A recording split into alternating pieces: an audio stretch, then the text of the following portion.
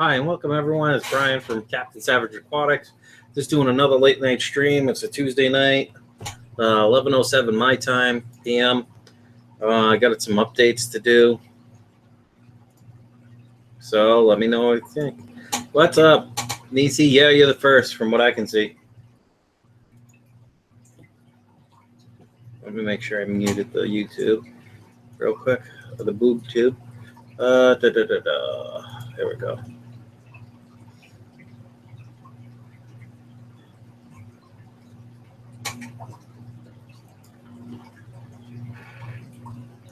Yeah, Nisi was first. So how are you guys? I hope all is good.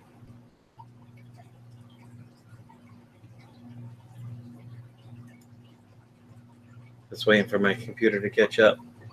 Okay. Hide that.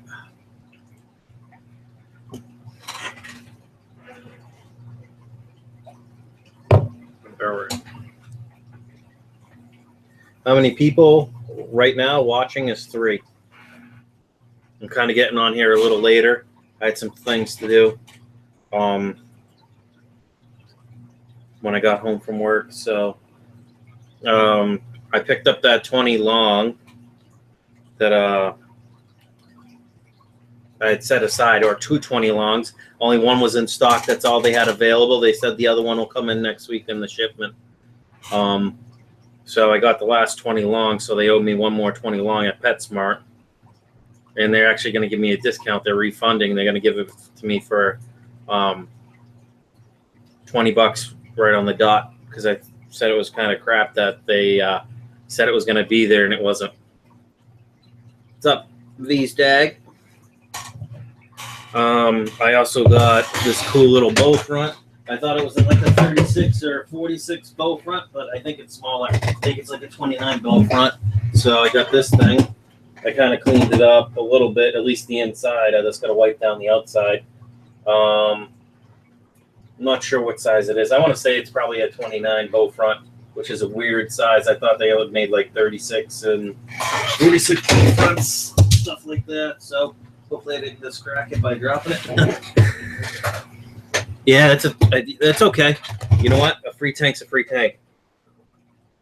Honestly, all it cost me was to shut the door of where the tank was kept, because my landlord, he had it in storage, cold storage, and hadn't used it for years. He's like, if you go down and shut that door because it's raining, you can have the tank for free. So still, I've never had, yeah. Yep. Hey, Andikin, how you doing, buddy? New changes. That 10-gallon way in the back of my bedroom is this regular room temperature, which is sitting somewhere between 74 and 76, depending on the time of the day, because that's further back in the house, so it's retaining more heat. I have the 10 rasboras in there, and 10 ghost shrimp. Everything's fine. I checked the parameters based off with all the plant material I put in there and cycled media. Nothing's bumped up. I lost a couple ghost shrimp, or it might look like I lost a couple ghost shrimp, or it could have just been they molted, but it looks like I lost 2, so I'll bring those back. Nothing. I was just going over what I was up to, Andikin, over the last few days. Popping in to say hello and slam the like button. Hashtag, oh, fishfam, much love. How you doing, Sergeant? White, welcome. Nisi, everyone that's here, welcome, welcome. Where are my 20s? One is sitting on my kitchen table right now. The other one, the 20 long, since I ordered 2 separate orders, the other one wasn't pulled. They ended up, what happened is I ordered them, and by the time they got it, they had sold one of the tanks. Accidentally, because it takes a little bit before they get notified for the online thing. So someone purchased the second tank. So what they're doing is they're giving it for me a flat rate of 20, almost like $1 per gallon sale. So I'm saving $5. But I'm like, are you going to cover my my gas, my fuel for coming all the way back up here to pick up the tank? They offered to ship it to me. I said, no. you help me out somewhere else on another purchase of like fish or something like that, give me like a couple fish for free or something, we'll call it square.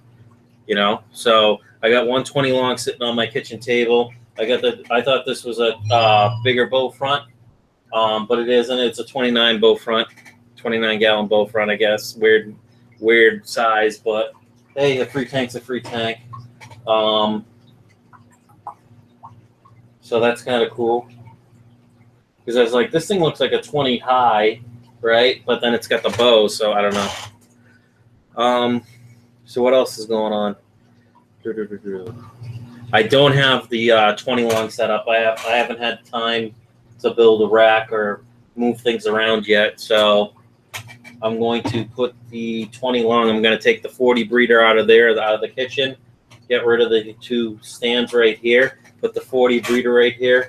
Put the 20 long on it, and then I'm going to put the 2 10s down below, because it can easily fit 2 10s under my 40 breeder for now. Maybe if I can fit it, I might try to do something different and put the bow front somewhere else. I just don't know where yet. Maybe I'll build a small rack, or actually get a piece of plywood, put it right on this 55 gallon, and put the bow front right on top of the 55 in one corner. But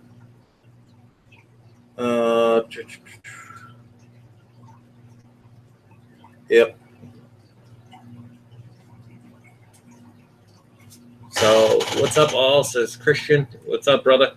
How you doing? I'm trying to think. I lost my train of thought. I didn't pick up any fish when I went up to PetSmart or whatever the following, that day, the next day on Monday, because I was frustrated with them not having the other 20 long there. So I said screw it and walked out. Plus I was running short on time. So maybe I'll go back up to PetSmart. I don't know. This kind of bummed me out when they didn't have the 220 longs that I paid for there. So they said as soon as the shipment comes in at 20 longs, they're gonna call me and let me know it's in so I can come pick it up. What else? I placed a few bids on Aquabid. I'm waiting to hear back. Some on the Super Red Plecos. I had to bump that up because it was like 5 or 6 Super Red Plecos. PetSmart is 50 miles, or roughly 50 miles away from me, so about an hour travel. And these are back roads and stuff like that to hit the highway. So I spend about 45 minutes on the back road / kind of highway, and then the last 10 or 15 on actual highway. Because I'm up in the boonies in upstate New York. That's why so far. The town I live in is tiny compared to this wouldn't even be a hamlet in Cambridge or up in the Boston area. There's only 15,000 or 16,000 people that live in Saranac Lake, if that. So, Brian, don't buy from Aquavid.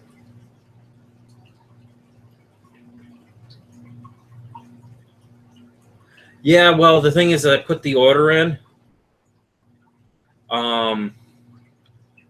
And they were there, but, it showed it in stock, which, if they had sent it out, you know what I mean? I could have bought it at the same time they sold one of them, and it was still showing in stock. You know what I mean? Or they sold it and they had it and no one had checked the email or whatever, the requests. So, I'm going to go in when they have that other 20 gallon and see if I can't be like, hey, I want to get refunded. I only want to pay $10 because this cost me $10 in gas. I don't even know if that's right. Probably closer to 15 in gas round trip. So, yeah. So, we'll see. And I just got to figure out what I'm going to put in the tanks. I know I want to move the guppies into the 20 long, but I might. I'm trying to think what I'm going to put in the 29 bow front. If you guys have any suggestions, let me know, because it is a taller tank. So Maybe I could. I've been always interested in angels. Maybe I could put a couple angels in there. Anakin said, Jimmy said he check out it for Super Reds. The Fish Nerd also has Super Reds on sale on his website. Woohoo! Our Aquabit has some nice gobies. Plus, she had already done the drive before, the night before. Exactly. Come to find out, they didn't close till 7, but still, I was about 20 minutes, 25 minutes past 7 o'clock. You know, this is why, honestly, I know PetSmart's not the best place to work, but I'd love to just work there part-time, because then I could call them, hey, I'm on my way. Put this aside for me. I'll be up, you know. What's up, Island Queen? Yeah, so literally in the 2 days, I probably spent about $30 to $40 in fuel out of my truck, you know, because there's some big mountains that I have to climb, you know, both ways, and then I got the downgrade, which helps save on fuel, but that's why I'm thinking, honestly, to get me a beater car or something that if I'm just running around long distances, unless I need my truck, I'll park my truck and only use it to work it, you know. Anakin says his stock is super small, is small Super Reds right now. That's okay. I mean, I'm not against, I would love to breed stuff right away, but I'm not against having a fish sit in a tank for a while. It doesn't hurt my feelings. I actually enjoy watching them grow out. So long story short, in 2 days I put about $70 worth, almost a tank full of, actually a full tank worth of gas in my truck. But of course, I did a lot of other running around in errands and stuff like that. Tim's Animals. Hey guys, I'll be joining you from this channel from now on. It's Timothy Michael. I just want to grow and use my animal channel from now on. And you don't have mod, that's fine, Tim. I can give it to you. I knew it was you anyways. So let me open this up to everyone if anyone wants to join the hangout.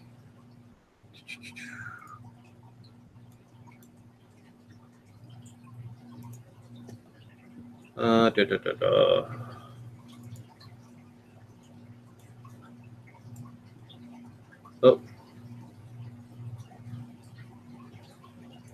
wrong one.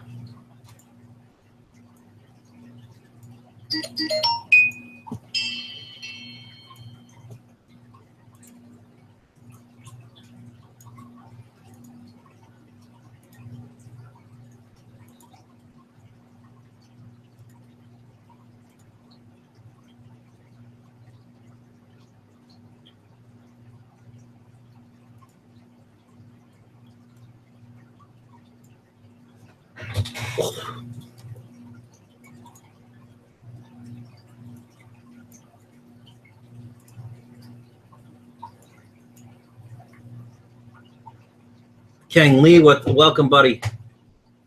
Hi, V Stag. Afalal, the drums are in the studio. Hi, Nisi. Hi, Kang Lee. Welcome, Tim. So just let me know if you hop in, because sometimes I don't pay attention. I don't hear you pop in, because this is my bad side where the explosion happened. So not the greatest hearing out of it. What's up, DPK? About time.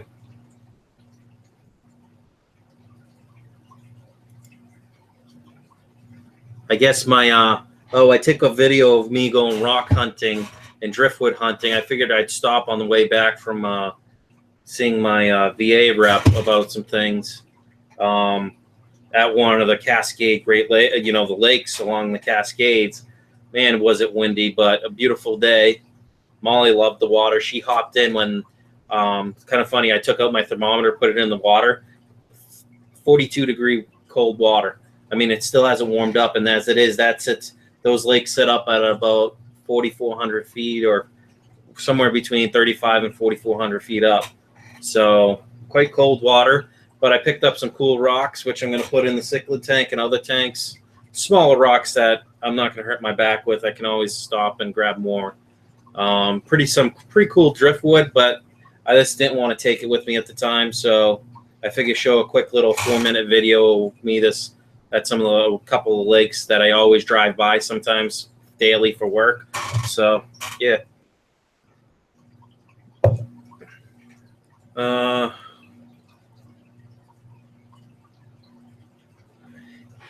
Yeah, free rocks, right? Post the link to the video. I'm not sure the link because I'd have to get into my thing. Hold on a second. Let me check.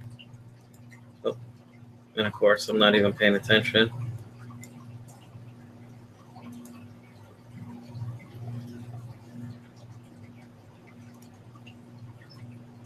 There we go. Ooh, we got with 16 in here. Hey, DPK, Tim. I picked up a brand new Liproponus from my freshwater tank.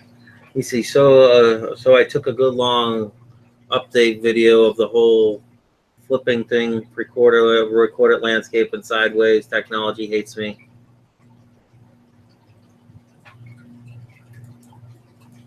Let's see this. Is this mine or is this Matt's or someone else's? Yeah. So it was a 5-minute video. I have to add stuff to it. I haven't had a chance to edit the video, so I don't know what it looks like. So a little shaky. I didn't have my V10 on me, which I wish I didn't forget because it's got such a better quality picture, better image stabilization. So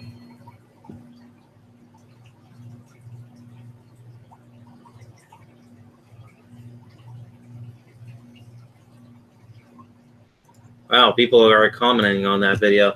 Thanks, Matt, for posting that. I appreciate it, buddy. See, maybe it's worthwhile to have you as a mod. All right, let's see. So what else is going on? I got to do some update videos, so I don't have to. Thank God I don't have any. As far as I know, I don't have any doctor's appointments, VA appointments, nothing. So tomorrow when I get up, or even later tonight after I'm done streaming, I'm going to post some older update videos, probably from a week or two ago, maybe older, or do it as like a time lapse of all the videos for all the updates for my tank. That way people can see, hey, this is what I did, and I'll take all the sound out of it, and I'll just do a voiceover of it. Yeah. Jimmy made that. Shishimi Whiskey made the logo for me. I appreciate it, Yeah. So all the credit goes to Jim or Shishimi Whiskey. I appreciate that, buddy. Summoning Jim. He's probably lurking in the background. Thank you again for that logo. I'm just trying to think. Any ideas, guys? I want to get your ideas. What do you think I should put in the 29-gallon bow front? I'm thinking I might move my some of the show guppies in and put a divider, put the males and the females in there with the divider in between the two. But at the same time, I'm thinking I've always wanted angels, so maybe I'll just start up a small thing of angels. Let them grow out, pick the best couple I like, and hopefully they pair off.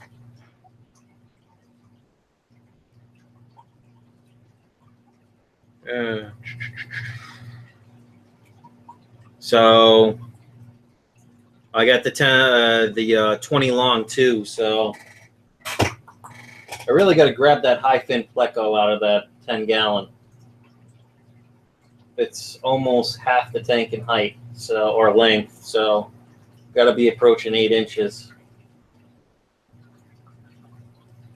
The 10 rasboras or pork chop or whatever you want to call them, rasboras are good, and I had no loss from that. I'm pretty sure I lost 2 of my ghost shrimp, or maybe they molt it. I'm not quite sure. So if I lost 2 of those, I'll just take those back from where I got them. If I go up to Plattsburgh, well, I'm going to have to go up to Plattsburgh when they get their next shipment in of the 20 longs. Go from there. And hopefully by then, when it comes in, they're talking Friday, will be payday, which will be cool because then I can go buy the wood that I want to build my rack.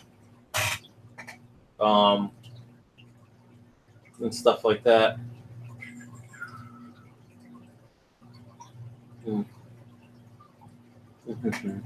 I actually might take the 20 long and put it in the front of my window that gets a lot of sun during the day so I can grow much more, but a lot better plants.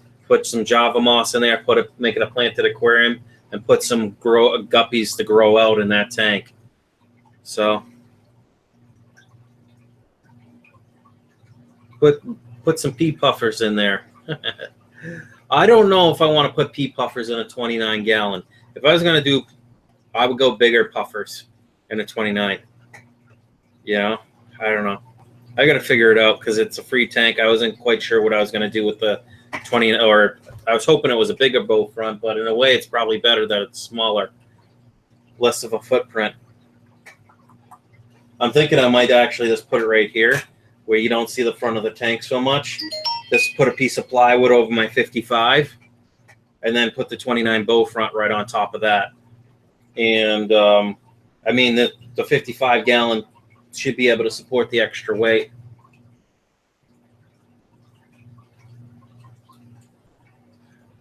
Amazon puffer community tank. Amazon puffers grow to, I think, I want to say 4 to 6 inches. So that's a possibility. I could do an Amazon puffer. I just want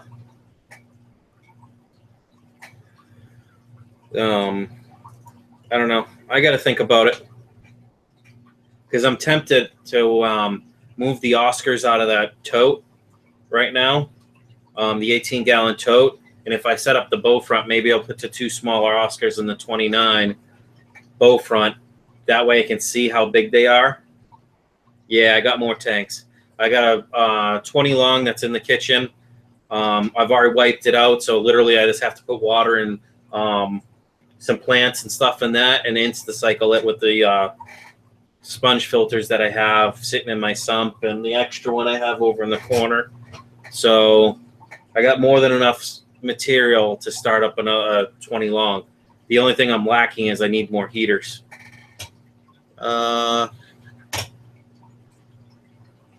Matt Taylor says, Captain Savage Aquatics, I think you should do an, oh yeah, okay.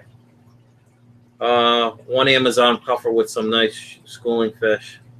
Best setup ever. Yay, sweet. Yeah. So I don't know. I'm looking for suggestions. I figure the 20 long because I loved when I had my 20 long for profit guppy tank / Java moss tank and cherry red shrimp tank. Man, that was a kick-ass tank. So I'm thinking of putting that in my kitchen right under the window because that gets a lot of natural daylight, and I'll just let it there. I don't care if the thing becomes all allergy ridden. The link to the hangouts, to scroll up, Christian. There's a link to the hangouts earlier in this thing. Let me see. What's up, Brackon?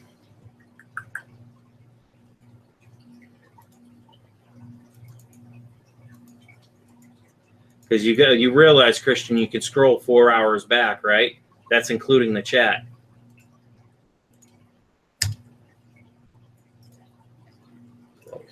There it is.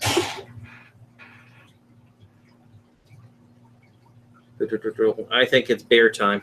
Let's see, who the hell is this from?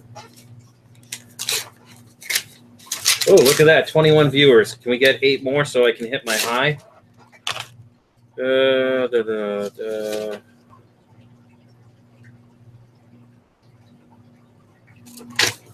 Junk mail. Let's see what the other ones are. 245 Miller Road. What's up, Christian? Hey, how you doing? Good. Let me turn down my volume a little. I didn't know how loud. Let me put my video on mute. There we go. Yeah. I scrolled up, but I couldn't see the link. That's why I asked. Oh, okay. Yeah. Looks like junk mail for mail today. I meant to check this before I started streaming, but I'm interested in seeing what's in here. I had got scam mail the other day. I hate those, I swear. They try to collect debt from me from a work injury, but little do they know that was workers' comp paid. Yeah, right. Share the what's up, Brian? Hey, KG, how you doing, buddy? Give me a second. I'm gonna. That reminds me, I gotta share it to my group. So the 500 plus subs or people I'm sub to or following, it's nice when you can share it to that many people real quick. Let's see. Here are YouTube subscriptions. Post. No, I'll post to the next African Cichlid group. Summoning Timothy. He said later he's got drums in his studio right now. So drums. Yeah, he's a musician too. He had a live stream where he's beating the drums, man. He's really good. Awesome.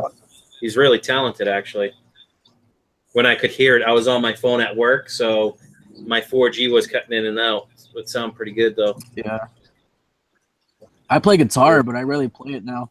I'm more into fish keeping. That's cool. Used to play in my when I was in high school. All right, so we need 7 more people to join so I can break my high limit, because I had 29 for my high for total people watching the stream. Let me keep posting this. Oh yeah, Facebook. You said you had more tanks, right? Yeah, I got a. I thought it was going to be like a 36 or 46 bow front, and no, it's a 29 because I'm like, this looks like a 20 tall, but with the bow in the front. You know what I mean? Mm-hmm.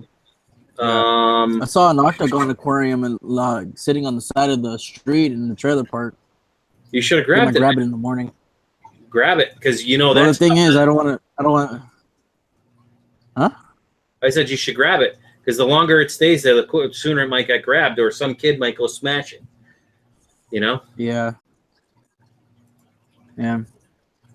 The thing is, like, I don't want to get stuck with multiple tank syndrome. Dude, just honestly, if you get the tank, reseal it. If you're not going to use it, sell it. You know, make a little. Yeah, that's what I was planning on doing. And they don't make octagons like that anymore. It has like a wooden frame. Yeah, clean the tank up and flip it. I mean, that's not a bad way to make a few extra dollars that you got for free. Sell it for 20, 30 bucks, depending on the size of it. You know? I might end up getting it later $1 per gallon. It takes late right now. But yeah.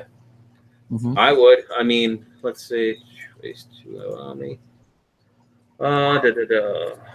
So, KG Cichlid says, so I now have 8 pea puffers, and I'm removing the black neons and rams tomorrow. Going to have all of an all pea puffer tank. What's good number of pea puffers for 20 planted? I wouldn't probably go more than you already have right there, because you got to think they're going to want a certain amount of space for each other. If it's heavily planted, that's probably I wouldn't go more than 8 because it could be a bloodbath. You know, because those 8 are going to be pigs. You know what I mean? Just with the 3 in my 10-gallon, I see them chase each other off sometimes when I drop bloodworms and brine shrimp and all that stuff into the tank if they're hungry. Actually, that's what I may do. You know what? Instead of putting anything in the 29, I know puffers like more a bigger surface area to explore than height per se. Maybe I'll throw them in the 29. You know what I mean? Or put them in the 20 long. That way they got way more length to explore, and they can take like a third, you know? Yeah.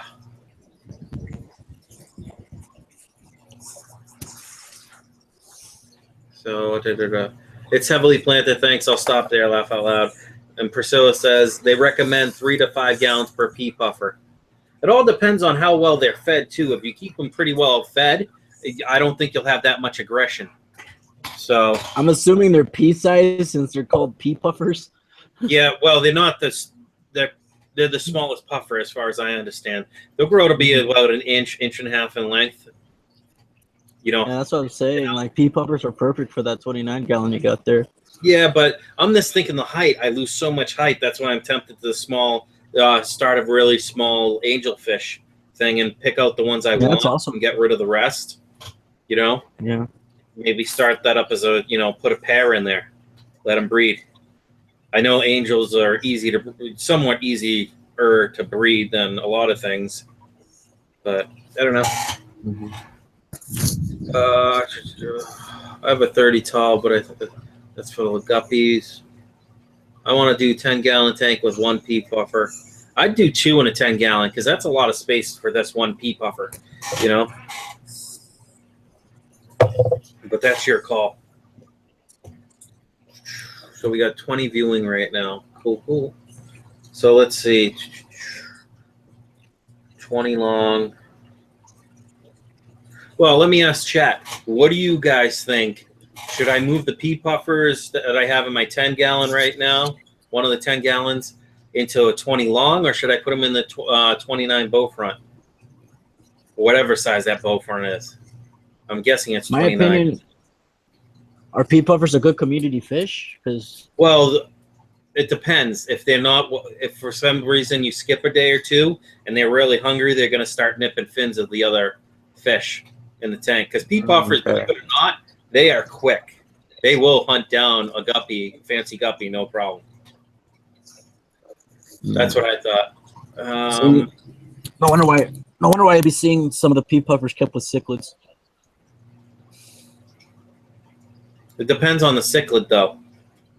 Yeah, like you don't want the puffers getting stressed out either. You know? Yeah. And as it is, the amount of females I have in that puffer tank, they might be a little stressed out to begin with. So, KG Cichlid says they're around 1/4 inch to half right now. Yeah, so they're going to grow more. So, I don't know. Use your discretion, but 8 in that size tank is probably a cap. I would say you probably want to cut that down by a couple. But that's, I don't know. I don't have enough experience with pea puffers. So, let's see. Matt says 20 long, they'll enjoy it more. Yeah, I mean, the 20 long is going to be a planted tank. It's going to be a grow-out tank for Java moss. Because, no joke, when I had the 20-gallon where I used to live at my parents' house, it was up on a 2nd floor, and it got the eastern exposure, so the morning exposure of sun all the way till about noontime. So that was 6 to 7, 8 hours of regular natural light. And then, you know, the other, few hours or whatever it got was... Savage, I'll be right back. I forgot to do something. Okay. Take it easy.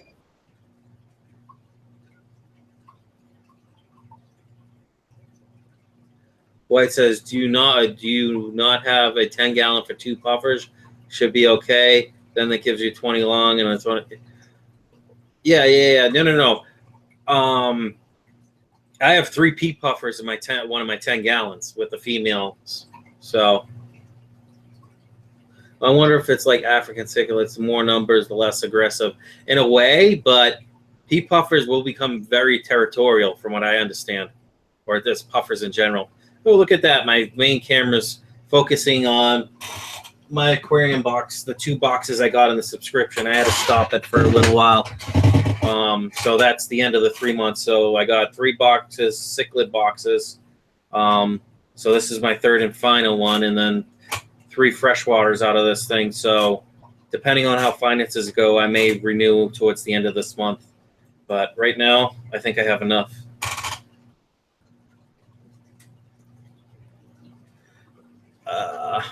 I do things differently. Yeah, I mean, it doesn't hurt to test it. What's up, Fish Tropic? About time you came in.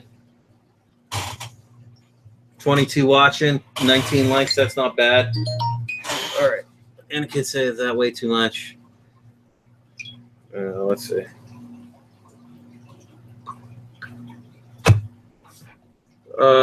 Well, give me 1 minute. I just gotta hit the head and get me a Miller, because it's Miller time. You should see one of my overstock tanks. See, I have no problem overstocking a 20 or whatever size tank it is, as long as I have plenty of filtration. Because I don't want, when I was doing that guppy for profit tank, there was like 300 guppies in that 20 long between fry and juveniles and full, full size guppies. So plus a lot of Java moss and all that. And I had probably at least 50 to 100 cherry red shrimp in that tank easily. So that was a huge, massive bioload, and I was changing water 3-4 times a day in that tank. And that was by bucket. So But I'll be right back. I just got to use the bathroom and get a Miller.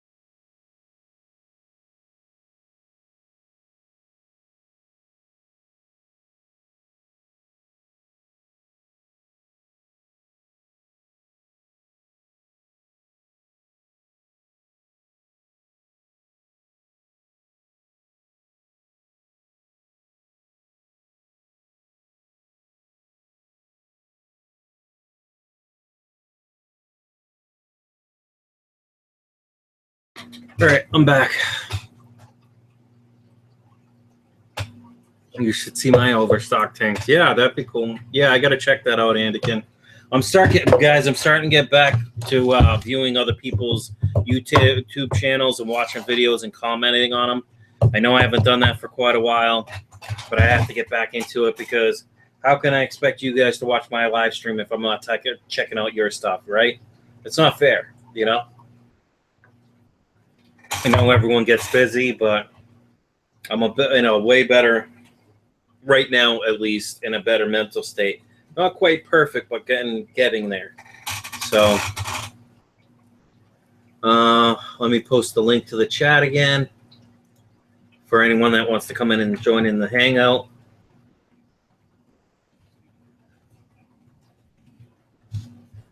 Rum Mug, Bjork, welcome, buddy. Glad to see you back in here. Down to 19. So I took a quick 2-minute break, and we dropped from 24 down to 19. Wow. Wow. Yeah, perfect is impossible. Not saying I want to be perfect, but I'm still a little behind. I'd say I'm back to about 40, maybe 50% of my normal self right now. Back to where I was streaming every day. You know what I mean? Tried to summon some folks, but oh yeah, if you guys don't, please share the stream if you're liking it. It only helps out the fish fam. I've did it to pretty much every Facebook group, so let me share this to Twitter. So tweet, close that. Let me share it to Tumblr. Thanks, is from New York. Dean H, welcome, Dean. Long time no see, brother. How are you? Hope all is well.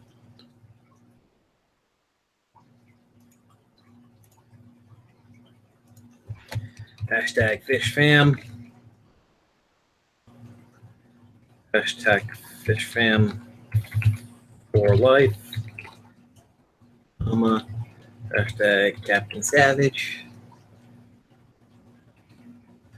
Savage.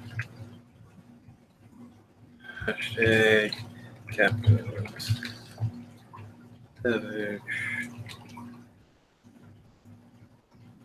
Sorry about this. I'm talking to myself, guys. I'm sharing this through Tumblr. Captain Savage Aquatics.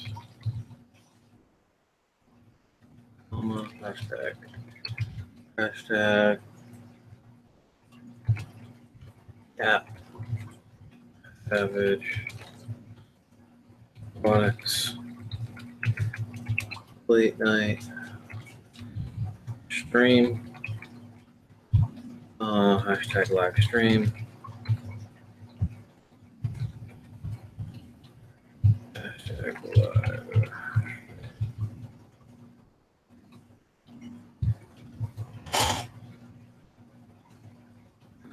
What's up, Toy Car? How you doing, buddy?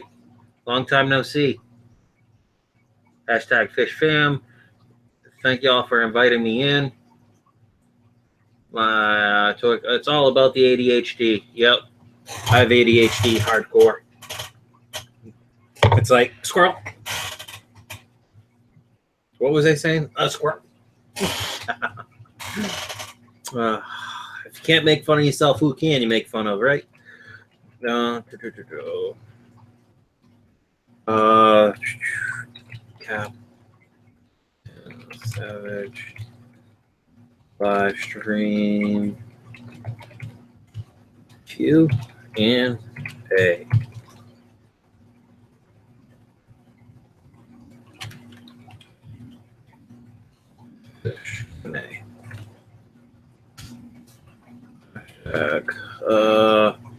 My stream fish.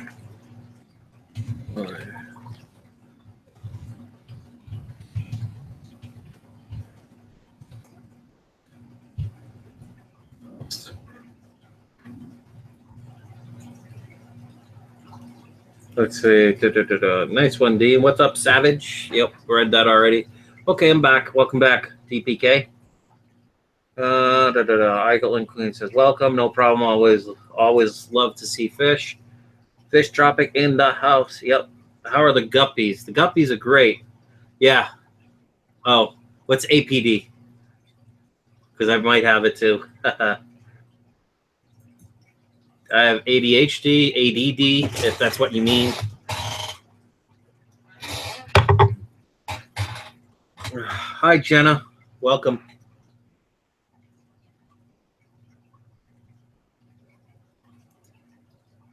Sorry that your URL is being weird. You son of a gun. In bed. Copy. Sorry, I'm just trying to...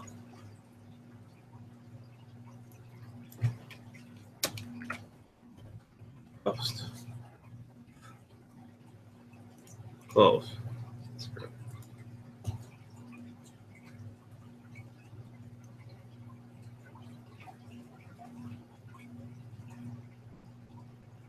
Busy with my tanks. Hold on. Well, I have to go to sleep because I have a big test tomorrow. Bye, guys. Take it easy, Matt. Glad to see you in here. Toy Car says, busy with tanks and work, buddy. Yeah, I hear you. Five more to break the record. Yep, let's do it. Do it to it. Leave. Love Ram. And Tucker, White, bye, Matt. It's all good. I mean, I'm just glad to be up over 20 at this time of night.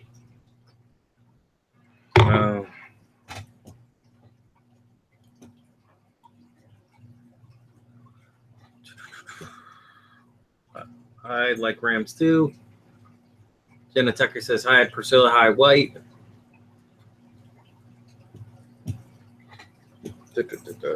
Let's see.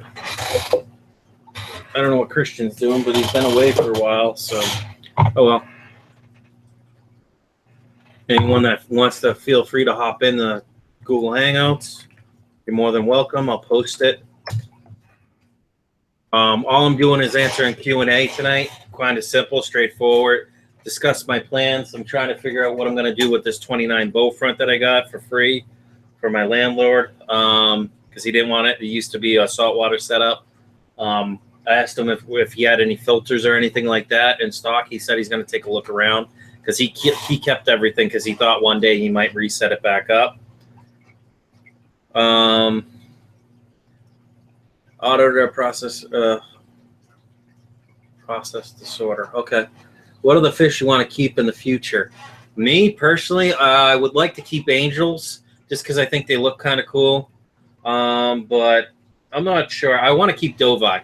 That's like my dream, like one of my dreamfish to keep keep a breeding pair of dovi actually, but that's a massive tank that I need.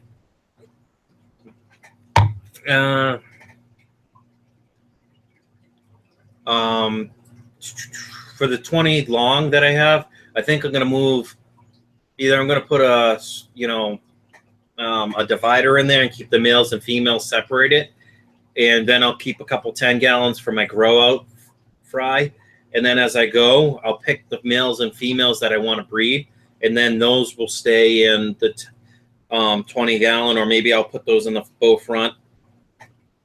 Bye, Nisi, same here. Or some gold severums. I've kept gold severums. I kept green severums, gold severums. I pretty much kept most of the severums, to be honest with you. I love severums. Just, I don't know why I haven't gotten any yet. KG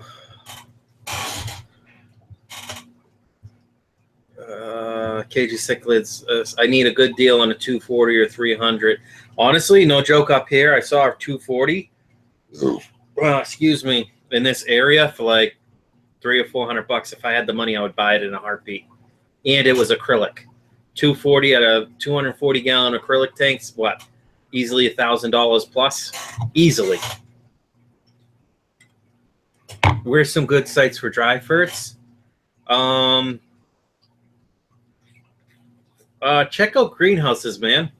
Greenhouses work well. I mean, if you got any like farm stands, check them out. See what they suggest. Dry ferts, I wouldn't go anything probably much higher than a 10, 10, 10. And that's going to be kind of strong, so you'll really have to dilute that down. I'm not sure what a 10, 10, 10. So that's 10 nitrogen, right? So the first number is N, which is nitrogen, which is 10, which is lower. NP, so P is phosphorus, K is potassium, or no, so P is the P is potash or whatever, potassium, yeah, phosphorus, NPK, and K is phosphate, I think. I can't remember. I'll be right back. Ask questions to get Captain Savage busy while I get some more people here. Damn, why can't I wait to get a deal here in Cali? Hey, Savage, check it out. Oh, what'd you go grab that? Mm-hmm. That's got to be I would say that's a 20-gallon octagon, maybe 30. Yeah, that's what I was thinking. The thing is, I saw it on the side of the road. But here's the thing is, like, my job is having the yard sale event, so I think they just have it there and left it overnight. Mm-hmm. But why would they leave it overnight? Because they're not worried about it, because it's an aquarium. Like, really. You're not going to hurt it as long as it's not getting cold. East of phosphorus. The thing is, I don't know. Yes. I don't know if they're going to accuse me for, like, thieving, but. I don't know. I'd say that's probably at least a 30-gallon hex. Right around a 30-gallon hex. Yeah. 1, 2, 3, 4, 5, 6. That's 6 sides to it. Brian. Yep. Thank you, Brackon, for getting my head out of my ass with that. Yeah. The thing is, I don't know what they're gonna say about it. They probably think I'm stealing it or something. Honestly, if they left it out at the curb overnight, don't worry about it. It's free game. They leave it at the curb. Yeah. Most cities say if it's at the curbside, it's ready to be removed by trash. Mm-hmm. You know, Brian, can I hop on for a quick minute so I could show a project I'm working on? Anakin, you don't have to ask. I actually opened it up to anyone that wants to join this stream. So I'll post the link again. I don't care. I just want people in here to chat with me. Because I can read chat all night long. Hashtag curb tank, hashtag grape van, hashtag moist. hashtag fish favor. Yep. Honestly, if it's at the curb, I don't care unless you can see it's set up for a yard sale still, like people left all the tables out. Then I might say, or you know what? If you see them tomorrow and they have the yard sale and they're like, oh, they'd be like, hey, I thought that fish tank, I wasn't sure. Here's $10 for it, or something, $5 for it. They'd probably be happy to return it, honestly. Mm-hmm. Mm-hmm. Swim. KG Cichlid says one of my guppies is having swim bladder issues, so I had to go savage and feed him to my fronts. Yeah, but you got to be careful because you don't know why the guppy's got the swim bladder. Could it be a parasite in there? Could it be a bacterial infection? And do you really want to pass that to your frontoses? The captain saved me. Frontitize me, Captain. All right, who's this? Okay. Andy, what's up, Andy?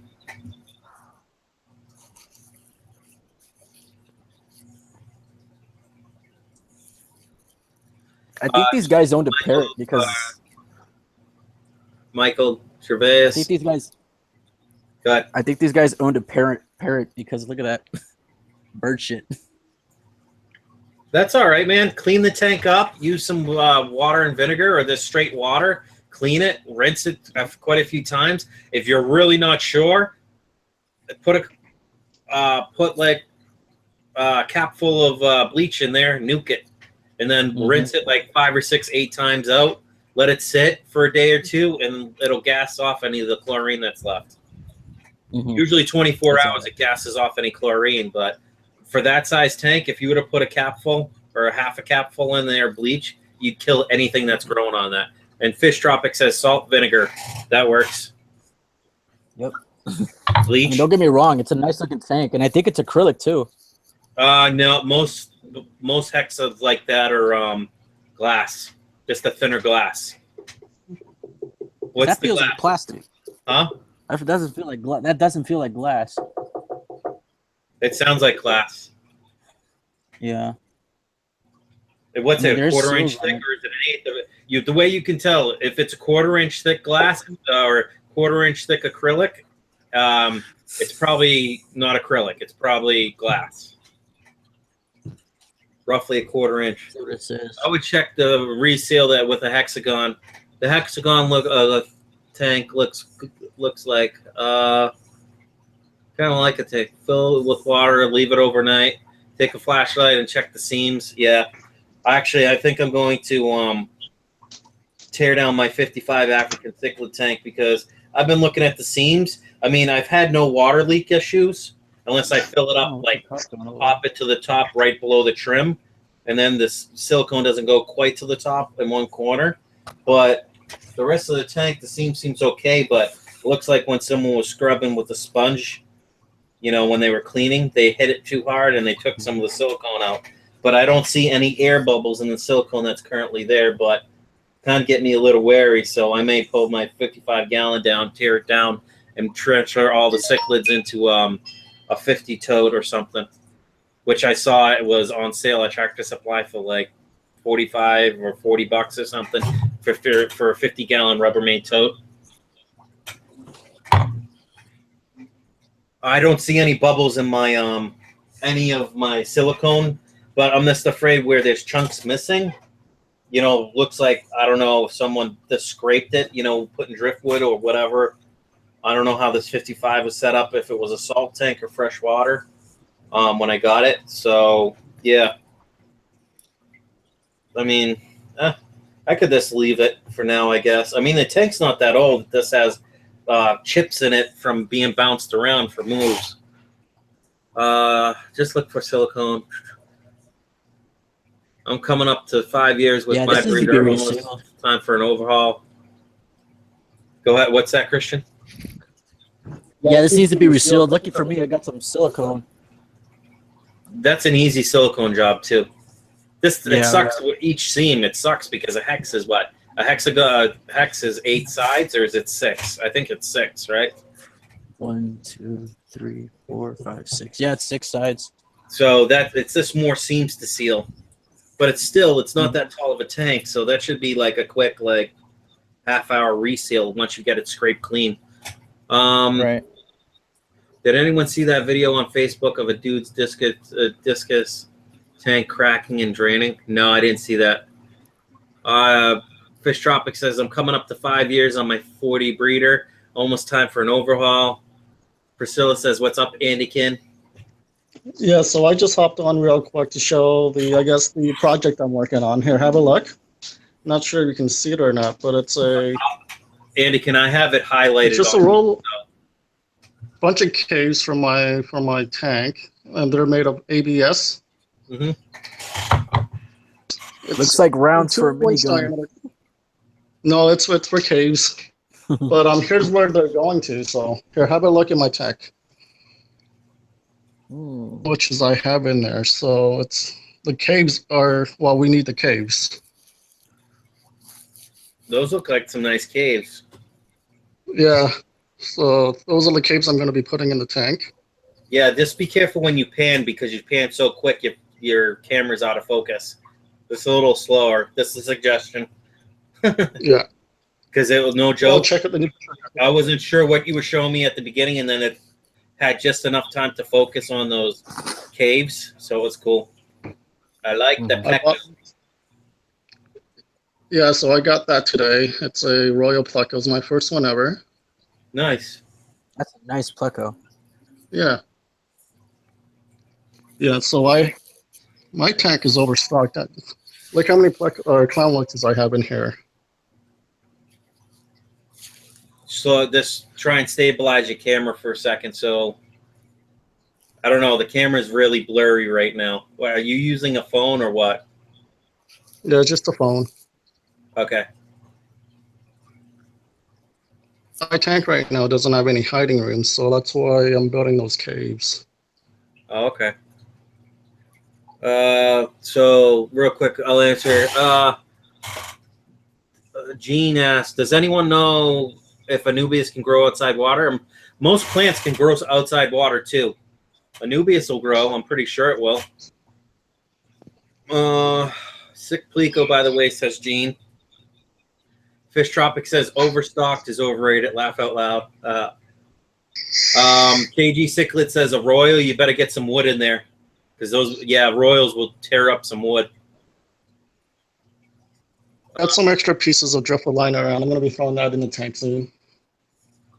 Yeah, Priscilla says step back from your tanks when you're that close and then zoom in because your camera will focus better.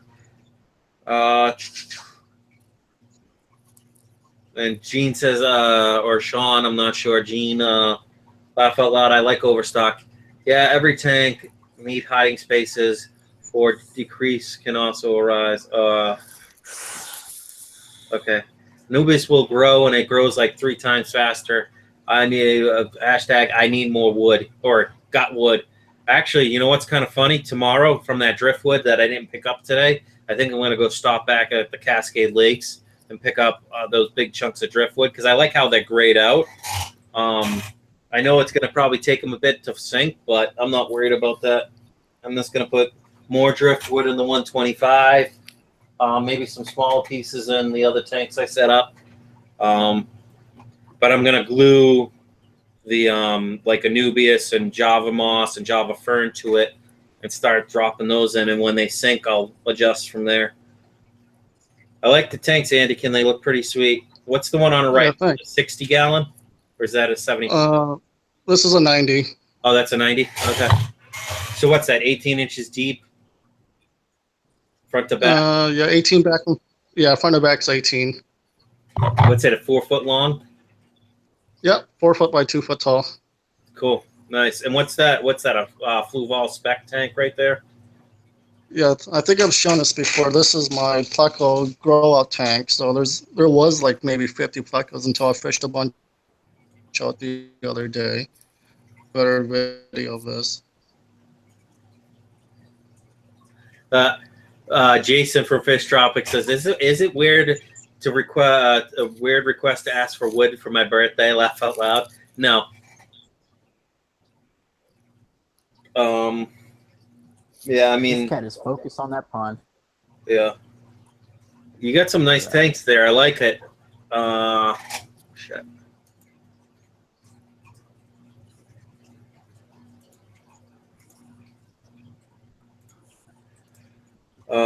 Really nice. All right, I'm gonna click off you, Andy, so we can see what's going on. Oh, Gene, it says you can call me JM, by the way. Much simpler. KG Cichlid says I have a couple chunks of wood carved up on my royals when I had them. It's like a masterpiece. Nice. Yeah, you should see when I had the common plecos in there. What they did to that stump one and what they did to this branch. There's like grooves all in the branches from where they just gnawed away at them. I like it. It kind of adds a cool effect. You can dream, but you have to keep the humidity enough to thrive. Yep. So let's see, Andy. While we got you here, I know you got the pleco cave or the caves working on. Any other projects for your little your fish room or anything like that? Future stuff.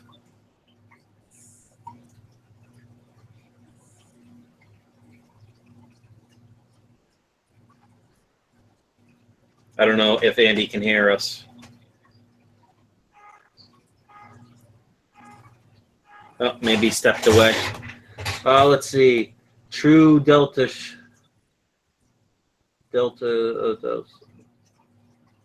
Strata. Welcome.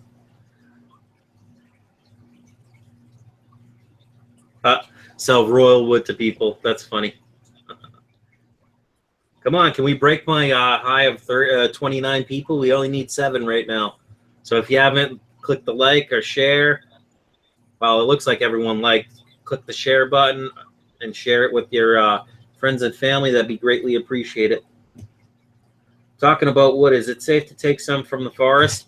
Honestly, I would rather take it from a lake or stream or a river where it's grayed out already, because if you take a piece of wood that's been laying in the forest, you don't know what's burrowed into it and all that. But if you take wood that's water barriers and stuff along a lake shore or a beach, the chance of it having any real bad stuff in it is a lot slimmer. As it is, I always like to let driftwood sit out for a minimum of like a week or 2 before I put it in my tanks.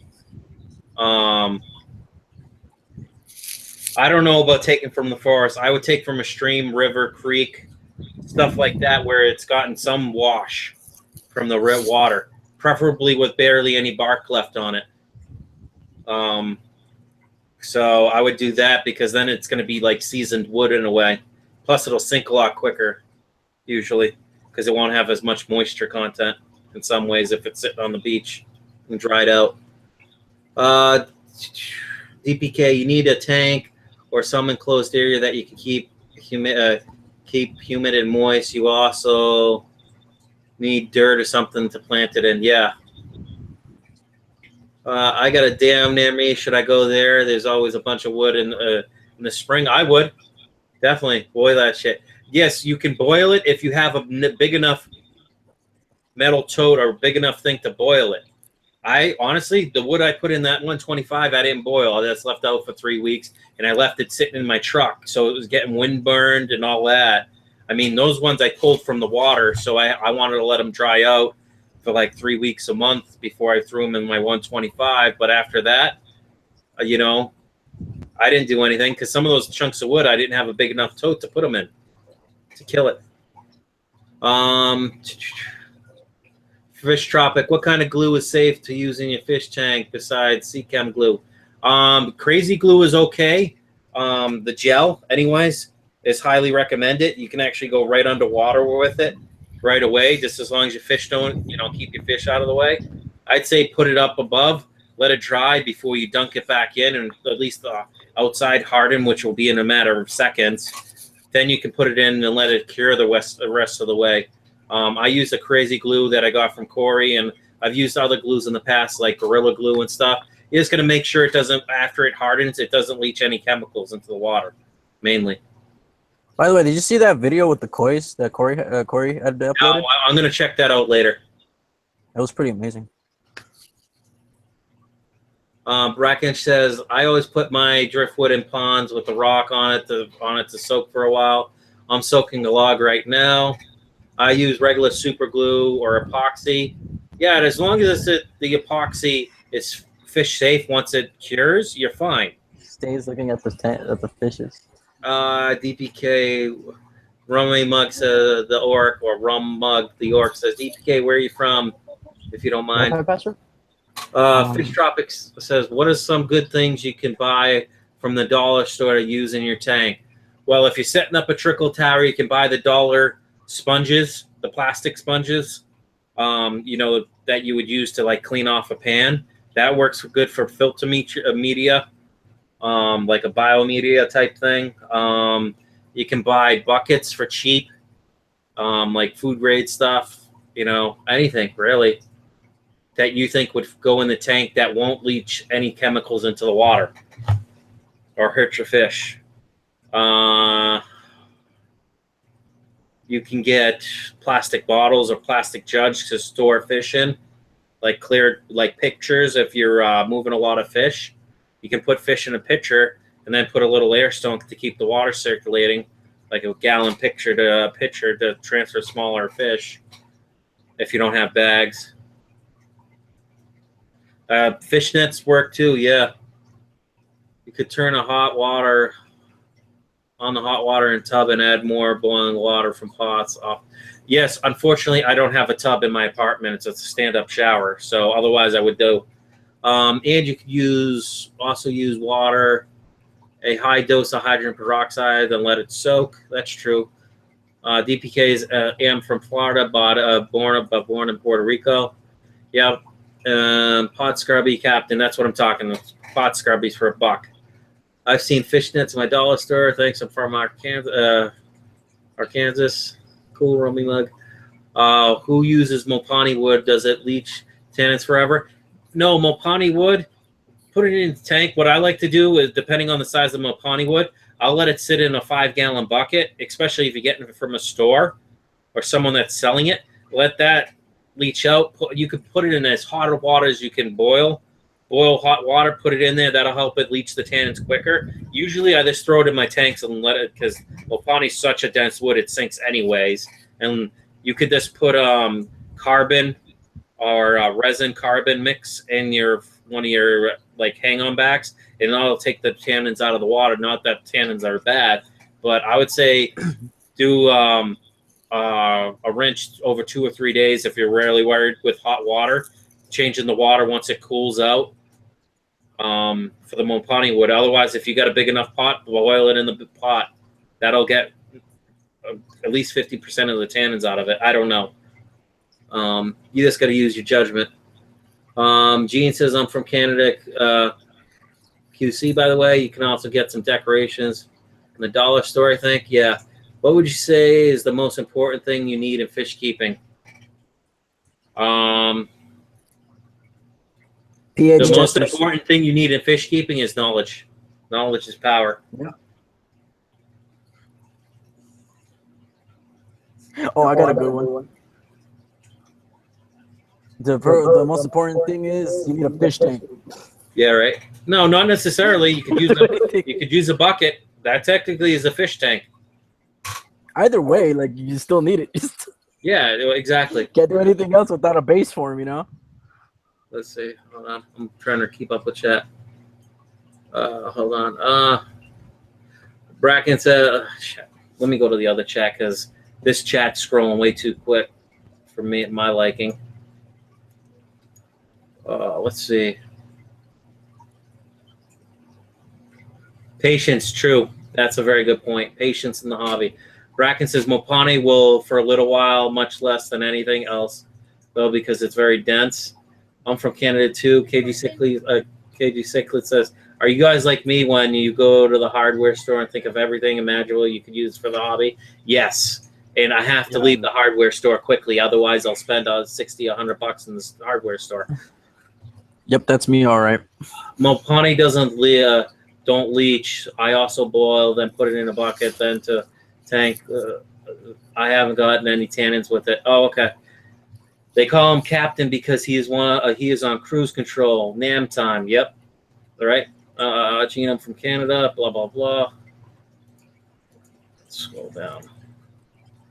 Besides the fish and the tank, so Christian is echoing. Christian, make sure your YouTube streams. If you're watching YouTube or my stream, make sure you have it muted on the back end because they're saying you're. It's muted. Okay, maybe it was Andy was echoing. Any thought? Let's see, because if not, patients make more mistakes. Any thoughts, people? I think it is the fish net. That's true. Priscilla, dude, those kois are amazing. Going to paint one as soon as I got time for it. The most important thing is you do what you want and follow your dreams. Exactly. I agree. JM says DPK Fish Tropic. When I set up my first tank, I forgot a net.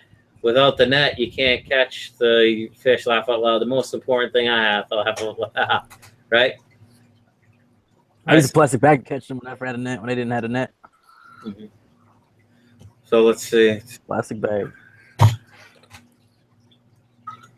If you guys aren't subbed to each other in this live stream, make sure you do so, because it only helps out the fish family and it helps out the smaller YouTube channels grow. Not that you should sub for sub. If you're not going to watch something and you don't like the person's content, maybe you shouldn't sub them. But I mean, maybe you sub them anyways because you want to support them. You know, I don't know. It's kind of touchy.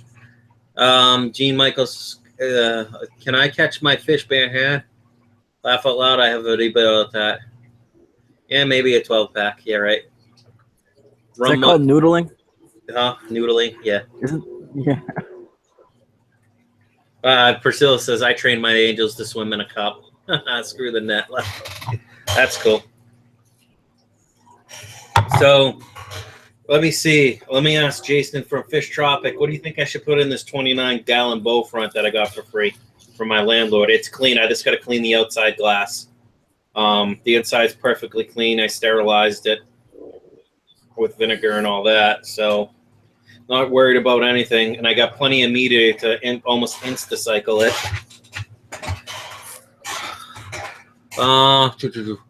DPK says, I wonder if zeolite would be a good substrate. I think so. People use it. Tim's Animals, yes, sub to my channel. I will be uploading my animal videos.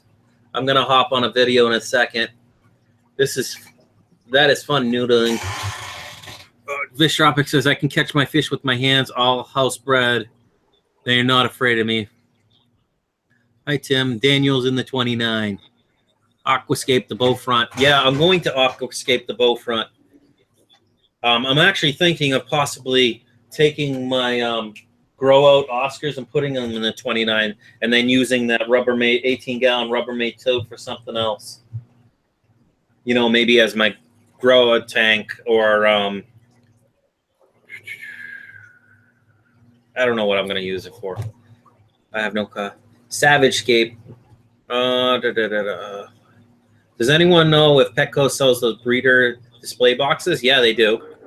They sell breeder boxes. Petco, PetSmart. I would honestly, Priscilla, I would just buy it off Amazon. It'll be a heck of a lot cheaper for you. Plus free shipping. Thanks, Rum. Sub Gene. Up to Gene, everyone. Yeah. I think I'm already sub to Gene, so pretty much anyone that's new that I don't recognize the name, I check to see if I'm subbed. Daniel's a good fish for a hexagon aquarium. I don't know about Daniel's. I guess I could do it, but I don't know.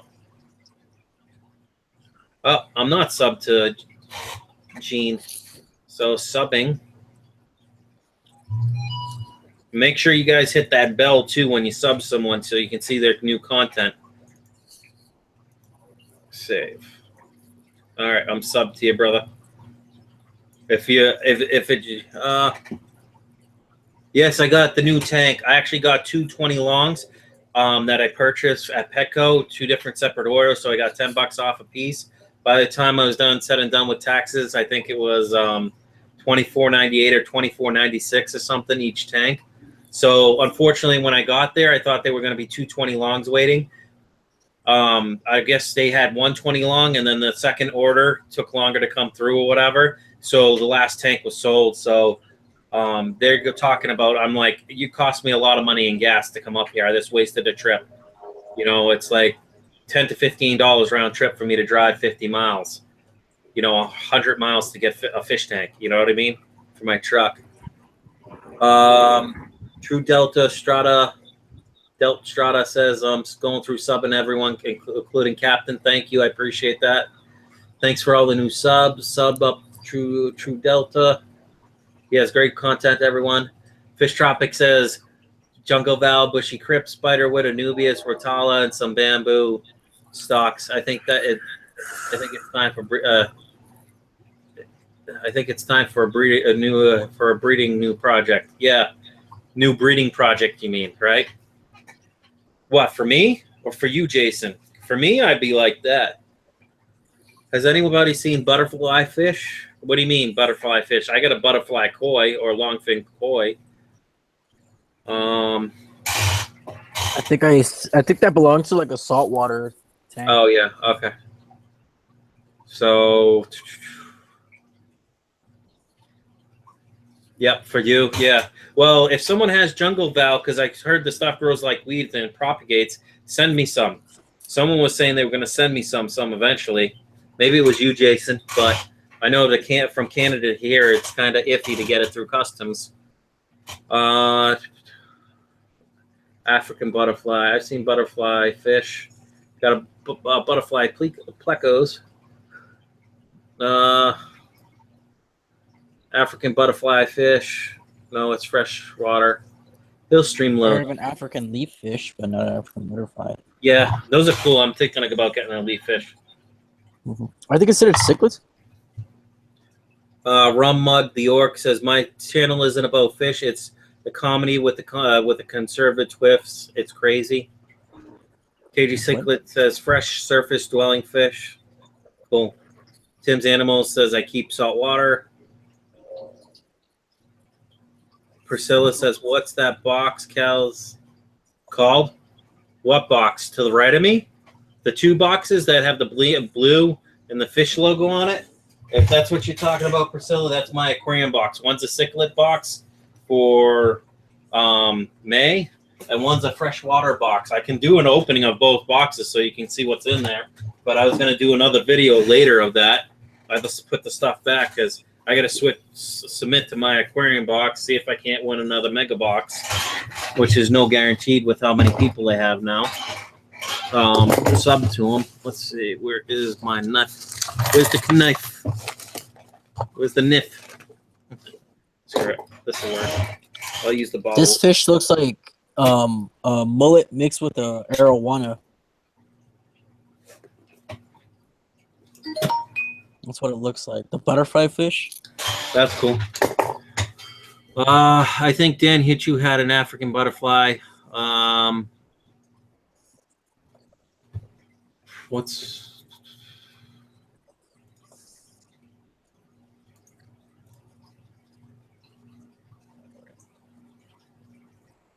Pantodontidae? Oh, to display fish? That's the breeding thing. Oh, look at this. Let's see. What is this? You guys want to see a quick unboxing of my aquarium box, freshwater box? Let me know. Otherwise, I'll put it away. This value for this box is $42.94. So for $24.99, I get for about $42 worth of stuff.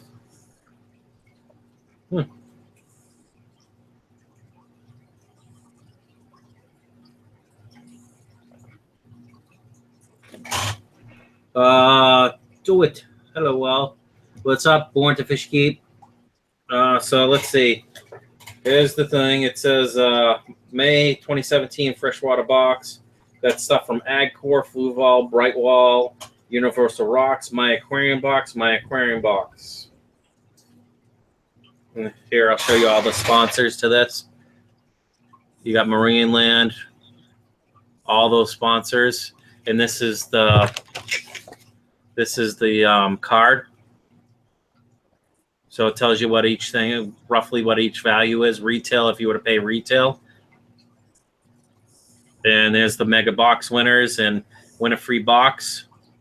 If you get subscribed to my aquarium box and you don't want to make a video, you take pictures of it and tell what you like about the stuff. Some stuff. Universal Rocks. Looks like some blue bonded from my aquarium box. Piece of filter. The heck is this? Some kind of, let's see. weighted plant, universal rocks. So it's a fake weighted plant. That's kind of cool. Maybe I'll throw that in a guppy fry tank so they can. It's like Let's see. Got some Bright Wall Aquatics export bio cubes. This looks pretty cool. Use about 20 to 25 for every 100 US gallon. So these are big bio cubes. So it says 20 to 25. There looks like 25 in this. So that'll help filter 100 gallons worth of water. So you just got to rinse those. So that's pretty cool. A reusable water jar or food jar. Interesting. Let's see what this is. Oh, shrimp pellets. SL Aquarium. So what's this? Provides rich sorts of proteins, raw soybeans. So that's cool. It's for, I guess, snowball shrimp. What the? Don't mind me. I'm kind of. Oh, that's cool. I could use. I was just thinking I could use some more wafers. This is from Agcourse Spirulina wafer discs. Pretty cool. I'll be using those. And then I got a thing from Fluval. It looks like a lamp cleaning. Oh yeah, a little lamp cleaner for your LED lights. That's probably like right there. Probably. What is that? It's a lamp cleaner for your LED strip lights. Oh. To get all the stuff with the microfiber cloth on it. This thing's probably retails in a store for like, you know, at least $10, $20. Let me actually see what the card says its suggested retail is. $12.99. Is it safe for the fish? Yeah. Well, it's for your LED lights. Yeah, because like I was thinking like, wait, can't you just use like computer spray for that? Like, just wipe it down or something. I mean, that's if your tank is covered, right? Yeah. Well, I would just pull the lamps off if it wasn't covered, right? Spray it, clean it, and then put it back on. Because I wouldn't spray this type of liquid over a tank. So it looks like that's it for that box for the fresh water. So let me put this back away because I want to do an actual unboxing, or I'll just download this video. Do that. So that's a pretty cool box. I mean, I don't know. I might use this as a little show container for my guppies or something, that little food container that they sent. So let's see what's next. You treat your fish food like it was dog food and you put it in a container? Huh? When you treat your fish food with like dog food and you put it in like in a container because the bag is too heavy? Yeah, sorry. Say that one more time. Not that I was ignoring you. I didn't intentionally mean to do that. Just, it's like a, you know, I got the squirrel going on at the moment where I'm not focusing. Yeah. I don't know. I was just talking about that container. Like, you just like looks like a miniature way of like how you like put dog food inside a container. Instead of grabbing it from the bag, you can just open the container.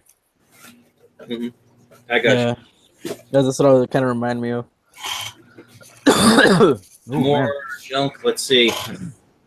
May 2017 Cichlid box. Let's see. You got YFS seafood sticks, Fluval water conditioner, Seachem Metroplex, Universal Rocks weighted plant, JW Pet algae scraper made for glass and acrylic, reusable fish food jar. So now I got two of them, and blue filter pad. So there's the blue filter pad. I'll just show this thing. So this is worth $44.93. Let's see if I can't get that to zoom in. So there's the scorecard, as they call it. So seafood sticks. Looks like for limited ingredients.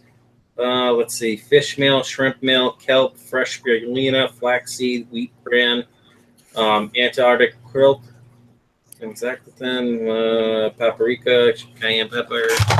So that's done. The hell is this? So treats, protozoan, and back. So Metroplex. How much is this treat? Let's see. And it's good. It's good till March 2020.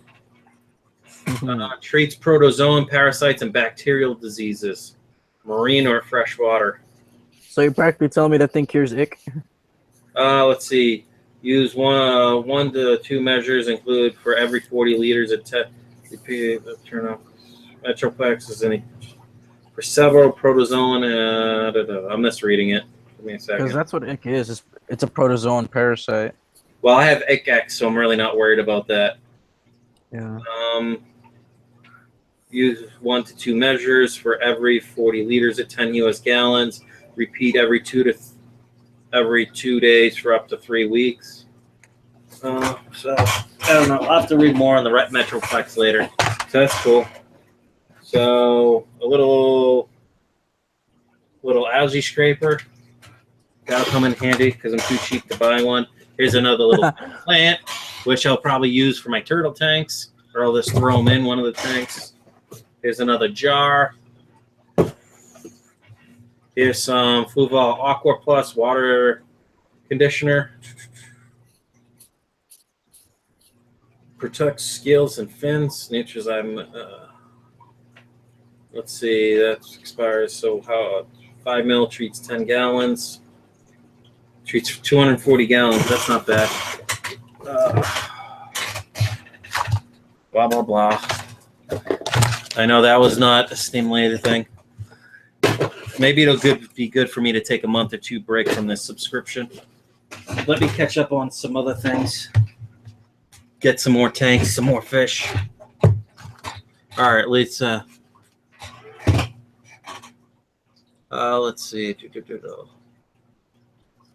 Let's see what I missed in chat.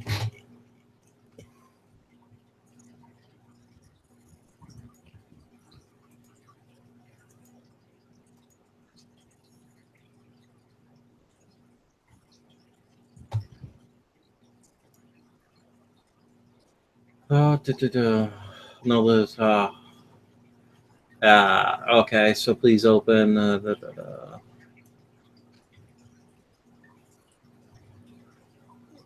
Born to Fish Keep says hello all.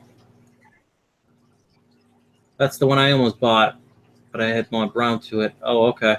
JG Cichlid. What temp do loaches prefer?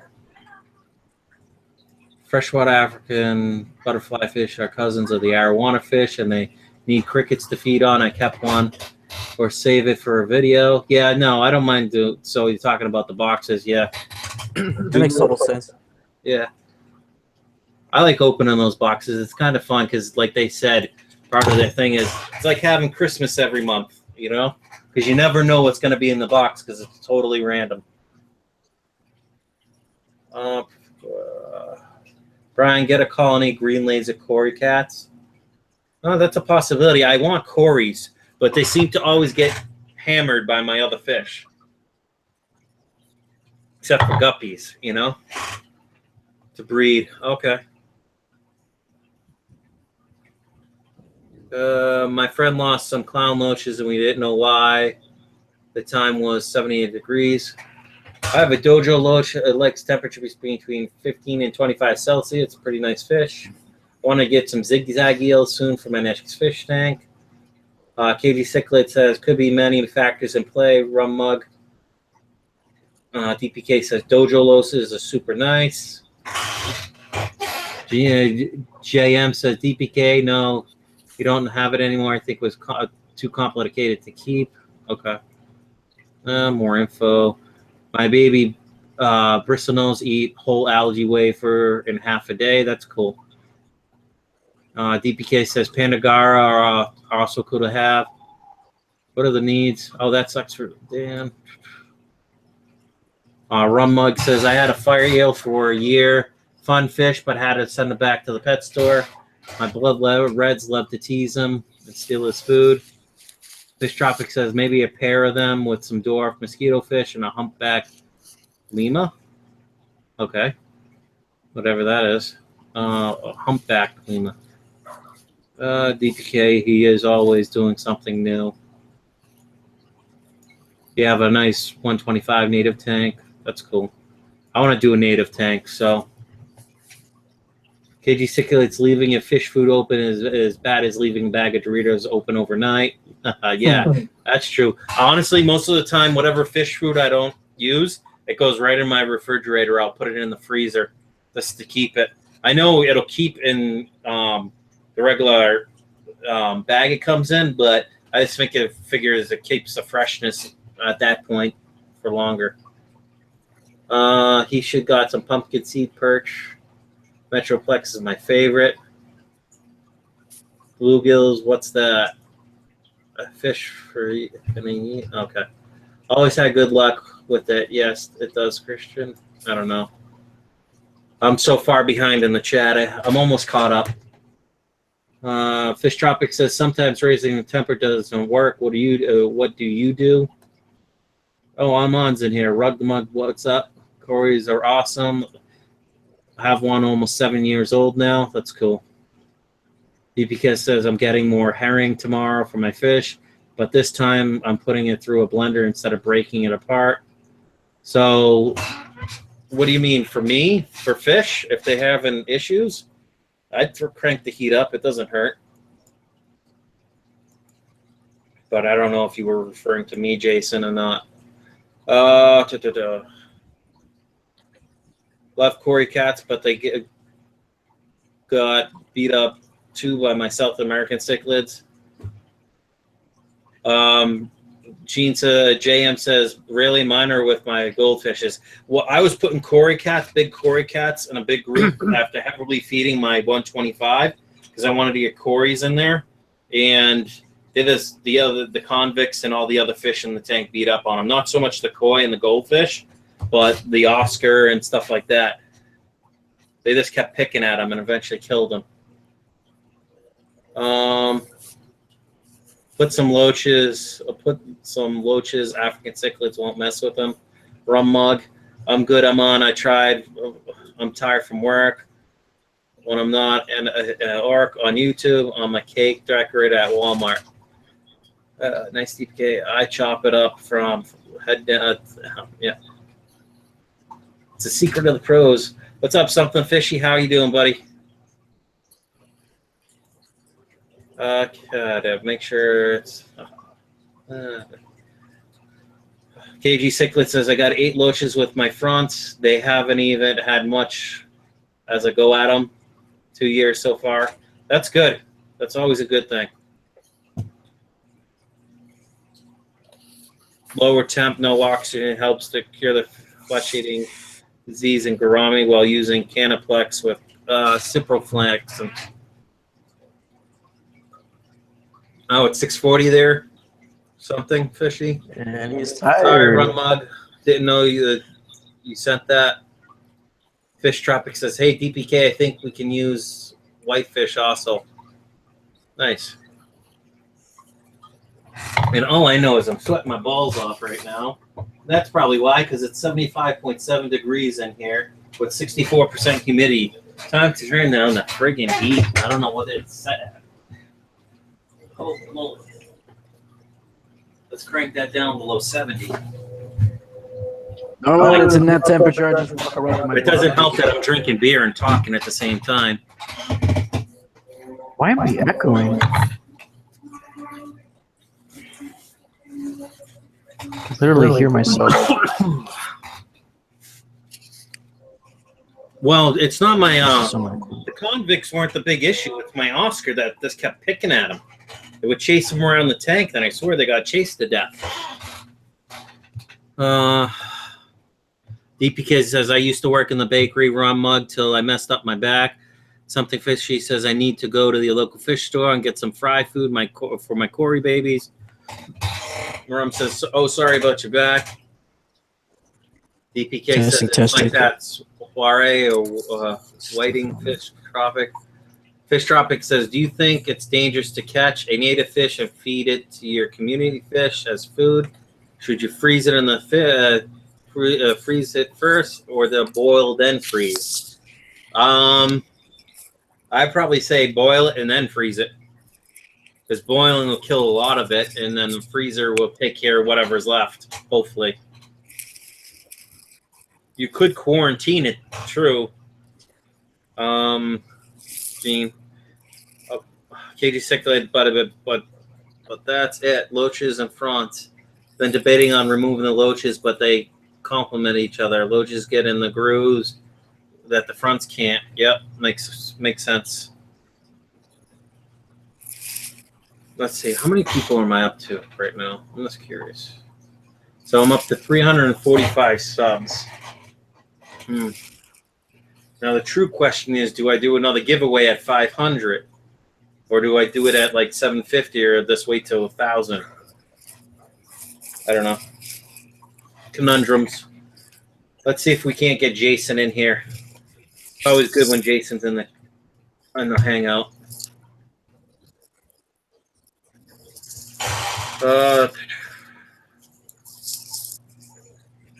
Because then I got free food all summer, laugh out loud. Yeah, I mean, perch, sunfish, catfish, laugh out loud.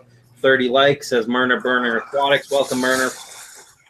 I would say quarantine if it's alive, and boil if it's dead for 45 minutes to kill all parasites. That'd be nice. FX4. Fish would eat it. Well, laugh out loud. 1,000, says Myrna Bournemouth. FX4 giveaway, laugh out loud. That's what I want right there. FX4 is $200. That's quite a big giveaway. That's a lot of money. If Fluval would donate that, I would definitely give it away. But I'd be tempted to keep it myself, is the problem. A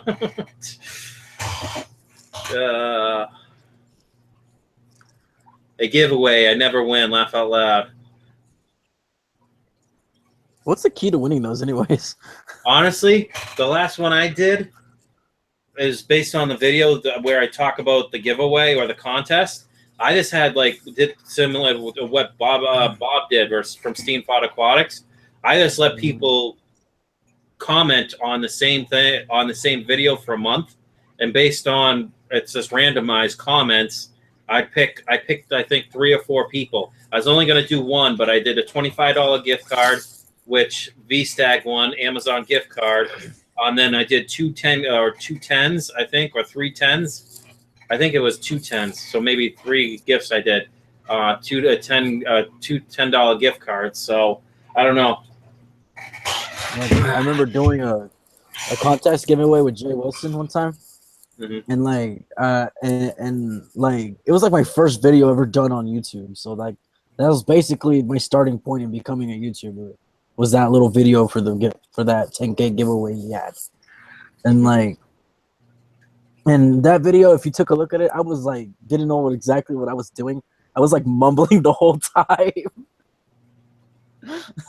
And like it was pretty embarrassing, but it was a great start for me to start a channel up. That's why I did it.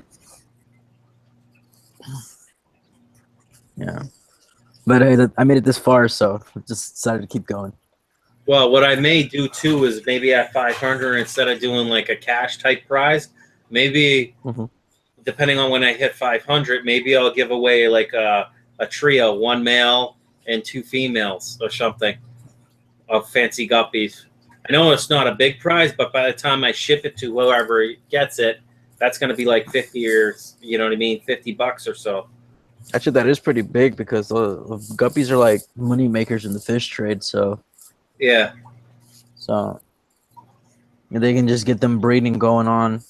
Yeah, well, I'm thinking a nice one. Let them pick from 1 male and 2 females. Give them the selection, right?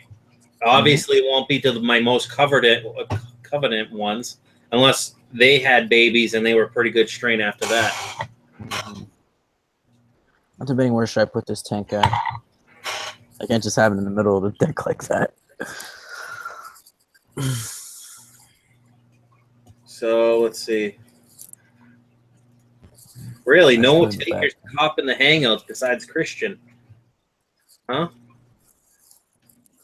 Maybe people have stuff to do. Anakin came and went. I don't know what happened to him. I think something happened when he stepped away. So yeah. All right, that's 1 beer down. I got to catch what I did last night. I think I drank 6, 7, or 8 of them last night, or 2 nights ago. I'm enjoying the can. Fish Tropic, you busy? Anyone?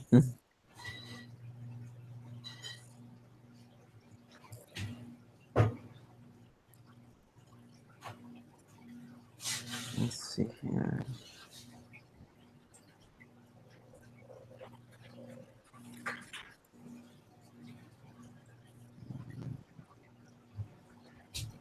I'm going to try clams next for my loaches and roaster.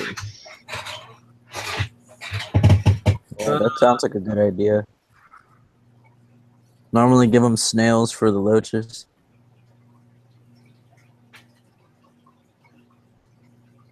Fish Tropic says that he's busy doing a late night water change. What's that? Fish Tropic is doing a water change, so he's pretty busy. Mm-hmm. Yeah, that's understandable. Long weekend. Brackon says he's cleaning up his garage out cause my parents are always threw stuff in there and it's a mess. Yep, I hear that. That makes me glad I don't have a garage. I have a storage though. That's one thing that always has to get cleaned up. What happened, little Bible? You got your message deleted. What happened?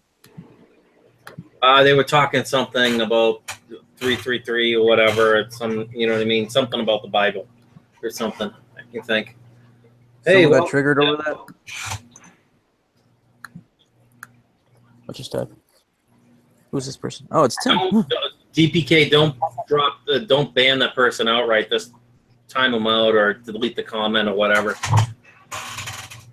Hey, what's up, guys? You're a mod. Hey, how you doing? Nice saltwater fish you got there, man. Mm-hmm. Thanks, bro. Just got a new damsel today. Nice. Let's see it. The You can see it swimming in front right now. It's in the center. It's actually dead center. I got a freshwater fish too. It's called a banded leperinus. I don't know if you guys have heard of those. mm-hmm. Yep. Pretty neat. Not very Is that nice. a saltwater catfish in there? It's called a silver tip shark. It's technically a catfish, but it goes full marine when it gets older. Yeah, because I noticed that it looks like one of those fishes I'd be catching in the beach in Galveston. Oh, nice. Yeah. Sometimes they're called hardhead catfish. Sometimes they have the really long barbels and all that. Yeah. Gotta be careful with those when you're handling them, though. They'll poke you. Yeah. It hurts. A lot of the saltwater fish you got to be really careful with, unless a lot of them are poisonous.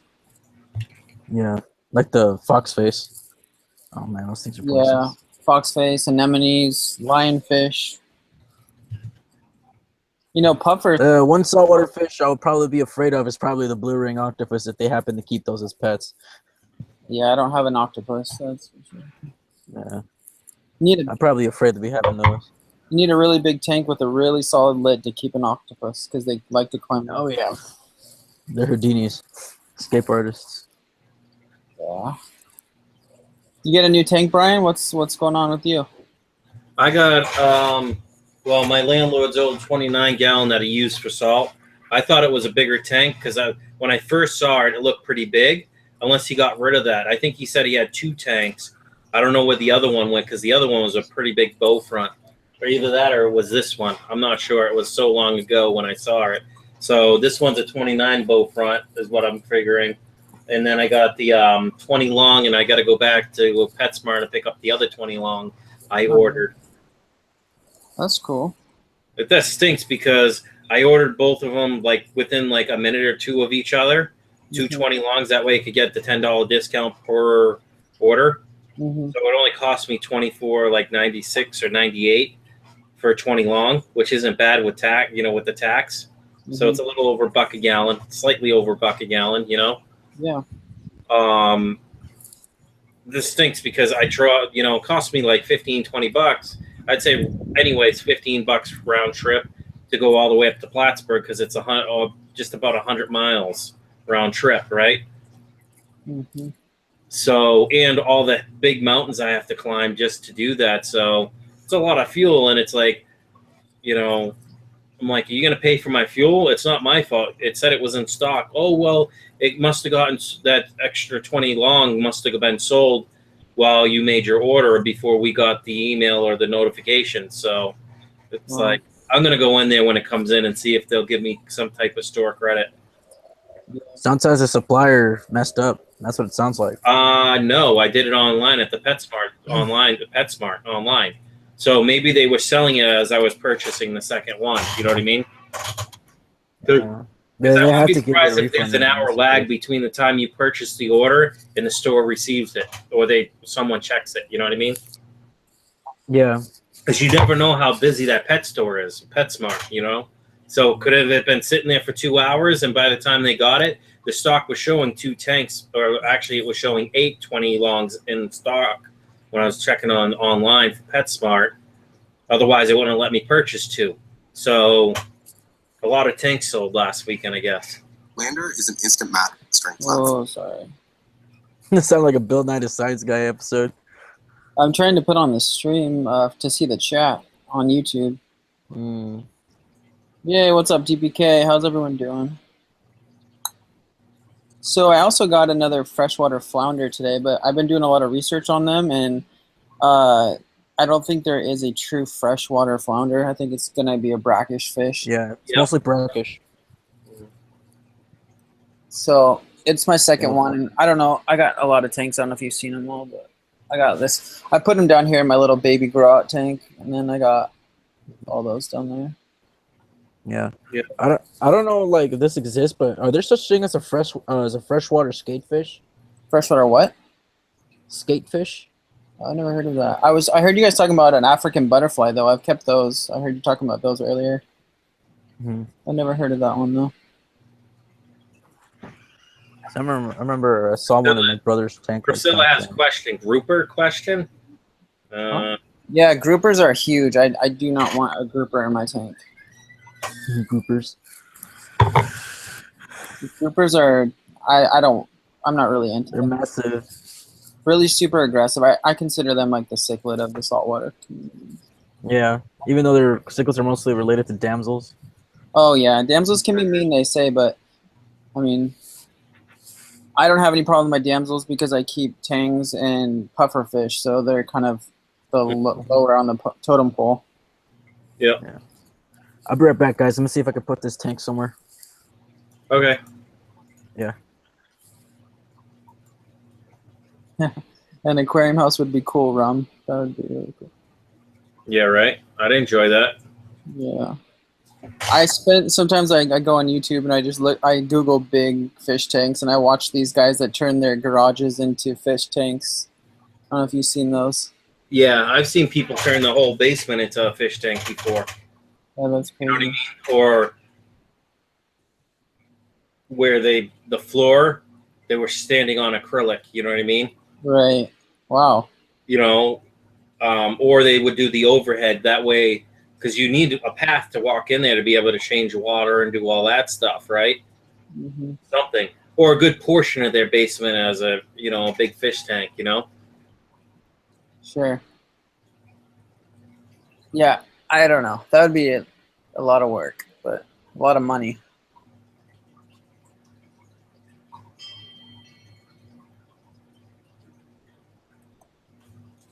Cool.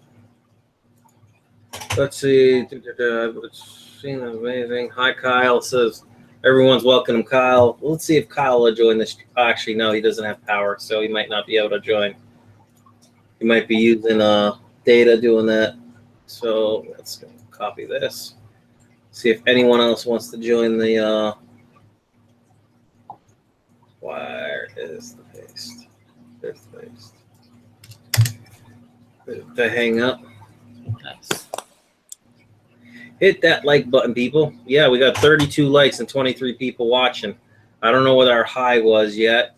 It's a good question, but I don't know. Oh. Getting tired. I'm asking Christian? It looks like he's like getting ready to lay down in bed. Nah, I just decided to go inside. I was just looking at my the pond, and I noticed the comments are just cruising in there. Mm-hmm. Yeah, I got the ones that look like kois. Oh, let me take it off Tim so it'll show who's talking. Rum Mugs New York says it would be a full-time job to take care of them. Yeah, the basement size tanks. Yeah, I agree. Yeah, Kyle has some really good, awesome.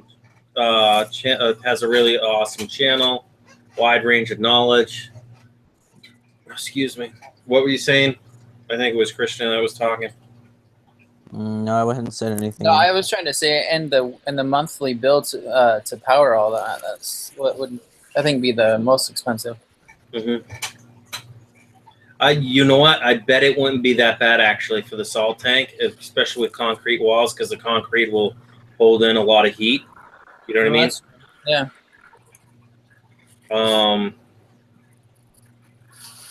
And you're gonna have an inline heater anyways.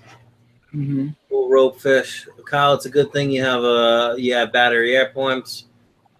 Born to keep fish, as I want a fish tank in my dashboard. That'd be cool. I'd be distracted. I wouldn't be paying attention to driving. BBK says, I know, right? I'll be there watching the fish. Anakin says, Priscilla, did you pick up the 75 from your family? Yeah, solar powered is definitely cheaper. Like DPK says, I'd probably, if I was going to have a basement tank, I would probably make sure my whole house is solar. That way I'm not paying like a $300 a month bill or a $200 a month bill to heat that much water. Is that a pencil fish? It's called a rope fish. It's also called a reed fish. Mm-hmm. I have great. It's easy to keep, really, for me. But a lot of my buddies tried to keep them, and they can't keep them alive. Okay. So, I think they do great. But I mean, he's doing good in that Cichlid tank you got there. yeah, he is. He doesn't get picked on or anything. So, got a bunch of. I got a tinfoil is gonna get huge. Mm-hmm. I like them when they get bigger. So what do you think would be good in that hexagon aquarium, Savage? What's that? What do you think would be a good fish to keep in that hexagon aquarium? I don't know. The hexagon tank, I would say try and grow plants in it because you got the height, especially tall type plants, you know. I'd say fancy guppies, smaller fish. You know, get like where you know, get cores for the bottom, you know, the bottom part, and then get some mid swimmers, and then get some ones that like to be right at the surface. I just don't know. That's kind of seems like a good idea because it's like the hexagon looks like it's good for a schooling type fish. Probably put some tetras in there. Yeah, that would work. Yeah, that would work. And process my own rainwater in the 3 months allow here in Florida. Anakin said, I thought about getting a rope fish, but they're too scary looking. Hey, Rum, I got a black ghost knife in the tank that you're watching on my channel right now. I don't know if you're into them. You mentioned it. Did you have a question about them or just like them? Priscilla says, at Christian, get Daniels. They will go in a cycle like crazy. BPK says Congo tetras will be good too. Even I know angels are more looking for height. Maybe even some smaller angels. You know. You know, because they're not looking. They just want height more than anything. Because from what I can tell, most angels, unless they're feeding, they're pretty stationary. Yeah, I think angels would be really good for that tank.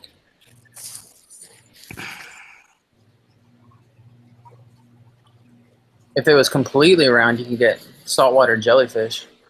Mm-hmm. That would be cool. I don't know. It could still be done with that type, but usually they want rounded surfaces.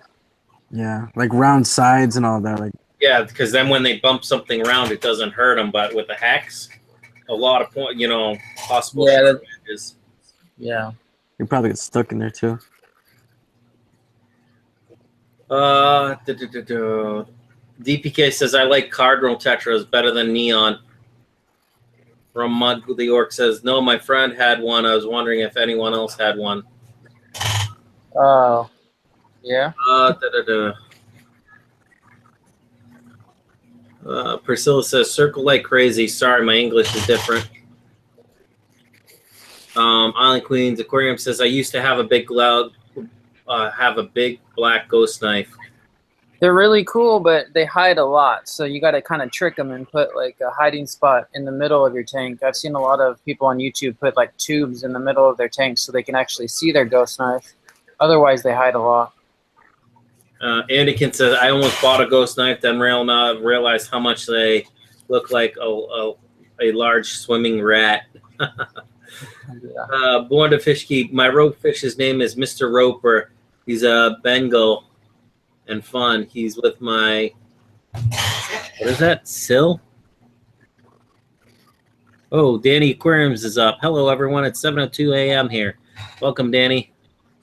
DPK says, not for the rope fish because anything small rope fish will eat if it fits in their mouth. Danny. Good morning, Danny. 103. Yep. My 8-year-old silver dollars and birch here. Okay. Let's see.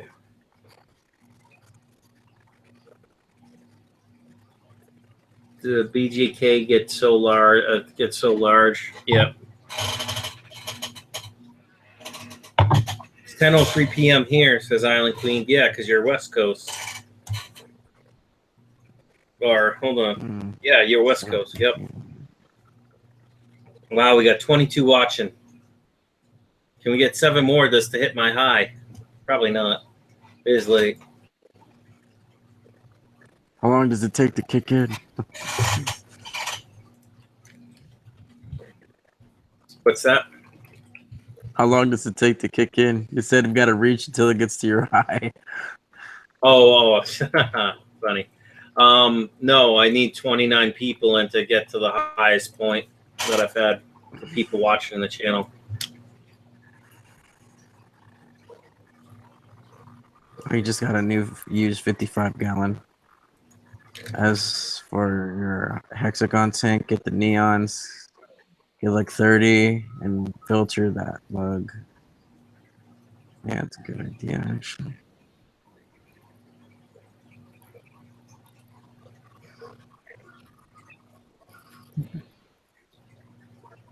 Let's see.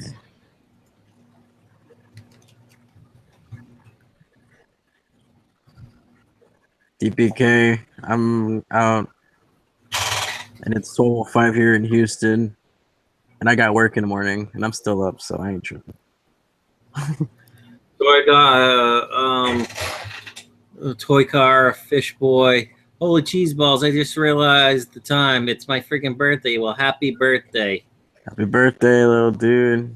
Like toy car, fish boy. How old are you?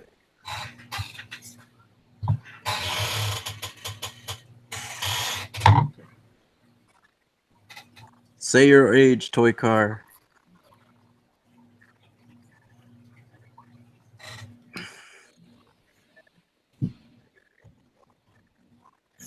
All right, I'm going to feed my tanks right now. That's cool. Well, I'll put it on you, Tim, so we can see it. Don't mind me. I'm just writing a reply to a comment. And then I got to go get the shrimp. Toy car says. Oh, you guys got to see this. I have a when I feed my freshwater tank, my pleco, it's like 1.5 feet long. He lets me hand feed him. I don't know if you guys ever seen that. Yep, I did that with my old pleco, my common. Yours did that too? Yeah. Oh, wow. I got one of my cichlids that could that grab shrimp out of my hand. Well, he'll just dangle there in my hand. I'll show you guys. Let me go get the food. Oh shit, that almost fell on my head.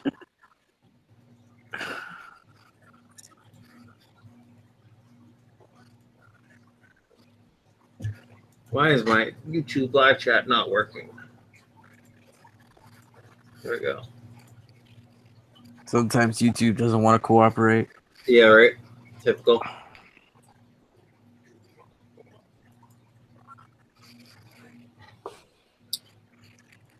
That ropefish looks like a dragon, I swear. Yeah, it's pretty cool. All right, there we go. Alright, you can't see. There they go. I see them. They're going crazy.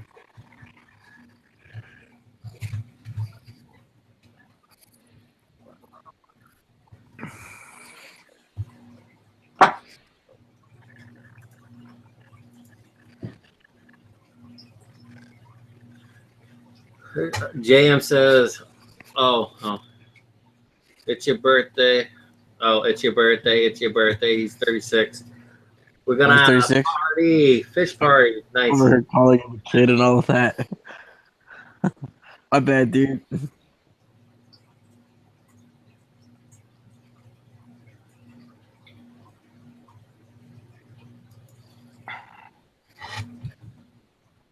See if I can get him to come over.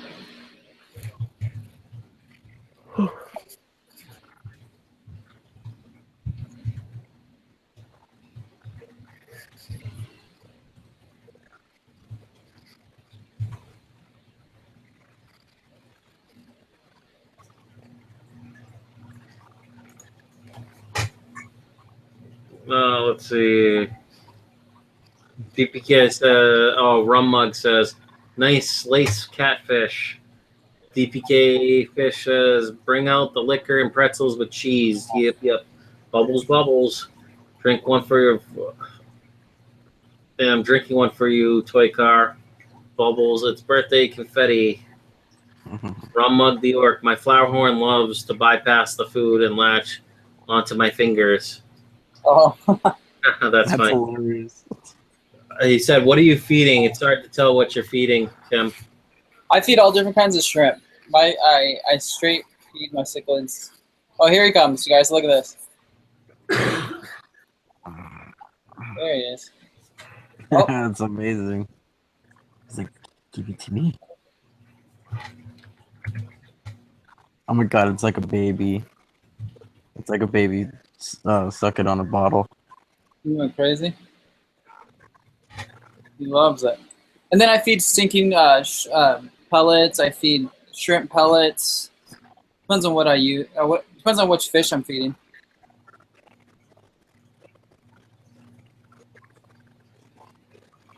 But for my big pleco, I give him big shrimp pieces. I have a question. If you like catch a pleco in the Everglades of Florida, do you have to turn that into the government, or you can just let that go? I live in Washington State, so I don't know the laws over there. You just have to look it up. Otherwise, if you're really not sure, call Fish and Game, and they'll tell you. You can look up your state, your regs. Yeah. There's certain fish, they would rather have you take it from the wild and keep it for yourself than have it stay in the wild. Yeah, because I know invasive fish, once you catch it, you might as well get rid of it. Because it's also like, I think it was like the same thing for like snakeheads, you know?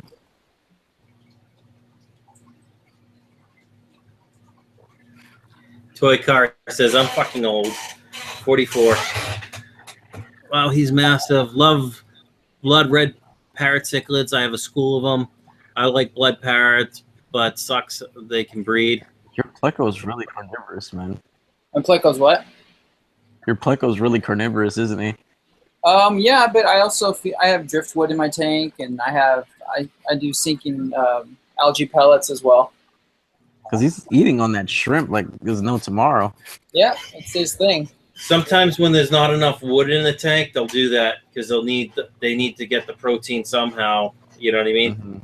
Yeah, I have quite a bit of wood on the floor of my tank.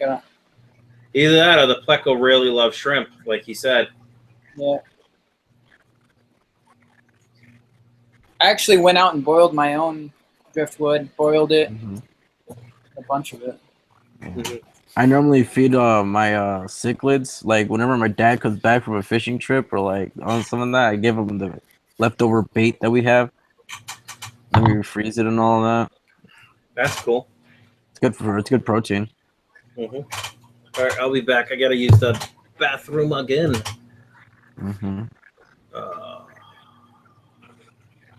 There's my ghost knife for that guy who was talking. I forgot who asked about it. Is that a puffer? Yeah, I have a Fahaka puffer. That's a nice puffer. But you can see my ghost knife for once. He was always hiding, but forgot who was asking about him. I think it was Rum. Yeah. Yeah, some nice Abuna too. Yeah, that's a Mangiano cichlid, Mangiano. the blue one. And then I got the OB Peacock. Yeah. I got like at least 3 OBs in my tank. Nice. I like them. It's actually best to keep more than one so that you can get more color out of them. So they, when they're kept alone and they're not basically the dominant fish, they tend to lose their colors. But if you keep them with other OB peacocks, they'll keep their colors longer. Yeah. And besides, I always go for the hybrids because I always want more color. A lot of people they hate on hybrids. I don't know why, but yeah. I don't hate on any fish. I mean, if it's real, I like strange and oddball, and I don't know, man. I'm not really. Yeah. I mean, as long as it's not released into the wild, I'm fine with that. Right. That ghost knife is like, let me feel on you, Pleco. Yes, the ghost knife's hungry too. Everybody's hungry in this thing.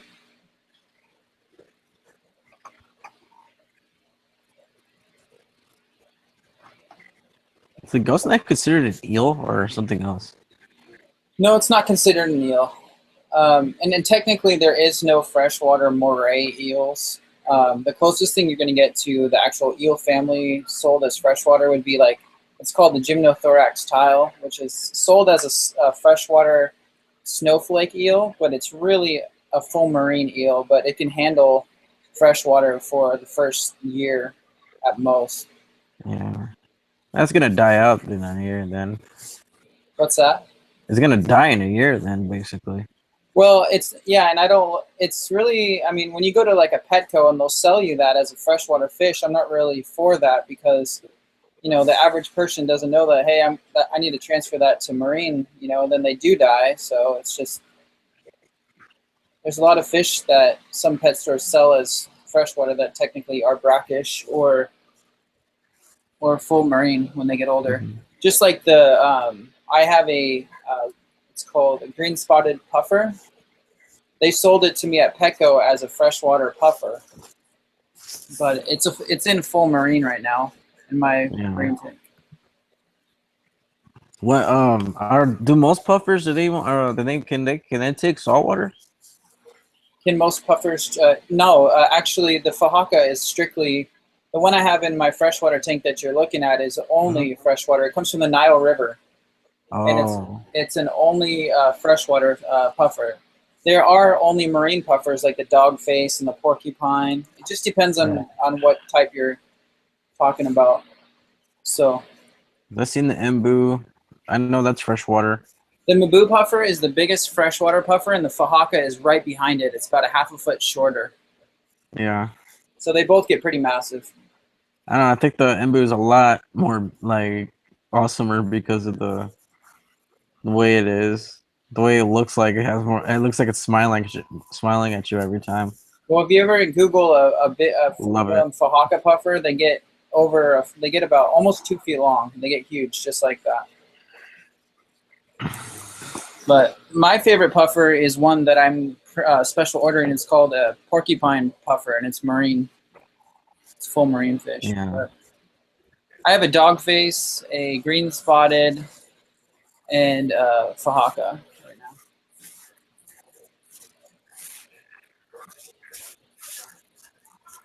All right, I think it's done.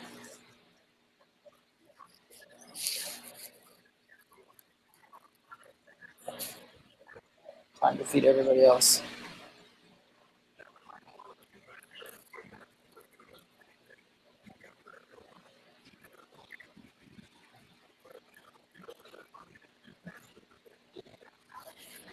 Okay, I'm back. Sorry about that. I'm going to see where I'm going to set up this 29 temporarily. And this piece of wood that I had for that was meant for under my 40 breeder. It's the perfect size for the 29. So I'm just gonna set it on my little 2-drawer all wood stand, oak wood stand, because that'll easily support this weight. Yeah.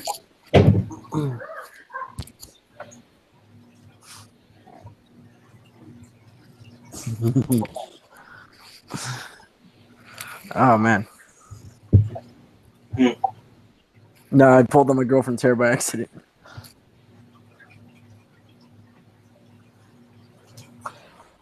Yeah, that happened. Like the look of the bow front.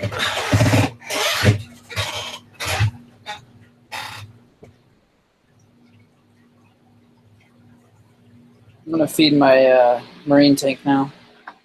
Okay, cool. Sorry that I'm being quiet. I'm sure we've lost a couple people because of me being quiet.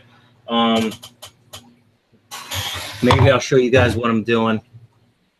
See, I'll turn this monitor. See if you guys can see that. Don't mind the mess on that seat. Most of that's from the mega box and some clothes and stuff like that. So let's see.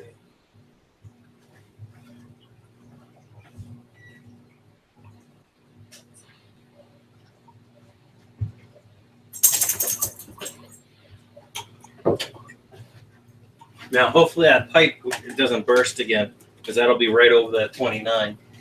But it's all new PEX, so it shouldn't.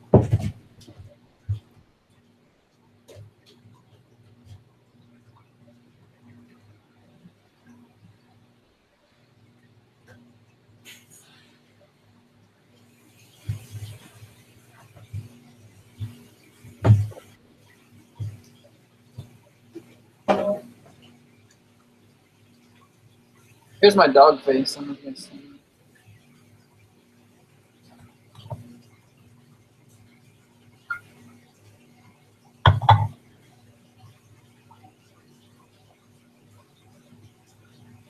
Boy, he's hungry.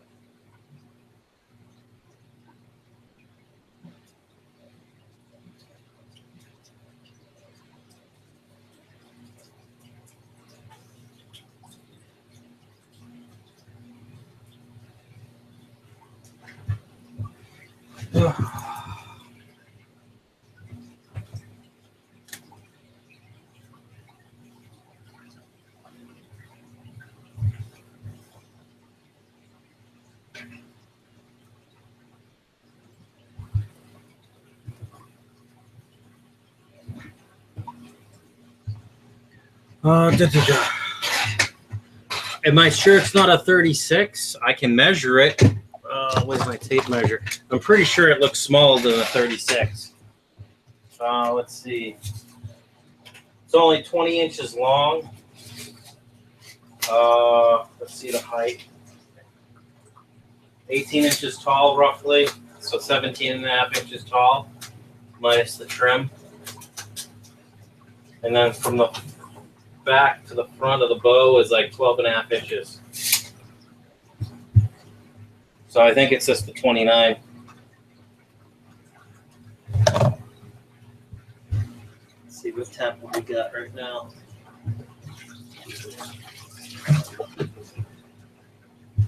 It's just easier to turn my monitor while that fills up.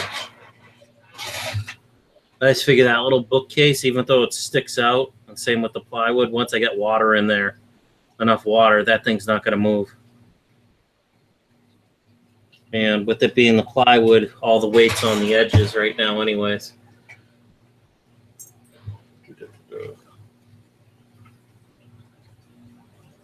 Excuse me. What happened when you touched a pufferfish, Mindy? Or mind your business, sorry. Mind your business.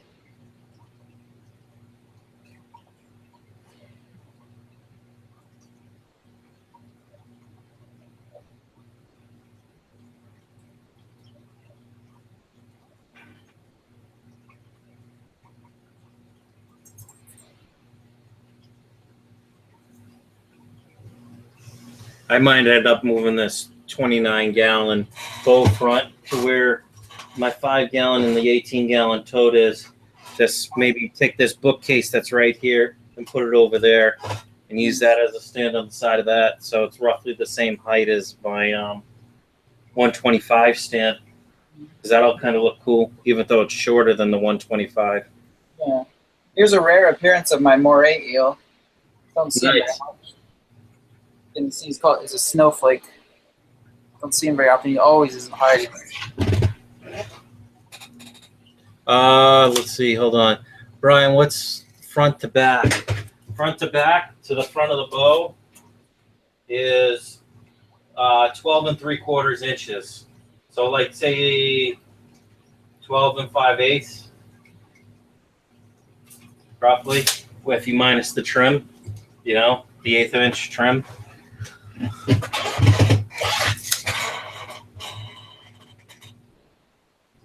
But how do you do half cylinder, you know what I mean, or a third cylinder for measurement wise?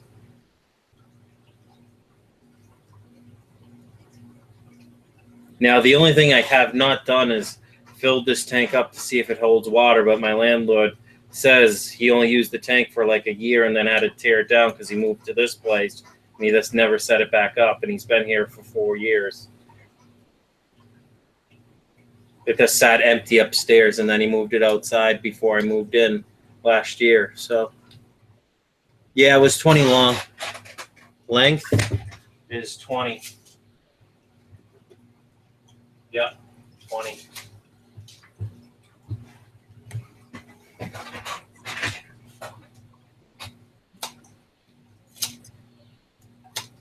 Really? You think it's a 20-gallon bow front?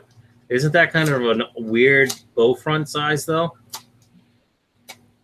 I don't care. Either way, it's a free tank. And it's a marine land tank, so it's well built. So.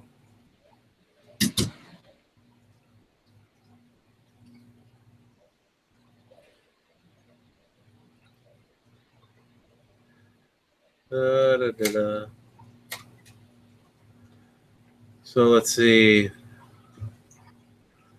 Rum Mug Bjork, thank you all so much. I'm fixing to hit the sack. Good night. Have a good night.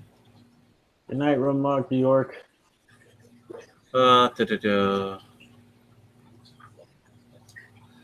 Bees Aquatics, howdy y'all. Hey Bees, welcome. First time I've seen you in here. I'll throw you a sub. Let's see where. Why is it when the bubbles on the fish stick on them? They got a lot in his chin.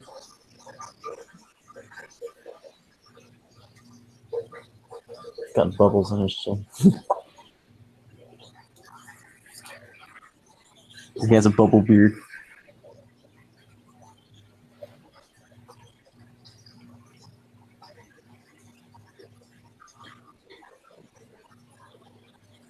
Lego Beach starting to show his X-Files. Are you sure it's not a 36-gallon Savage? I don't know. To me, I was thinking it was a 46, but I don't know. It's only, I think it's only 20 inches tall too. So no, it's 17 3/4. So figure it's 17 1/2 with the trim, roughly.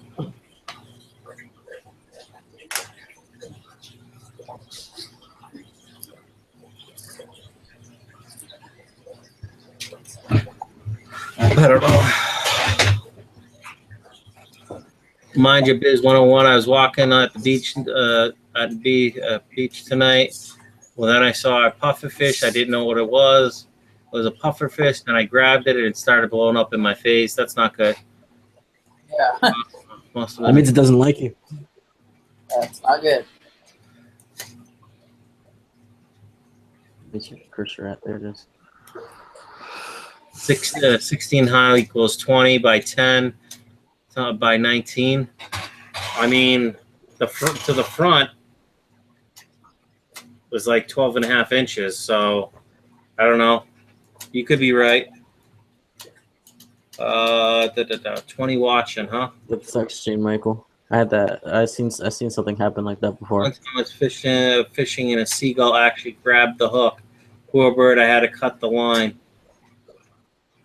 You should have reeled it in and took it out of him. My third let him go. Bow front, Sorry, 1 sec. It's all right. It must be around 20 gallons. My 36 bow front is 36 inches long, and a 29-gallon bow front is 24 inches long. Share the stream, everyone. Hit my like button. So DPK. Yep.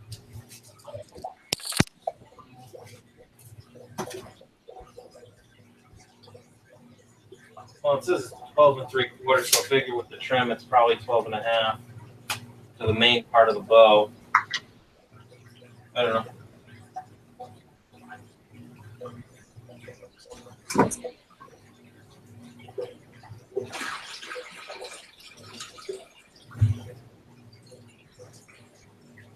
Wish I could get a reading.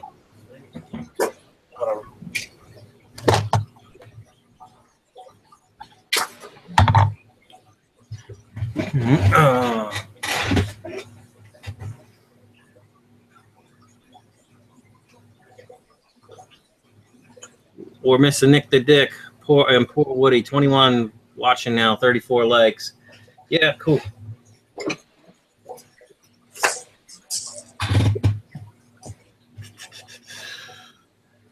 So let's watching the tank fill, I guess.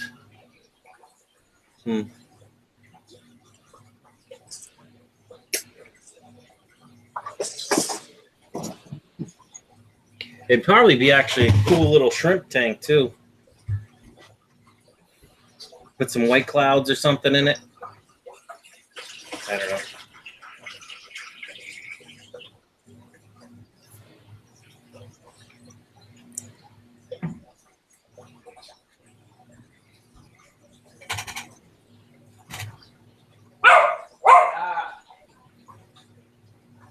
Anakin says, "Tim, show us inside the cabinet with for the saltwater tank." Oh, for the filtration? Yeah.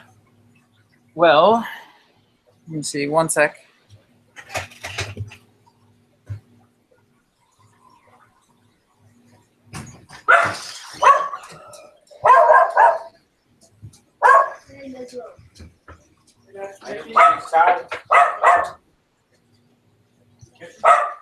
Estaba lleno de basura, tu mamá.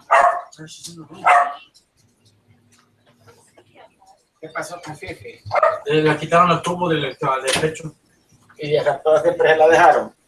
¿Siempre le dejaron eso? Yeah, they decided to leave the grandpa's on. Había mucha basura. There we go. Mute Christian. All right. Let me see. Sean said, "Yeah, it'd be cool, nice shrimp tank." Yeah. Mind your biz. Meow. That's funny. So for my filtration, the guy that was asking, I got this is my protein skimmer. Okay. I don't know what you guys can see. It's really hard for me to, hold on. I got to get this Google Hangouts on my phone. There we go. So this is my protein skimmer. It's CPR, CR2, hang on back. For saltwater, obviously, you got different types of filtration than you would on the freshwater. But so I do my hang on back. I put my heater in. I could also run biological media if I want to, but I don't because I don't really need it for this tank because a lot of my live rock does it for me. And then on the other side, I do have a mechanical filtration. And then I add carbon in that side and the hang on back on that side too. So it's pretty simple. I mean, you could get into like reactors and all the technical fancy stuff, but you really don't need to. I keep it simple. I don't really go crazy. I have a canister filter for my other tank over there, but on my little tanks, I just have hang-on backs. I just do hang-on back filters for each of them. So it's kind of dark, you can't see it, but the biggest thing for filtration on a saltwater tank is, like we've talked about, is live rock and hang-on back. Like you can get in sump. You can build a sump with a protein skimmer in it, but I didn't really build my own sump because I don't really need to. I mean, I guess if you wanted to, you could, but I was thinking about it, but I don't know. I was gonna do the whole UV sterilizer, then a filter sock, then protein skimmer and a couple reactors when I could do carbon down in my sump too, but I don't. I just run it straight through my hang-on back mechanical side. So there's not really that much to it. You don't need to be that intimidated to do saltwater. I know a lot of people are scared of it, but if you can keep one of the harder to keep freshwater fish, you can definitely do saltwater, I think. That's cool. Yeah, that's what I figured. Just saltwater fish are a little bit more money than I want to spend right now. So. Yeah, that's very true, and they don't come with guarantees. Like my local fish store gives like a 30-day guarantee. So, but when you buy a saltwater fish, once you purchase it, it's yours. Right. And that can be scary when you're buying like an $80 fish. Yeah. See, I would probably, if I was going to start a saltwater tank, I'd probably start with like live rock first, and then get used to keeping the live rock set in a small little things like, maybe shrimp and some snails or something like that, and then work my way up and then get a fish after a few months. You know what I mean? Yep. They say the last thing, so you can see I have a condylactus anemone. The last thing to get for saltwater people is anemones, if you're talking about fish. So I tried to put an anemone in there about 8 months ago, and my tank was not ready for it. So the best advice I could give you would be start with live rock, then get a couple little damsels, then work your way up. But definitely don't get an anemone first. A lot of people see them in fish stores and they're like, "Oh, that's so cool," but then they just take them home and they die right away because their tank's not fully cycled and so. Yeah. Hey guys, you guys want to see something cool? What's up?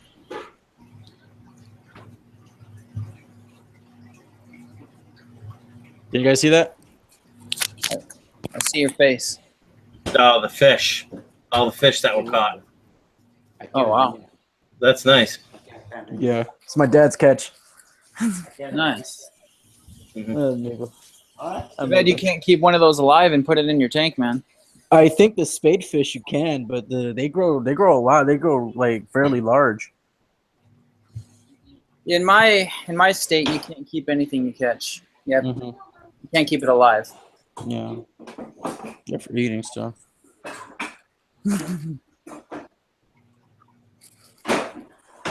I think in Florida, though, I don't know where you live, but I think Florida, you can keep some fish that you catch.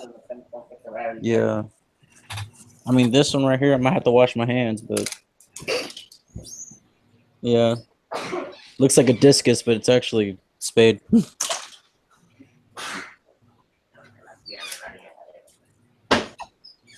Nice. Yeah, very nice. KylesWildWorld says, yes, it's back. It's back. The power's back. Yes, my house is loud as fuck again. And now my hands smell like fish. Let me see, where are my microfiber cloths?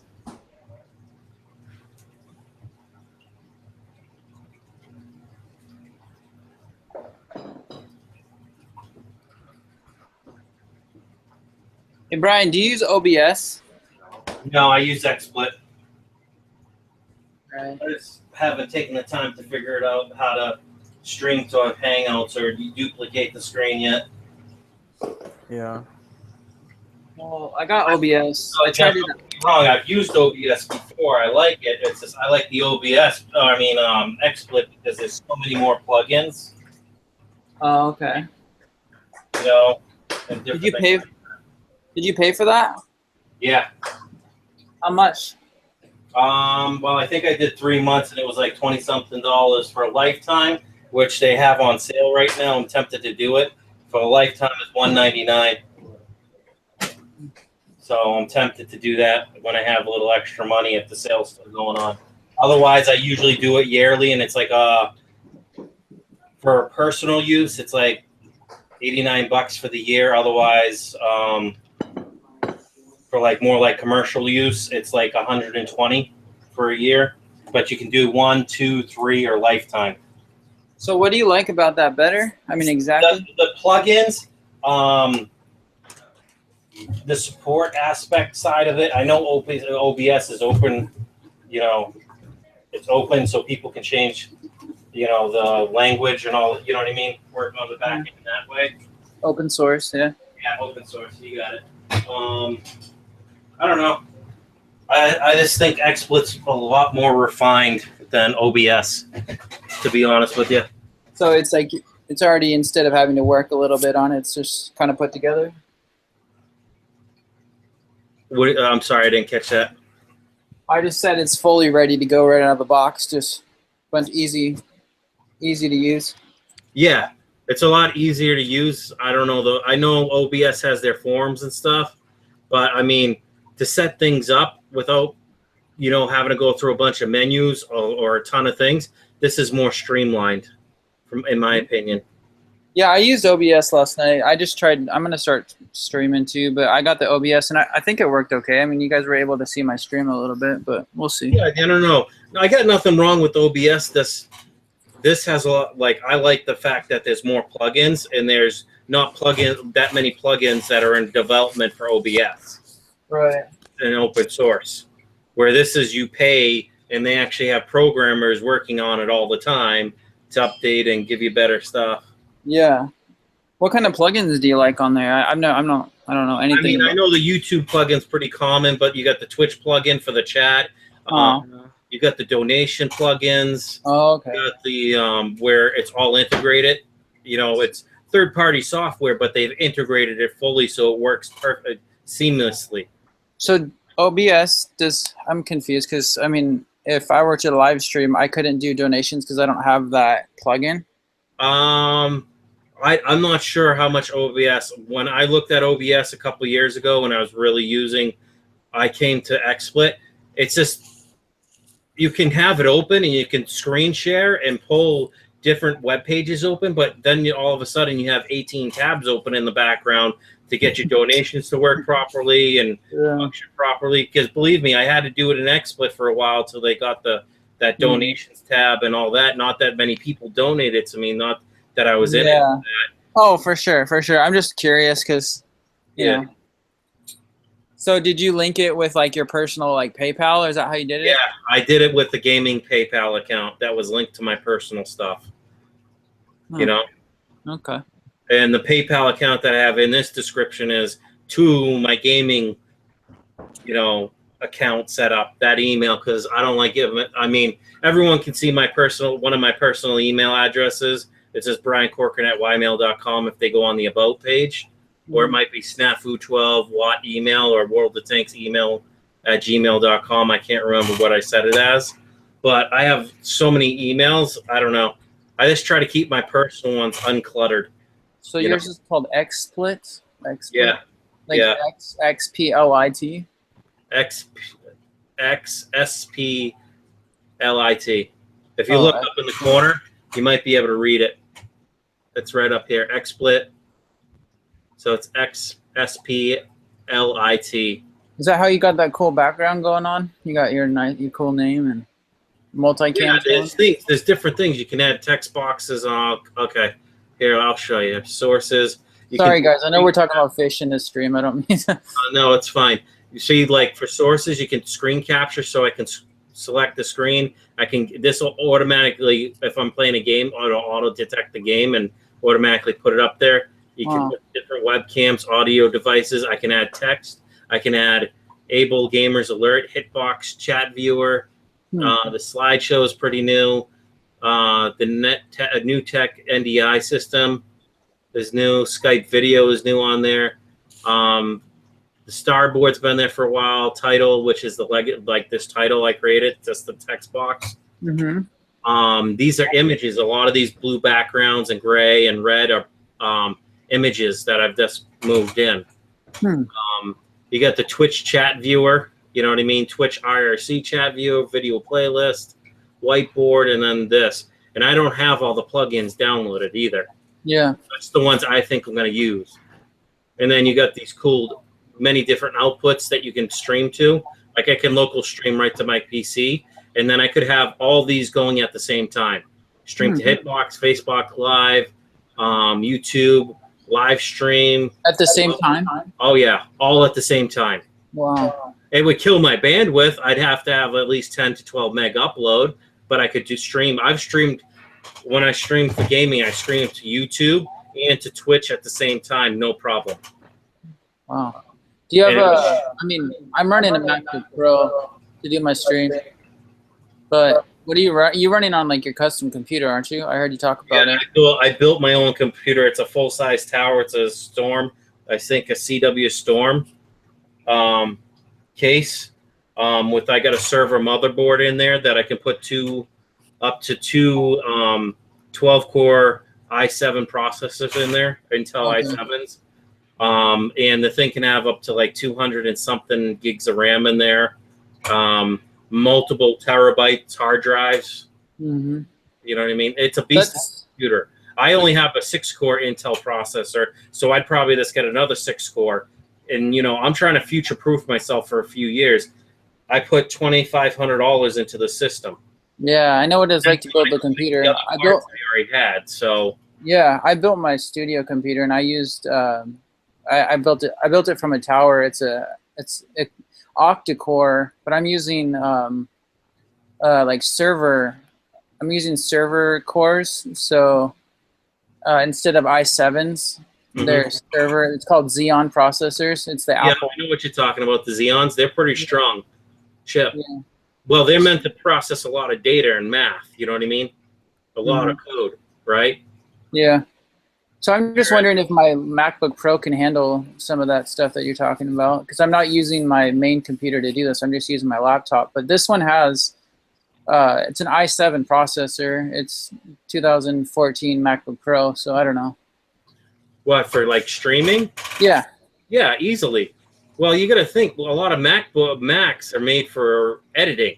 You know, I use them greatly for music processing. I just didn't know about all this video stuff yet. Well, the i7 is going to push and make you compile the video quicker. Whatever software you're using to create the video, it'll compile it quicker. I don't know how many gigs of RAM you have in there, but the more 16. the better. I have 16 on this one. 16? Okay. Yeah. What is it, DDR3 or DDR4?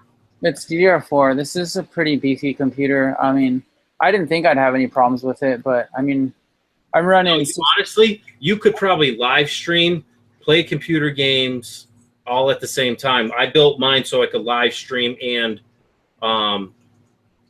do all that. You know what I mean? All at once. Do you have a nice video card?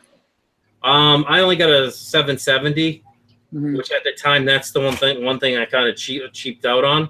I mean, I got I got a bunch of other video cards where I could put them in. You know, I think my full tower or my server motherboard can take 4 video cards at once or 5. I'm not sure.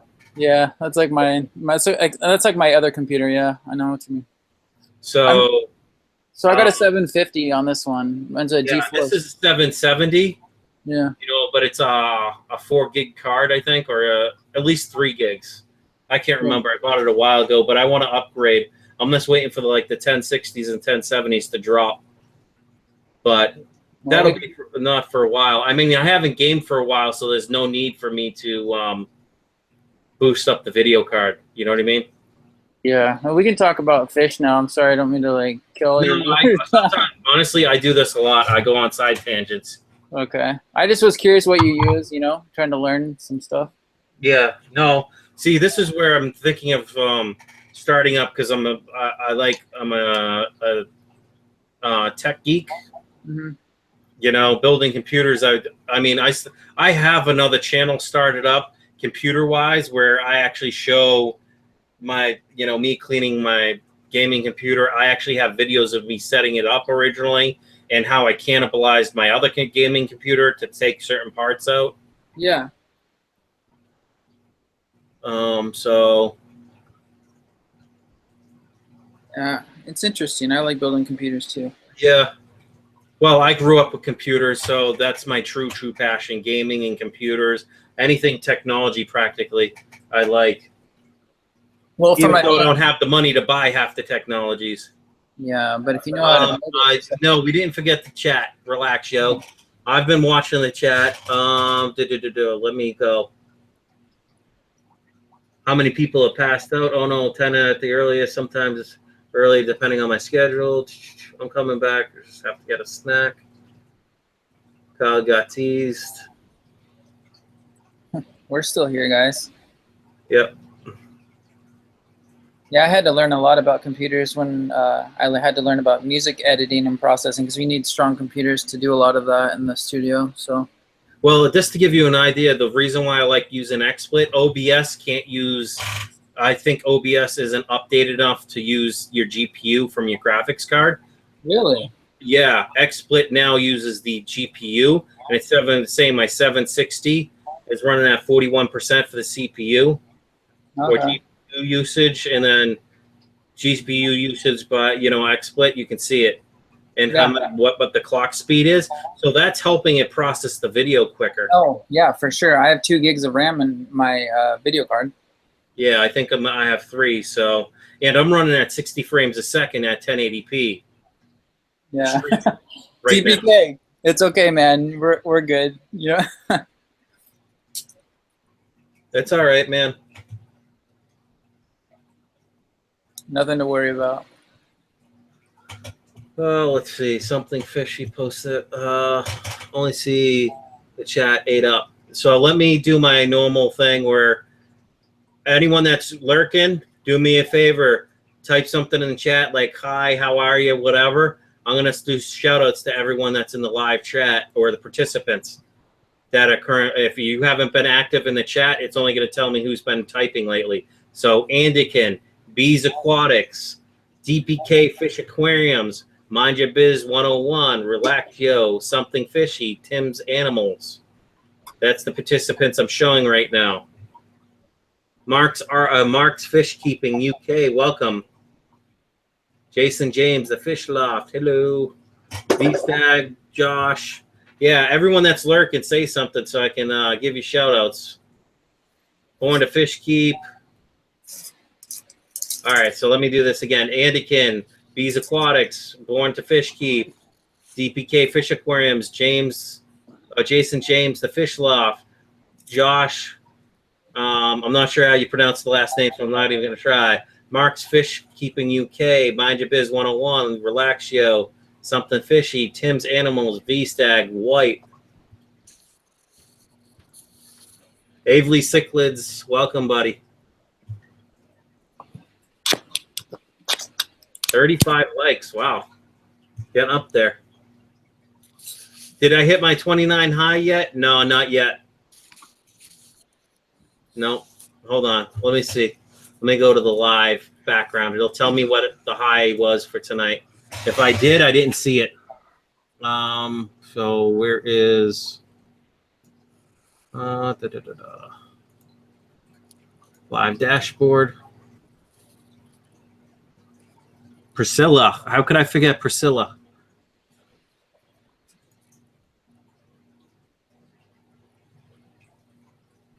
What type of plant is that? Did a peak concurrent. My high was 25 viewers at one time. For this stream, anyways, my highest overall was 29. So the goal is to get me past 29 or at least hit 29, which is awesome. This late at night, I usually don't have this many views. It's usually right around 18. Somewhere between 12 and 18 is usually when I'm sitting at.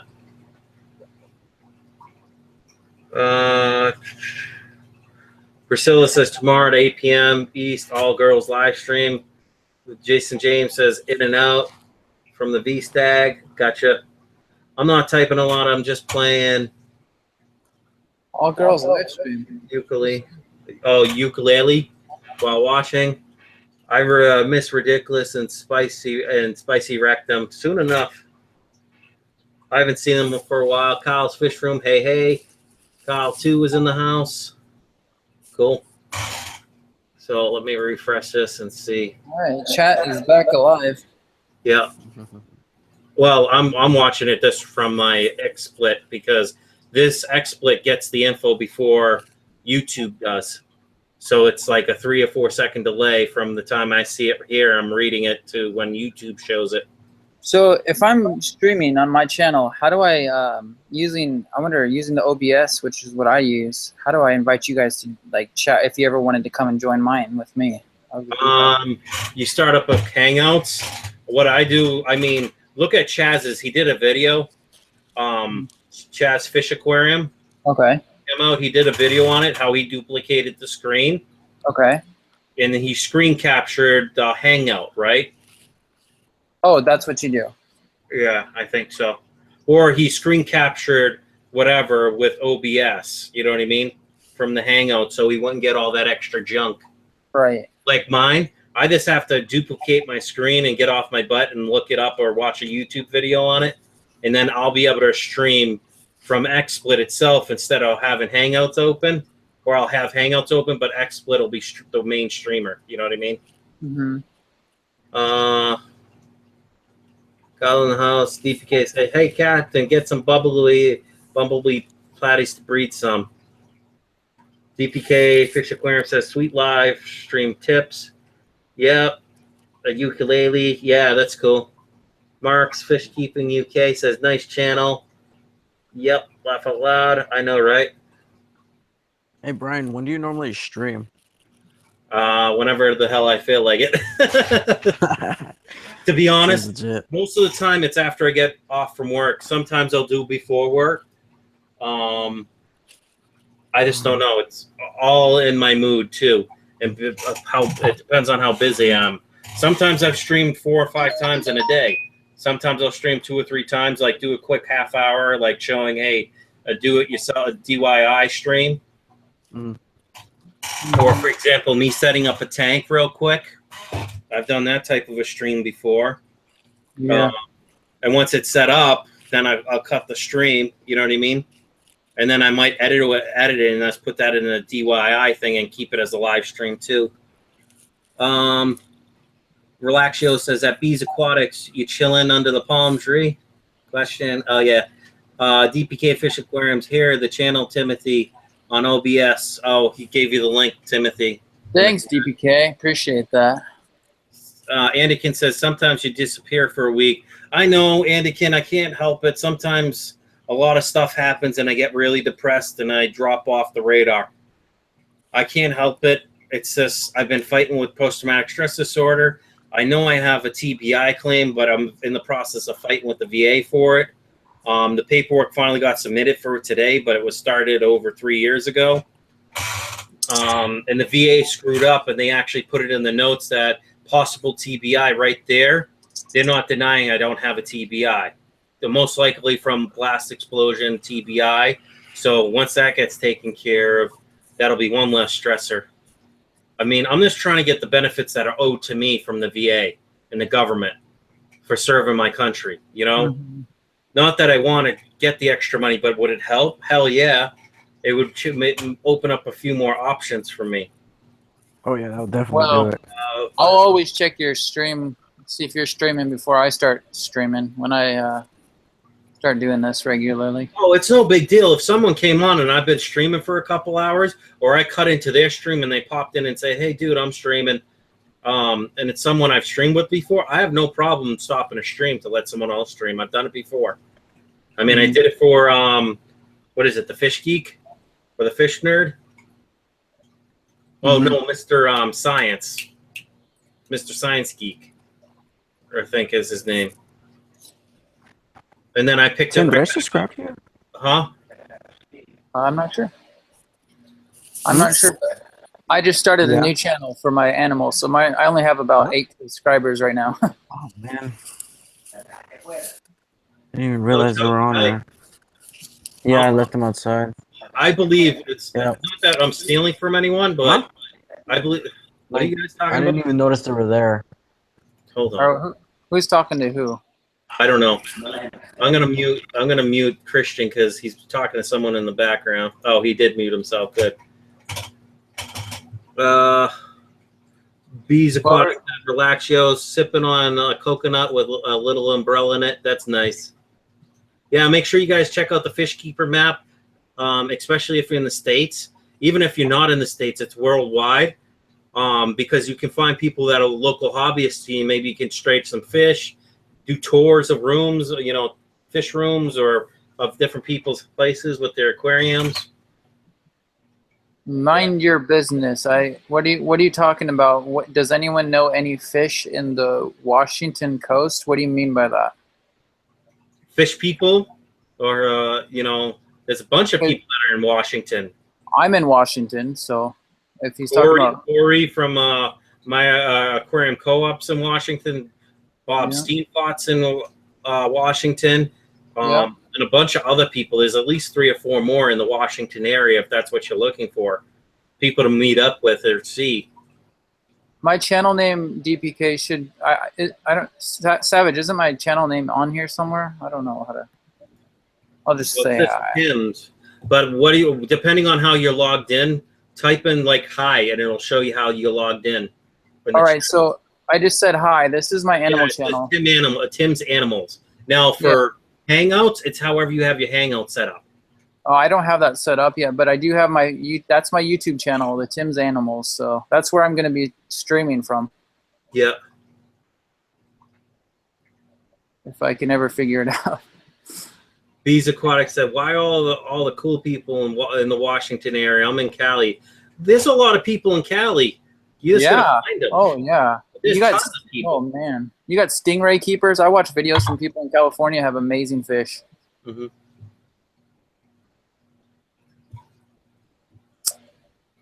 My uncle and aunt live in San Diego, so when I got out of the service, coming back from Okinawa, Japan, my uncle picked me up from the base in San Diego, the Marine Corps base in San Diego, and took me to his place for the weekend because I couldn't do anything till that following Monday anyways. So I hung out with them, went to the San Diego Zoo, all that stuff. So I like San Diego. Cool.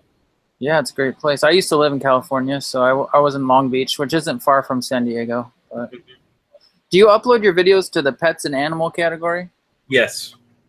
Okay. Now, if it's a different category, I'll upload it to that category because if you're not in the right category when you upload, YouTube's going to get the algorithm. Not that it's going to get confused. You won't place as well unless people will see it. Huh. Josh said, "I grew up in Cali, moved up to Washington 5 years, I guess ago." JM says, "Apple, yogurt, and cheese." Laugh out loud. Okay, we'll go. Yeah, that's what I thought he meant. Josh, yeah, that's the same thing as me, man. I grew up till I was 10 years old, and then I moved up here to Washington State. It's a lot different than California. A lot colder. 36 likes. Good job, man. That's good. Yeah, no. Honestly, this is the most people that I've had over 20 for a long time. Like this late at night, be 2 a.m. East Coast time. I know I'm starting to get people over in Europe and stuff like that, but still, that's awesome. I truly appreciate it, everyone that's here. Let me see. These Aquatics, I want to make sure I'm subbed to everyone. So let's see. Open link a new channel. Pretty sure I'm subbed to Josh, but let me open it anyways.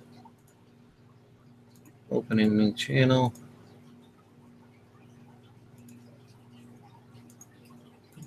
Hey, thanks for the shout out, DPK. I'll start streaming here pretty soon, probably this week sometime.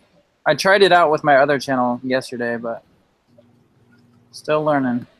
Bees Aquatics says, "To me, 80 degrees is a little chilly." Rains a lot, right? Where's Bees from? Is that person from South America or something? Fuck, there's one dislike. I'll kill him with them fire. With fire. It's okay. Honestly, I don't care. If the person disliked it, I hope they, unless someone accidentally clicked the like and they hit the dislike by accident and they just didn't realize it. I've done that before and I put the like back. Oh, it's okay. One down, 35 up is good enough. Yeah. Either way, you still get credit for it. They market it because they do have the most disliked videos too. Yeah. Thanks for being here the whole time, B Stag, or see who was here. Shishimi with Was it Shishimi that said they were here? Oh, yeah. Shishimi. Thanks, man. Mind Your Biz 101 says, kill all the haters, kill all of them with fire. Yeah, right. I had my first dislike today. A random dude taught me my aquarium was unclean. Thought my aquarium was unclean. You know what? Everyone has their opinions. Yes. Don't worry about them. Worry about yourself. You'll be fine. People that like your stream, like your content, that's all that matters. They like you as a person. I don't care. Someone wants to troll me and put a dislike with no comment or reason why they dislike the thing. Oh, well. It's no hair off my back, and I got plenty of hair on my back. Well, truly, you can go into any tank store or any person who's keeping a tank and start picking apart their tank. But man, you know how many fish stores, especially local fish stores, I could go in and pick them apart just to see how they're running stuff. I'm not gonna lie. I'm not gonna name names, but I've been to some bad local fish stores. It's me too. And they're packed, and it's like, how the hell are these guys managing to do this? You know? I've been in some fish stores where they're running like their whole wall on one sump, you know, and then one of them gets ick, and that whole system is contaminated. But you know, well, sometimes you have this central sump, like a huge central sump, just like a PetSmart. They got a lot of tanks. That's all the central sump. Yep. Yep. So when they have an outbreak, they have to treat with everything. Treat all of it, you know, 1,000+ gallons of water, right? I think Aquarium Co-op. I was watching one of his videos, and I think he does all of his tanks separately. I'm not sure on that. I think so, though. Yes. All his quarantine tanks are separate. Now, I don't know in the actual physical store itself. They might be all linked. I don't know. I think those are all separate, too. Yeah. Let's see. Laugh out. Dislikes are actually good. YouTube views dislikes the same as likes. Exactly. Aggressive. I am from Darlington County, Durham. That's good. Cool. Don't worry, guys. I am the troll terminated gunslinger. Laugh out loud. I banned a troll faster than they can say cheese. I think everybody needs a DPK in their stream. Yeah, right. Most of the time, if I see it and I'll catch it, I'll destroy the person if I'm looking at the, you know. Most of the time, trolls don't bug me. Yeah. So how do you give somebody those privileges, Brian? How did you give me those? You'll have to teach me sometime when I do my stream. On the side, if you're looking at this stream, if you got the YouTube stream open, there's 3 little dots, right? When you have it, right under that list, there'll be add moderator, block, put user in timeout, remove, report, go to channel. I think you'll have go to channel and report, right? Okay. And the rest are for the channel owner. So I just add moderator, and that's how you get blue. And you can time people out, bamming them, all that stuff. Okay, thanks. And Jim, to answer your question, yes, Kyle does have power. It just came on like maybe 5-10 minutes ago. So, and anyone that wants to learn how to set up a stream, not saying I'm the best person for it, but I've done many, many streams. And this is really simple, what I set up for CaptainSavageAquatics live stream. This is nothing compared to when I set up for gaming. This is nothing. This was something I threw together in about a half hour, 45 minutes. And I was really, really tired when I did it. So if I was actually wide awake, it would have taken me 5 minutes or less with XSplit. But hey, my battery's about to die, so I'm about to hit the hay. You got power. Jimmy, did you ever get a chance to look for plecos? Born to fish keep. Happy Norwegian Independence Day. Viking power. Okay. Random, but cool. Savage, I'm about to go to sleep. You're going to go to sleep, man? Take it easy. All right. Maybe I'll still be streaming when you get up. I've been known to stream for 8 hours straight, 7 hours straight. So, all right. Let's see you guys. I got work in the morning. All right, nice meeting you. Take care, man. You too. Jim says at Andican, no, sorry, I went to go look for a few houses today. Got to move out soon. Jim, find a nice house and find me a job, and I'll move that way, okay? A lot more people in the hobby that way. May 17th is Norwegian Independence Day. Nice. Tim's Animals, I'll sub you. Hey, thanks, Shishimi. I'll sub you back. DPK Fish Aquarium says, yep, you the captain streamer. Right? Yep. So we got 21 watching. This is awesome. I love it. Oh, so someone took the dislike away. So maybe someone accidentally hit the dislike instead of the like. Yep, 36. Yeah.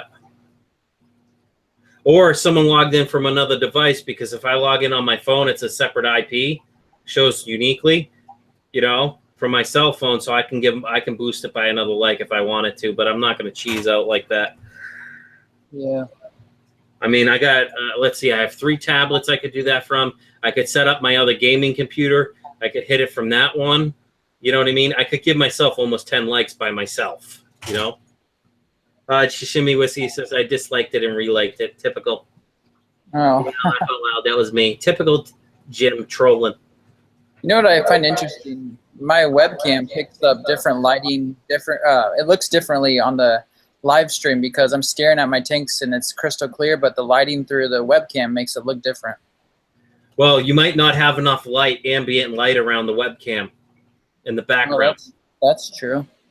The tanks are bright, but then you got to think the tanks look hazy to me when it's on the live stream or through Google Hangouts and YouTube.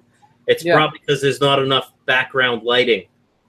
So if you see my tanks or my room, my little fish room, it's really bright in here because I have an overhead light. I get the fish tank lights. I got another 5000K daylight right here. I got a couple daylights over there.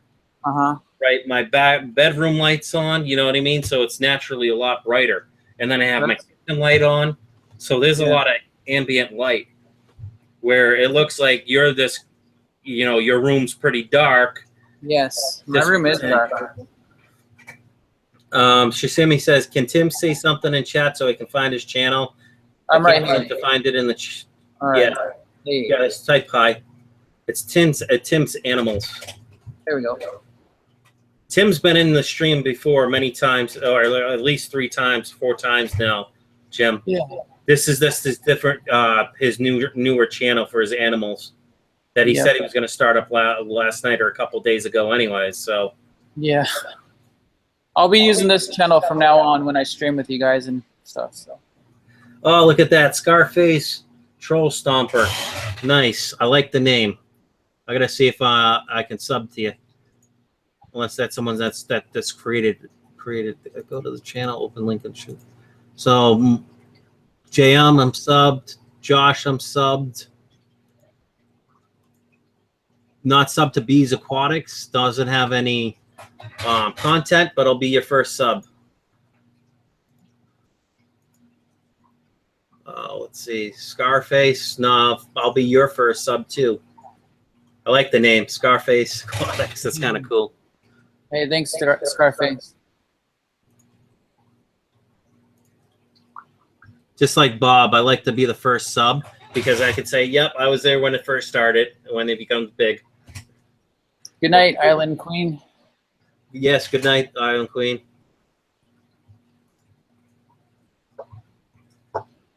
I'm up to 60 total view time in hours is 60 now. Average live view duration is 26 minutes and 26 seconds, so that's not bad. Yeah. Analytics. Okay. So 20 concurrent viewers. Chat rate is recently, so 12 lines of chat per minute roughly. 140 playbacks already. Average duration, view duration is 26:19, which is correct. So cool. I like looking at the stats anyways. Yeah, I do too, but they drive me nuts. Sometimes I just don't worry about them. Yeah, I don't really worry about them either too much. Yeah, on my music channel, I like to do that and see where people are watching me from and all that stuff.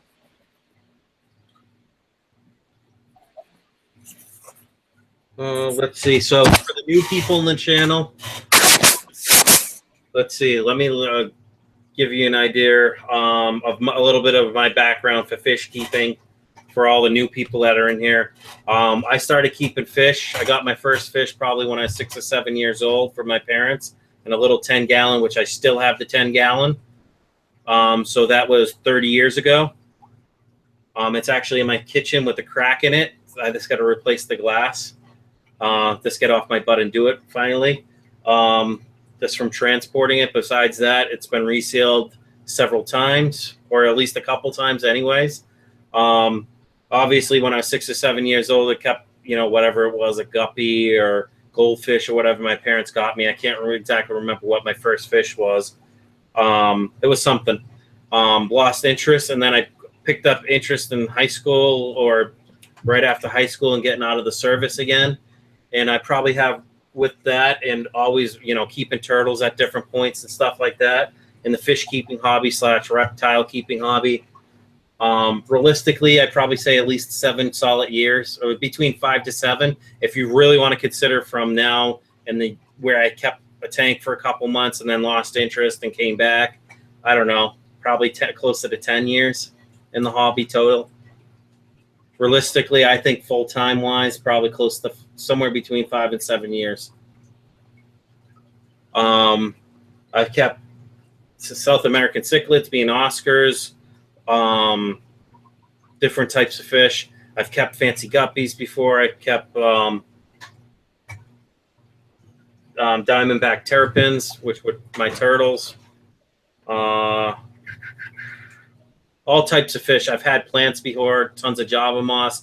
I actually had a for-profit tank that I grew a lot of fancy guppies out of and cherry red shrimp that I would sell to my local fish store, and Java moss and other small plants. That's when I was living at my parents' house going through college.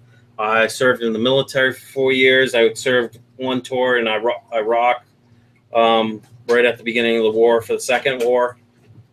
Not Desert Storm, but the second one. Stop, Molly. Leave my plecos alone. I'm a combat veteran, so yeah.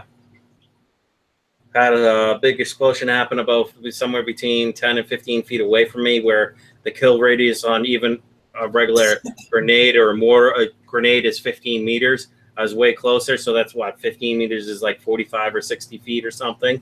But the direct, I was in the kill zone, like full-fledged kill zone. So fighting with the VA, trying to get what's owed to me.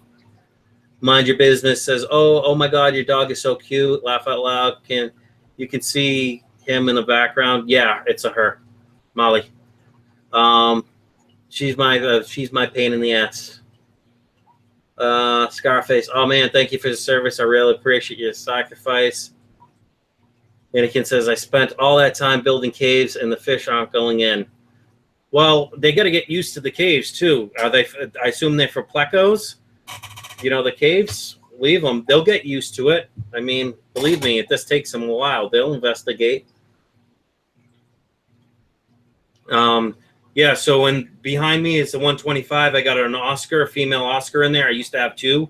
It was actually a pair, but I lost the male due to the Texas cichlid that's now in my African cichlid tank, smashing one of the thermometers, and I lost one of my scarlet goldfish that I had in that tank. So I got a goldfish, 2 convicts, 3 koi. One happens to be a long fin Asiago koi, if that's how you pronounce it.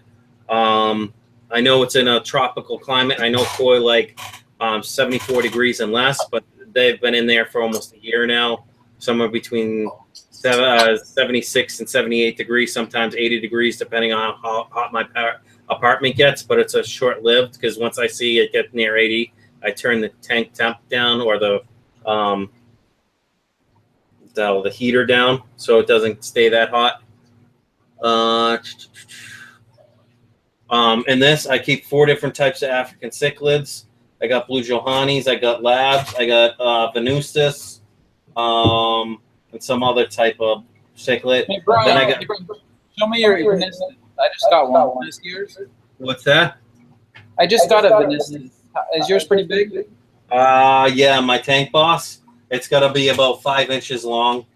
from nose to tip now. Probably about an inch thick almost now. Here, I'd let me love show to you. see a close-up of Yeah, it. yeah. Give me a second. I'll show you with this camera. Oh, as I break my desk.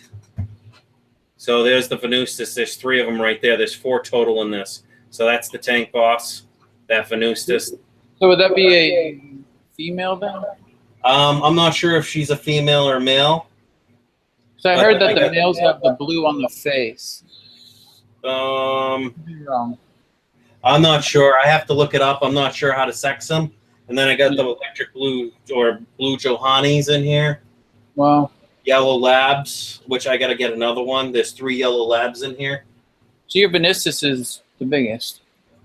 No, my Texas Cichlid right there is the biggest. Oh, That wow. was my African Cichlid tank, but it started beating up on my Oscars. And that I'm pretty sure he's the one that beat up my Oscars or ran my Oscars, my male Oscar into the thing, which smashed the glass tube, the thermometer, you know what I mean, that I had in my tank. And then I got 3 rubber lip plecos in here and a high fin pleco. And then I got a bunch of fancy guppies. I got blue velvet shrimp in my fancy guppy grow-out tank. Red cherry shrimp in there. I got another high fin pleco. And then I got guppies in the other tank. I got a beta male, what is it? Crown tail male beta. I lost my female beta, unfortunately. I don't know why. I think the TDS got too high, or I don't know what happened. Sometimes it happens. Yeah. Nothing was high. It could have just been stress, old age. I don't know. It's hard to tell how old a beta is when it's full grown, you know?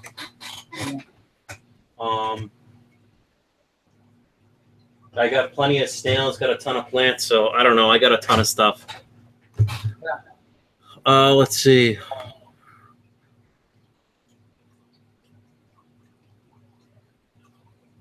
Yeah, thanks for the prayers. I mean, I appreciate that. Scarface, a troll face. I'm not trying to bitch about it. It's just aggravating more than anything. Let's see. Mind your business. I used to keep a lot of koi carp. Then one of them had eggs, so they hatched, and someone took them away. But baby koi carps are so tiny, and some said a grown carp is $20 each. Yeah, exactly. My koi isn't even that big yet. The biggest one I have in there is probably 14 inches long. Later, all, thanks for the great stream, Captain Savage. Take it easy, V-Stag. DPK says, right, Kyle, he has some pretty beautiful Orianders. Yeah. Night V-Stag, later V-Stag. What was your first fishes? I want to say probably I got fancy guppies when I was a kid. It's probably goldfish. You know, for a 10-gallon, a goldfish can stay in there for a short amount of time. It's more like you need a 29-gallon starting with that. I'm not sure. I got my first fish when I was 6 or 7 years old. And with my ADHD and ADD and dyslexia and all that shit, I can't remember, honestly. I probably could ask my dad. He might remember. Or my mom, but I swear they wouldn't probably remember. They're almost in their 70s. So, or mid to late 60s anyways. Mine was tiger barbs. Yep. Then I started keeping Carbenzas first. Then I came back to the hobby. JM says, thanks a lot, Kyle, or Happy Face Kyle. Yeah, Kyle, come on in, brother. Are you done doing your water changes? Come on in. If anyone from that currently in the chat wants to join the Google Hangouts, even if you don't have a camera, that's fine. Just let me know who you are. Please have a mic, though, so we can talk. Cool Jeans, 37 subs, your brother. Yeah. See, this is where once you start getting enough people in here, you can do sub parties. You know what I mean? Where each other subs each other. I remember going into CJ's Reef Aquariums or whatever, or Aquariums, right? There was a sub party once he had like 100, 120 people in. I picked up 25 or 30 subs instantly, or within an hour time frame, you know? And it's not sub for sub. I watch all those subs. The people I sub to, I try to watch everyone. At least one video from them at least every week. But I got I think I'm following 500 people. Not everyone's putting out a video every day, but, you know, say half of them are putting out a video. That's a lot of hours of video to watch, you know, and keep this going. Mark's Fish Keeping UK. I like your guppies. Is Frank here? That's DPK. Oh, your power's still out? I thought it came back on, Kyle. Thank you. I know this is awesome.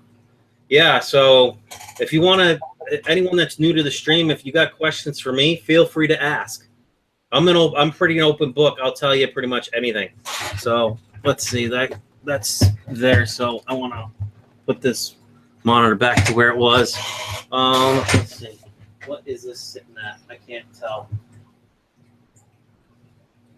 I mean, it's definitely got to be 74 degrees. 75 degrees. This tank's cold. What the hell is this cold? No, it's not bad. This is at 77 for the Africans, which isn't bad.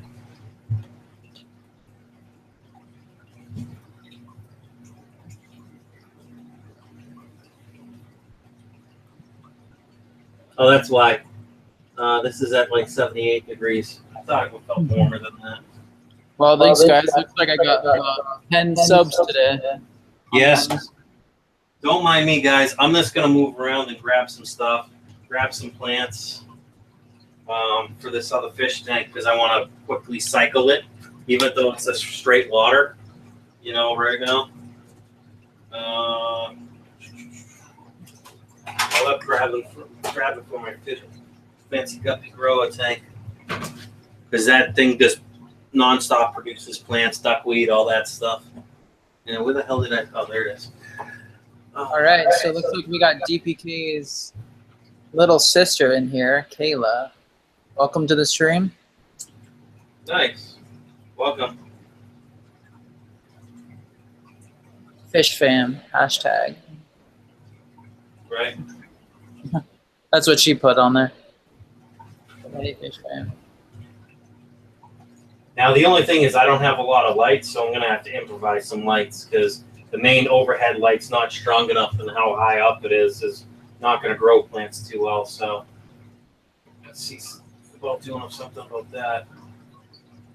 So here's the question I heard you guys talking about the other day about changing water. Mm-hmm. How often do you change your tank's waters?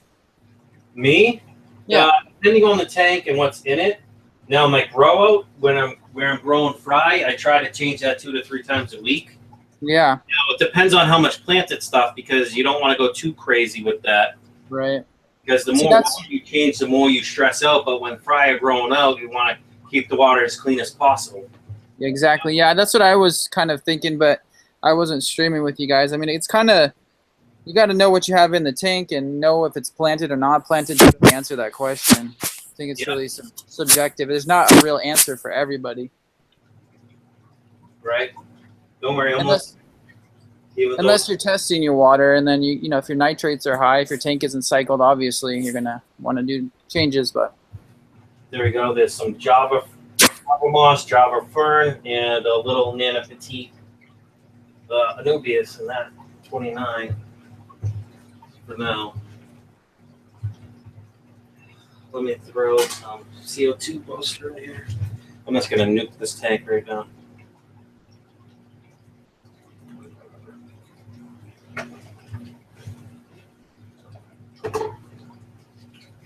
I know you guys can't see what I'm doing to the tank, so I'll spin this back again.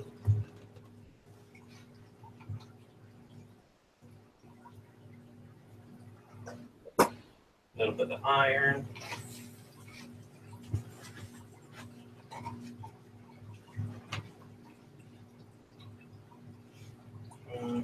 What else do I want to put in there? Problem is I've run out of heaters too.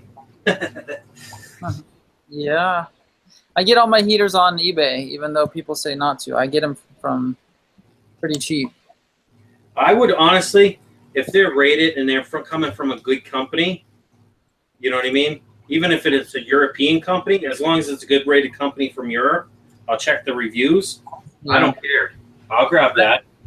Well, But- see, what I do is even if I'm buying a cheap product, I'll just buy maybe 3 of it, and that way, if one does break, I'll still have a backup. So. Yeah. I hear you. So let's see how this continuum Tana stuff, Blackwater, works. Use an aquarium and plant aquarium use. So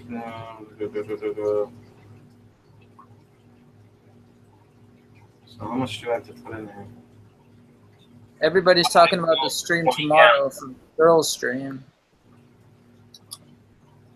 Wow, look at how black that stuff is. So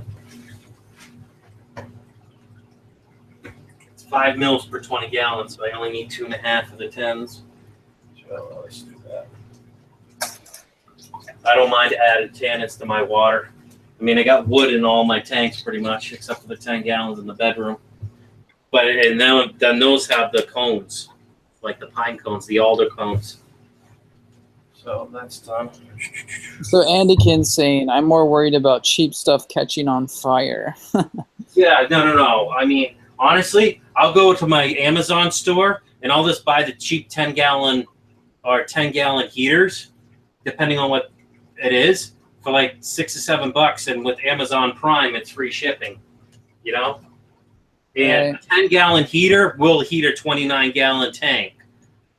As long as your room temperature within a few degrees of what it says. Even if it's 5 degrees, say you put it to 80, right?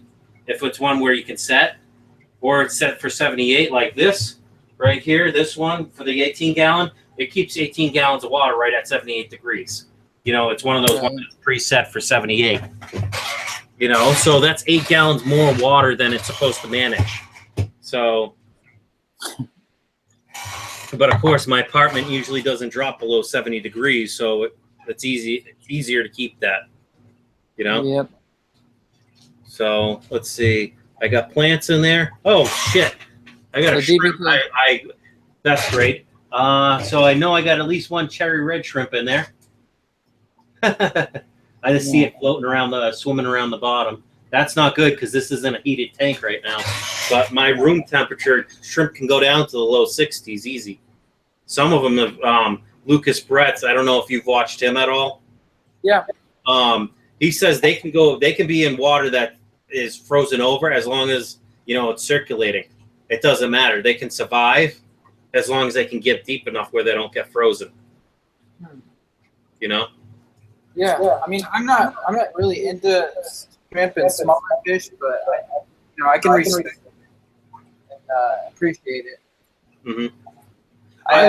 Honestly, I've always liked shrimp because the reason why I got into shrimp was because shrimp's a good source of food for when I had my turtles. Oh yeah. So I was breeding red cherry shrimp because the way how quickly they bred, I could get rid of and offload shrimp into them without having to go buy like brine shrimp and actual shrimp krill and all that. You know what I mean? No, that's true. Their diet. So that one red cherry shrimp, but I'm trying to think. I just pulled that clump out of, which had Java moss. That came out of that tank. So how the hell did that red cherry shrimp get into my what used to be my female beta tank? Must have hopped in over on the Java moss when I transferred it first time. Interesting. I mean, I do have one shrimp, but it's the pistol shrimp, and it's more of an exotic type shrimp. Let's see. I missed some of the chat.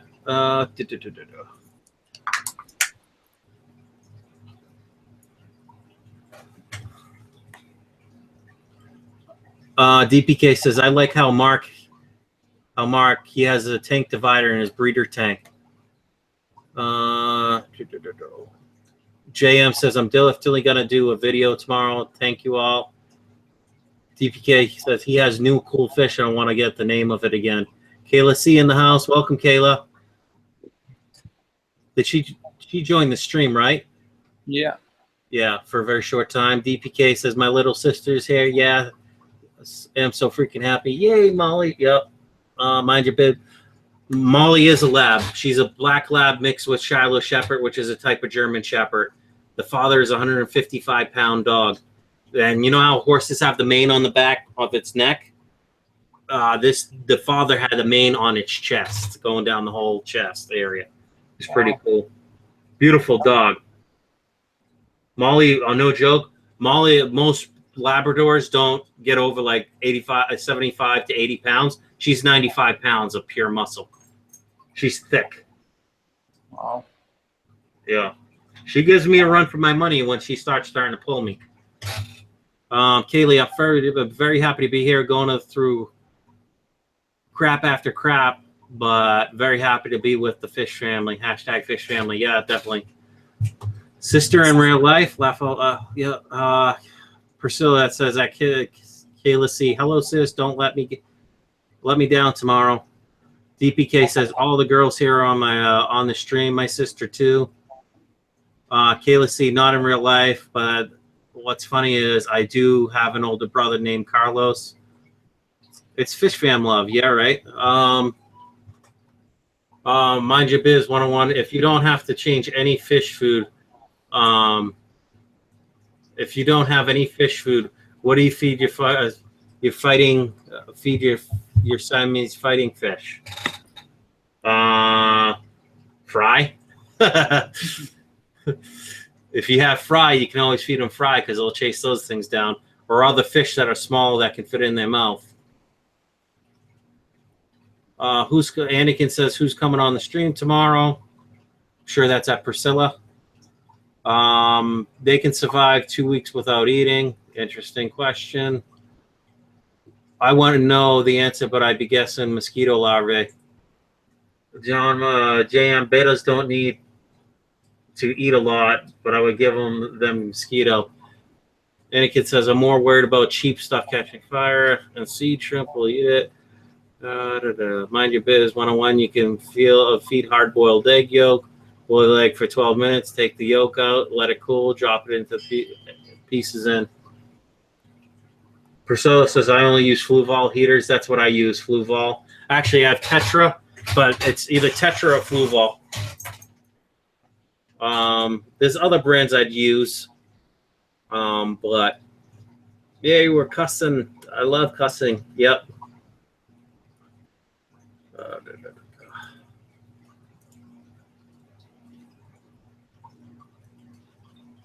Laugh out loud, no worries. Maybe I will be myself. DPK Fish Aquariums, because any knowledge you have on them will be appreciated. JM, no, just looking good. Look at good. God, them videos. I don't understand what you're trying to say there, JM. I can't put that together. My brain's slowly slowing down. Bees Aquatics. How old is the fish fam? I think the baby of the fam, Baby B. Kyle's Fish Room, almost 200 subs. Nice, Kyle. DPK Fish Aquariums. Don't mystery snails need brackish water for the eggs to hatch? Not mystery snails. You're thinking of nearite snails. And as it is, when I do water changes, I do add a little bit of aquarium salt back in, which I think is more than enough for them to hatch. DPK says, yeah, because I thought one type of snail needed, but wasn't sure. I think you can leave them born. As long as you don't have loaches with them. Yep, let me turn this back this way. Stop mowing. Stop going after the fish. Yeah, because I thought Bracket says back. Brackon's back. Oh, 22 watching. It's 23 watching and rising. 1 dislike and 38 likes. Nice. Check out my latest 3 videos if you like to look. Mark's Fish Keeping UK. Did I already sub you, Mark? I think I did. Let me double check. Go to channel. Open link, a new tab.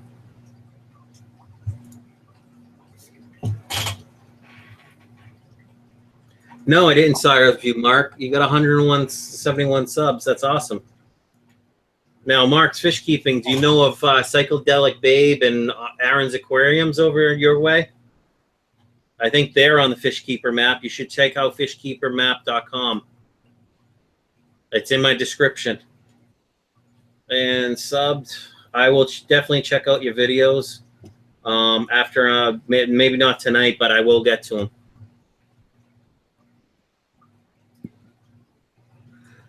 Yeah, Kayla, they neorites need brackish to spawn. They can survive in fresh water just fine because I always see them in fresh water. Born to fish. Read my question.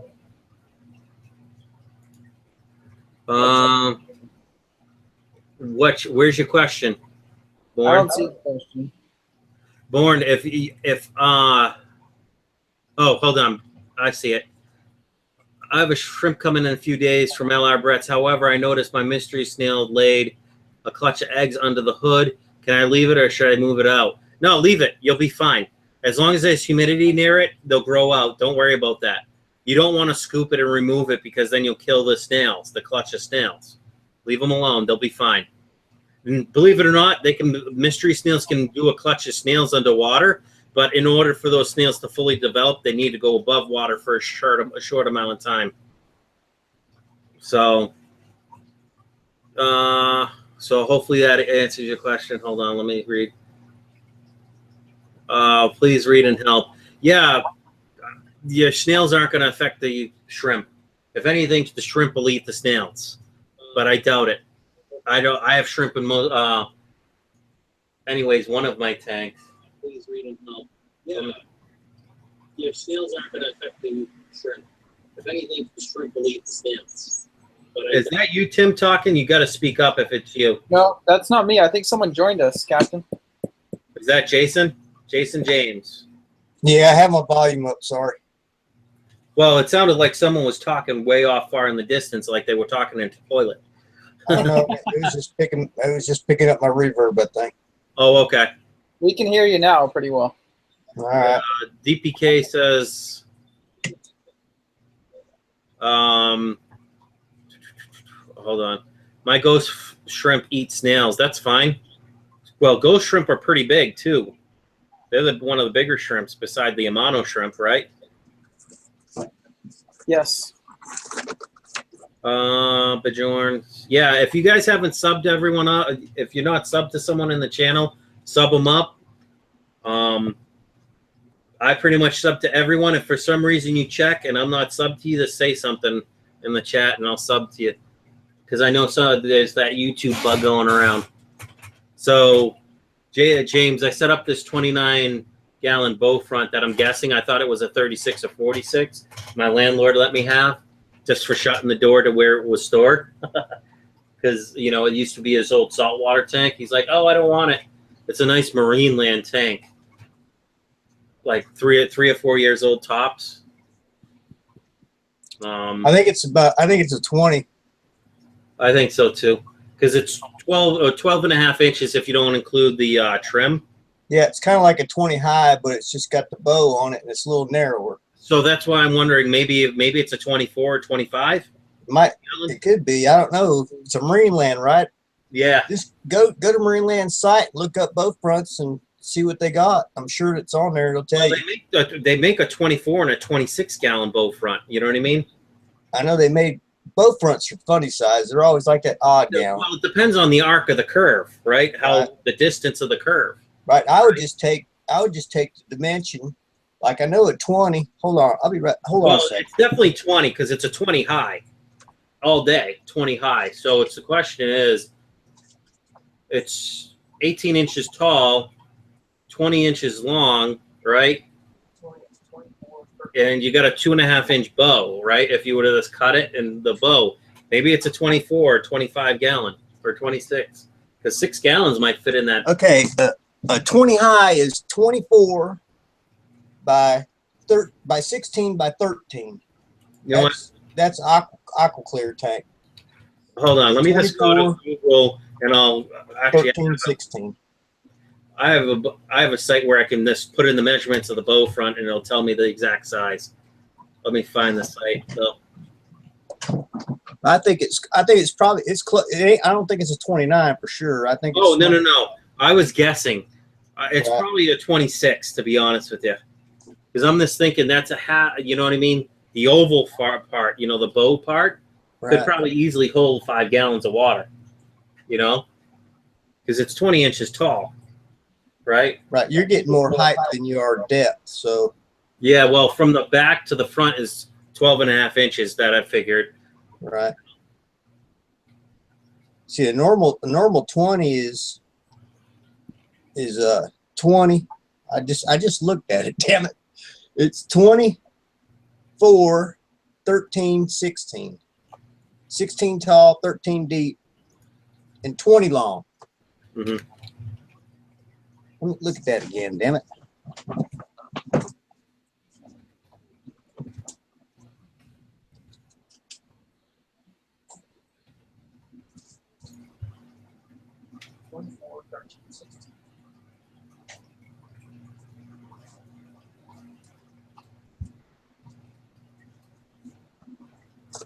Well, yeah, a 20 high is 24, 13, 16.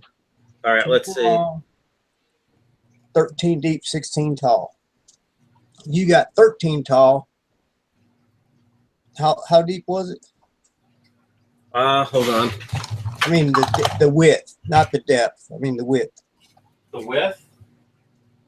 Front to back.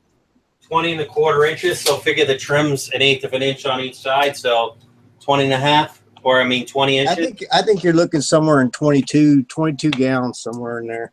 Yeah, and then from the front to the back is like right at almost an 1/8 under 13, right? So it's definitely at least, it might be 12 3/4 wide. Right. Front to the back. I think you're right at like 22, 23 gallons. It might be 24. I don't know what sizes that they make them. I've never had a bow front. Well, let me find both. Let's see. That's not the one I wanted.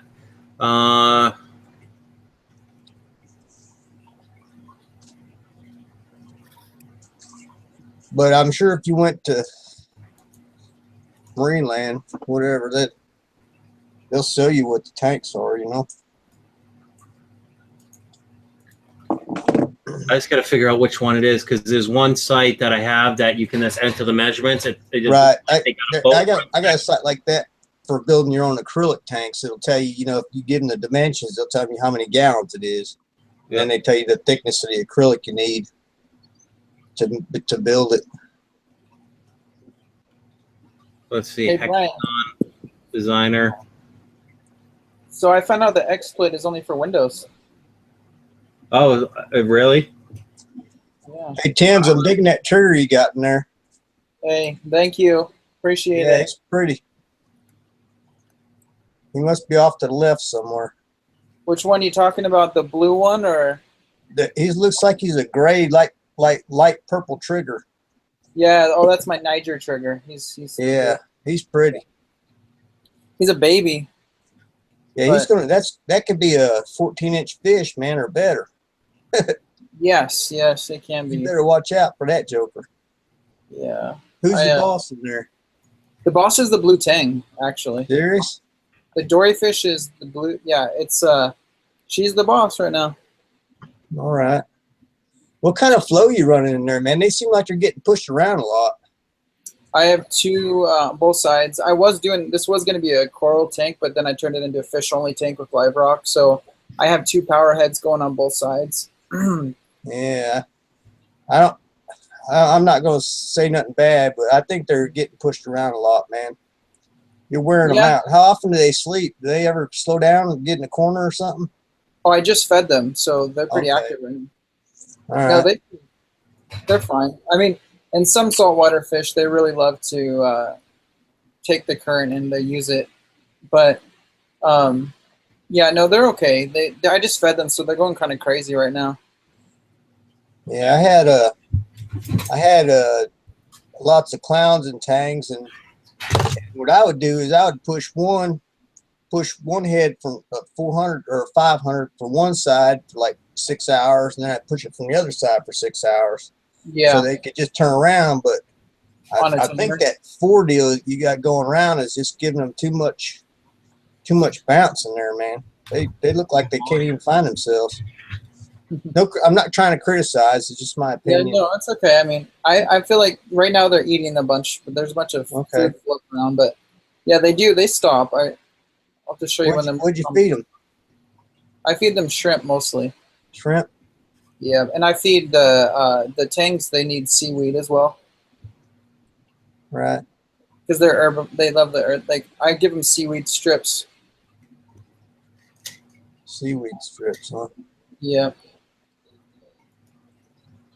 Especially the blue tang. It's more like kelp, right? Yeah, I don't know. It's in. I get it from the local Petco, so I don't know. I believe it's. I can show Yeah, you.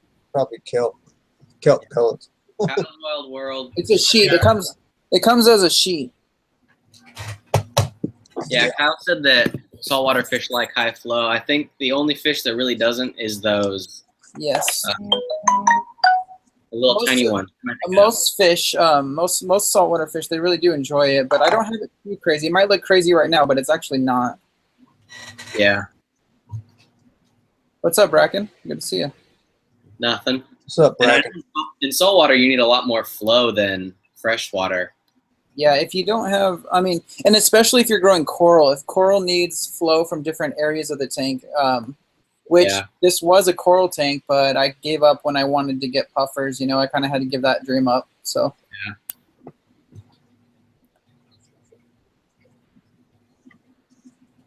So the Fish Life asked, could I feed seaweed strips to my cory cats?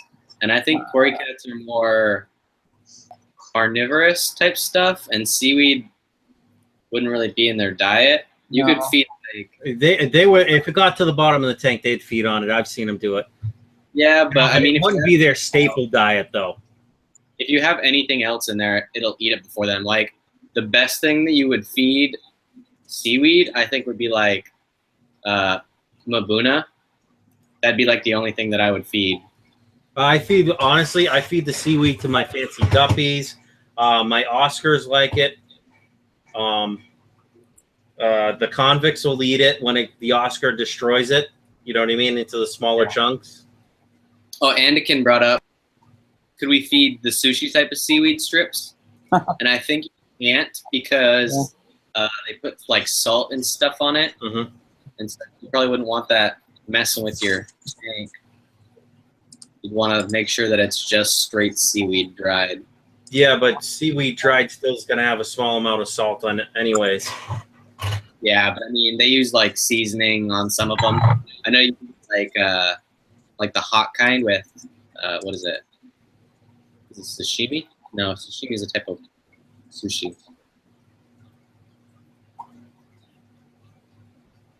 The green paste you get when you go eat sushi. I don't know why I can't think of it. I'm not sure. I'm trying to find, you know, because it's by Marine Depot. It's called Ocean Nutrition Bulk Seaweeds, and trying to find what's exactly in them. I can give you guys the link, but I'm reading the description, and it says it's optimal food source for most marine tangs, angels, wrasses, damsels, and butterfly fish. So it's algae is nutritious supplement for all grazing fish, rich in vitamin C, and is 100% digestible. So Yeah, it's super easily digestible because it's just vegetable matter. yeah. But it's water vegetable matter, so it's so easy to break down, I guess. So like lettuce and stuff like that isn't exactly the same. Right. So Well, yeah, like I've heard of feeding in freshwater. I mean, cucumbers to plecos, isn't it? Isn't that what you do? Cucumbers? yeah, or I think it's zucchini because cucumbers are a little harder. Okay. Yeah. Maybe it's the other way around. I don't really feed zucchini or that. I tried to feed cucumbers. Mine pleco didn't really like it, so maybe I was feeding the wrong one. Yeah. Well, it takes them a little while to get used to them. Sort of like if I was to switch over to like pellets for anything else, they'd be like, "What is this stuff?" Because they're used to it. So That's true. and I know lots of wild caught fish are picky. They like live food. So you got to get them over to like brine, like any of the like live feeder, like predatory stuff, like lima, shovel nose, stuff like that, like payara. Yeah, a lot of saltwater fish are wild caught as well. So Yeah, because there's like none of the, you can't breed them very well, right? Yeah, they just recently, like we were talking about the other day, they just recently were able to breed blue tangs. So, Oh, blue tangs now? Wow. Yeah. Yep. I remember like a year or two ago they did yellow tangs for the first time. Yeah, I'm not a fan of yellow tangs personally. I think they're jerks, but they say if you buy a yellow tang and you're a saltwater person, that's the last fish you should put in the tank. Oh, because otherwise it'll be a jerk. Yeah, it's kind of taking its place last. I mean, I've seen a yellow tang beat up on really like, and when you're talking tangs, I mean, the yellow tang isn't really expensive compared to the other kinds of tangs there are. Yeah. It's one of the cheapest tangs actually. If I was to ever get a yellow tang, I'd have to buy Casper, if anyone knows who that is. I'd want Casper from, I think it's Worldwide Reef or something like that in Florida. They're the guys who host Reefapalooza. They have white yellow tang. Apparently it's like the only one in the world. Wow. Pretty cool. And they called him Casper because he's all white, you know? Oh, wow. Yeah, no, I've never heard of that. So, Jason, Yes, sir. you keep saltwater fish, or you did, or what's the... I did. They're in hostage right now. Okay. Actually, I was at my LFS the other day, and I saw a couple of my fish in there. That woman I had a whole bunch of tanks down in the basement.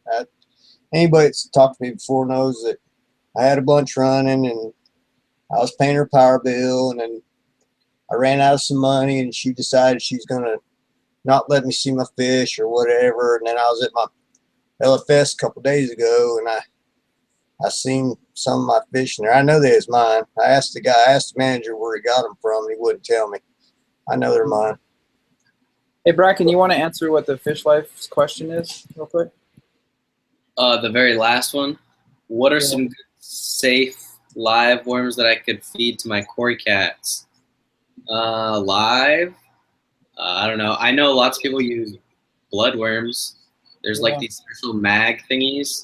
It's kind of like a cage on the inside, and then you lower it down to the bottom, and they can get it, but they have to work for it a little bit. So those are kind of cool. You could honestly do like little tiny worms if you wanted to culture like red wigglers, because they're a type of earthworm, but they're smaller instead of like large nightcrawler. I guess my question, Fish Life, is why are you trying to feed your quarries worms, live worms? Yeah. I mean, I don't... You can do black worms, and I'm pretty sure that's how you get them to breed, is black worms. That's how Corey from Aquarium Co-op does his green lasers, I'm pretty sure. Oh, yeah. You mean yellow lasers? That's what I mean? There's a few different kinds. I think they're... a green laser? Oh, no, there's orange laser. Isn't there orange laser? There's orange and green, I think. Oh, okay. I was thinking about that the other day. I wondered if it was just in my head or not. I know what orange lasers are. I've never heard of any other kinds of lasers. Yeah, maybe I'm just making stuff up. Yeah, he said that I heard that black worms are good, but I also heard they could get your fish very sick, and it could have another worm that gives TB. Yeah, you need to get like a culture that's from like a hobbyist and do it correctly, I would imagine, because I'm pretty sure they're bred in like poop, and so if you get too much dirt or whatever in the tank, it can cause ammonia spikes and stuff like that, I would imagine. So I think that's where it comes into being an issue. Mm-hmm. Welcome back, Nisi.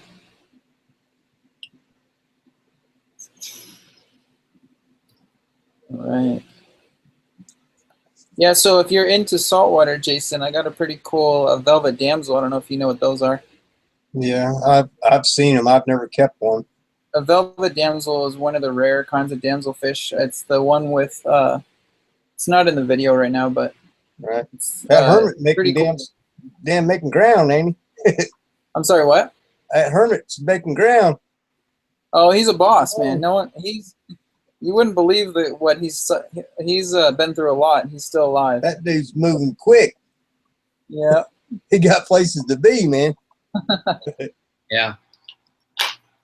There's the velvet right now. You can see the velvet in the middle. It's the white stripe with the really pretty like blue. Yeah, Oh, yeah. that's a pretty fish. So it's beautiful, and they get about 5 inches long. So if you saw that in person, it looks like it's glowing neon blue and those lines in its head.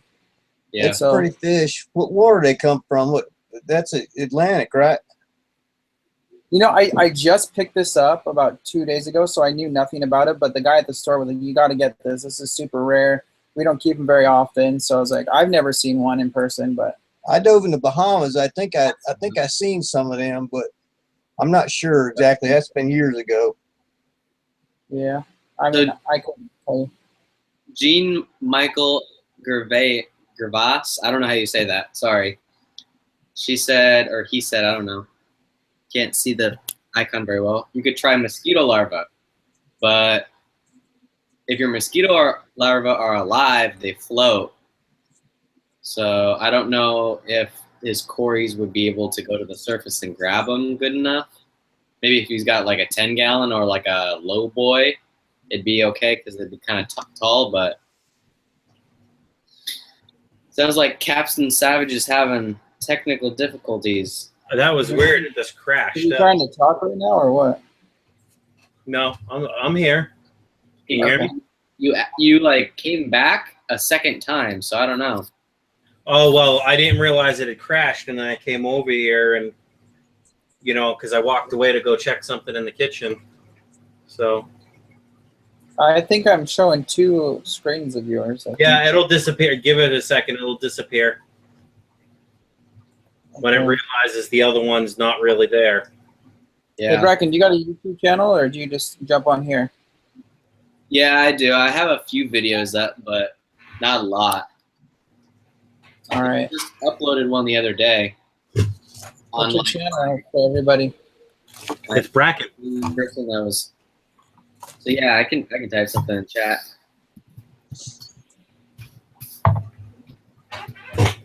Anakin said, in my experience, regular dry food is just as good as live food when it comes to promoting breeding. DPK says, it's the Captain Savage twin. I don't know a lot about breeding, but I think, isn't it? If I'm not, I could be wrong. Wonder twin powers activate. Form of a cap. What? I thought it was more about the temperature of the water versus what you're feeding them for breeding. I'm not sure. Depends on the fish, because I know Corys you need to do cold water changes and feed live a lot of the time. Oh, there we go. So I think that might be what the fish life wants to do, is maybe breed some Corys, but they're kind of hard to sex. And the eggs are also kind of hard to take care of because they eat them really, really quickly. Yeah, I've definitely not dived into the whole breeding thing yet. I have no desire to. Yeah, I've tried to breed almost everything I've kept so far. That's amazing. Yeah, but I mean, I always get the easy stuff. So the first fish I bred was Guppies? I can't remember if I got German blue rams first or a Geophagus species. But the German blue rams bred for me like the day I brought them home, because they were flashing at the store, and I was like, I'll take those. And I brought them home and they bred, and then they ate them. And so I was like, whatever. I didn't try anymore because I didn't feel like it. And then I got Geophagus Steindochnery. It's the red hump earth eater. Not to be confused with the redhead Tapajos. They don't really look the same at all, but they have similar names. Yeah. And one of the coolest things I found out about those is you almost need to have 2 males and a lot of females, because the rivalry between the males will make them look better. So when I got rid of one of my males, my subdominant. My dominant colored down and started looking less and less pumped up all the time because they get this little tiny hump on their head. And when they're fighting, it gets red and puffed up. And so he was just breeding whenever he wanted. And he was like, I don't have to push anyone around. And so he just was just relaxing. And so he looked kind of like not as good anymore. Wow. Which is kind of weird. So, everything yeah. I read was that you need one male. But that was because I was reading about African cichlids. And so I wasn't really reading the correct info at the time. Something fishy said, my Cory spawned after 3 days of heavy feeding with bloodworms, brine strip, all frozen, then water changed with cold water.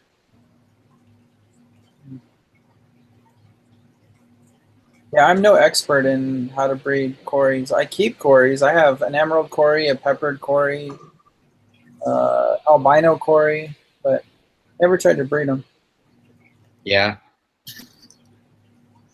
Corys do weird things when they breed. Yeah, like cichlids when they are like trying to mate, they do the whole dancing thing next to their mate, try to pick them when they. I don't know what. Corys do something even weirder. They can. So basically, the female drinks the male's reproductive cells, so they get into this T formation, sort of like cichlids. The females here and the females here, and they like kind of chase each other around. Not a bunch, I don't think, but and then it goes through that digestive tract and then it like diverts itself into like the egg, and so that's how they get inseminated. Wow. And then they'll go lay their eggs. However they do it. Some of them do it on leaves, I think, and some are scatterers. I'm not 100% sure on that though. Okay, Nisi needs advice. 36 bow front plus stand and canister for $100. Is that a good deal? I'd say so. Bow fronts aren't cheap. They're not. How much is the canister filter, and why wouldn't you use it? Yeah, why wouldn't you use the can? Wow. She says sponge filter all the way. She keeps goldfish though, so I'm not sure if the goldfish would love the flow, especially with her keeping fancies, I think. Well, I don't know Nisi's tank, but there has to be some tank that she keeps that would use a canister. I don't know if she's a one. Yeah.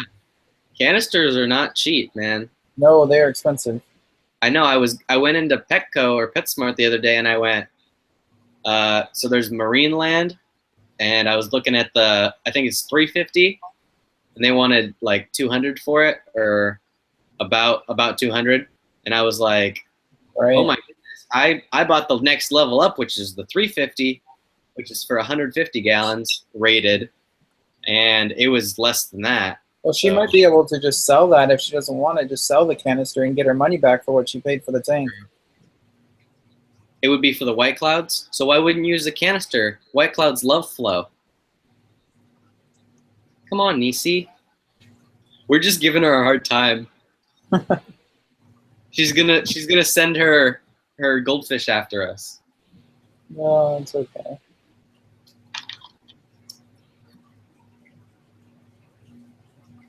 As long as it works for you, I mean, you can do it however you want, I guess. Yeah. Yeah, that's the main thing. Sorry I've been quiet. I've just been listening to you guys talk. It's okay. I mean, I try not to be too critical about other people's tanks unless I see something totally, really, really bad. But I mean, we all got our own thing how we do it, you know. And I'm always, huh? The Fish Life said something about Corys. He said some lay eggs on thick leaves like Anubias, others lay on glass or decorations. And then also, I'm pretty sure that Cory said that, or no, Cory, in one of Cory's videos, Eric Bodrock said that some of them lay them in the sand. And so that's why people couldn't breed Corys for a long time, is because some of them breed in the sand and no one knew that. So that might be something else. Kayla says, I heard Sunsun isn't bad. They're like $85. Then there's that percent that say they suck. I say they don't suck. I say when you're dealing with canister filters, you gotta, as long as the pump is flowing out enough flow, and then it's, you know, canister filters aren't really complicated. They're just it's what you run inside of them, and you know, I would pick one up in a heartbeat for if I needed one. So. Ooh, Priscilla, I can't wait for that time lapse. What did you draw? I missed what you might have told us.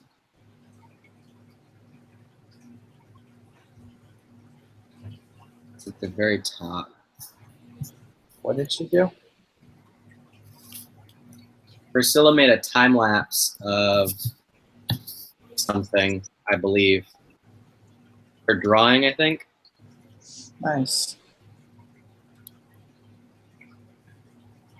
So, let's see, Jason, so you're not keeping any fish right now, or what's your story, man? I didn't mean to cut you off earlier.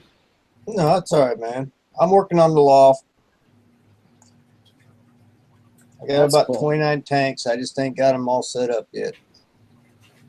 Doing Wow. some construction work. It's getting. I'm bogged down. Looking for some cabbage. It takes money to have fish, that's for sure. Yep, need some money. I got the glass. Can you guys hear me? Nice, Priscilla. Priscilla. Wait, can't see it, but I can see it. It's a black yraheta, Wow. isn't it? that's bright as fuck. Can you see that? Man, that's nice. It's kind of blurry, but it's really beautiful. Really nice. Maybe go a little bit more back. Is that better? No, Yeah, those look great. that looks beautiful. Didn't? I'm sure there's a lot more detail that we can't see though. Yeah. Sad to say, I'm pretty sure Jenny from Gold had one of her black yrahetas die. Wow, that looks so nice. Does it, is there a Okay. reflection in there? Yeah. How You're about good. that? No, we could. It's not good. It looks great. Yeah, it looks awesome. Thank you. It took forever. I wish I could draw like that.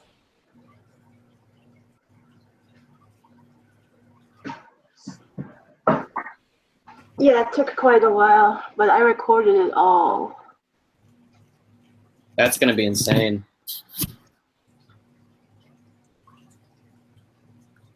Man, I would love. That's really good.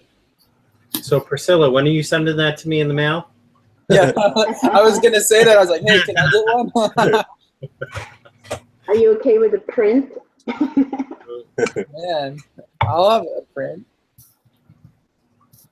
Cool. JM says I'm going to go now. Laugh out loud. It's pretty late. Anyways, thanks everyone for all the subs. It was first time I was invited to a live stream. It was really awesome. Thanks a lot, everyone. Yeah, take it easy, JM. Have a good night. Easy, I'll buddy. sub to your channel. Wherever you are. Let's sub to his channel. I don't know if I'm sub to it. Let's see. Yeah. I'll So sub. Kayla, if I can speak, she said that I heard canisters or sun canisters leak, and I've seen 2 YouTubers have issues already, plus terrible Amazon reviews, I would imagine. See, I can only speak from personal experience, and I kept one of them, and I love it. So I don't know. So what I would say is just get I know this is an eyesore, but if you have like a professional stand, then you can just put like it in a bucket. So mine that I have on my 20, it's pretty small. It would fit in a 5-gallon. But if you just get like a little tiny tote, so my the 530 or the 550 or whatever that is, the Marine Land, I have it in a tote just because I never do canister filters. That was my second one. The Sun was my first. So I was like, I don't know. I might have set it up wrong. So I was just like, I'm going to put it in this tote just in case. I mean, I'm on a cement floor, but I still don't want to have to vacuum water out. Right. Actually, the Samsung's not too bad if you get No. the hang of it, how to use it.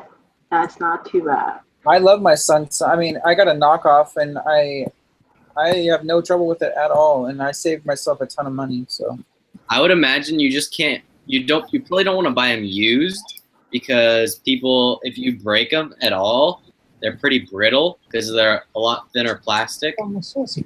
and then they don't last as long. But I think that it really is useful because they're so much cheaper, I guess, if that makes sense. Kayla said she's still going to try a sun when she gets her bigger tanks. I mean, it doesn't hurt to try it. Well, you won't really truly know till you try the product, right? Right. I agree with that. The seals break pretty easy, so when you take the top off, just be really careful. Yeah, I think what breaks the easiest is where the water goes in and out on the in and out valves. Those valves can become like loose, and just kind of the plastic can wear down on them. But I don't know. I have a lot of different filters, and I've never had a problem. Just treat it like you love it. Don't, you know, I think if you take good care of your stuff, it should be fine. And they're kind of a pain to get started again, but if you get the hang of it, then it's easy. Are you talking about the push thing on top where you push it down to make the suction? Well, no, I just noticed that if the out tube is filled with water, you have a hard time getting it started again. So you kind of should drain the tank where your outtake is empty. Then I learned the trick. Filter up and then plug it in, and then it will pretty much start automatically, and you don't have to pump like an idiot. Yeah, no, I used to have that problem until I learned a trick. I learned that if you actually take the lid off while it's on, this may sound crazy, it doesn't flood for me, but I used to have that same problem. But then if I ever have that happen, I just take the lid off, and while it's running, and it doesn't actually flood or overflow, and then it'll start right up, and then I just put the lid back on and suction it down. My husband did take the lid off once while it was plugged in. There was like 10 gallons of water on the floor. Seriously? I would recommend it. Okay, it worked for me. That's all. That's what I do. But and the UV light, you don't want to leave it on more than 48 hours, or it will melt the trays. Oh, I've heard that before too. Yeah. But I never really use it. I don't really have a need to use it. So. Yeah. For sure. I'm pretty sure Kayla said, I don't have fluval money. And I'm pretty sure not a lot of us do. No.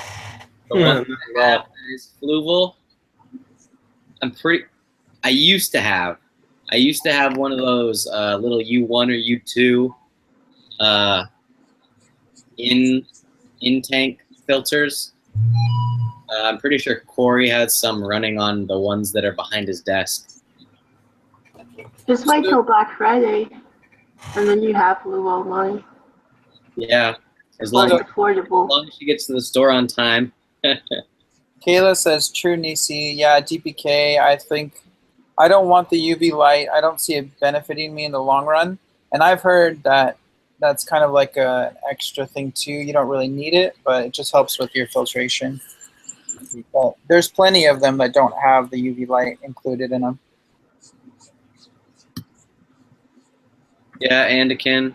I'm a fluval fanboy too. If I had enough money, I definitely would buy everything fluval if I could.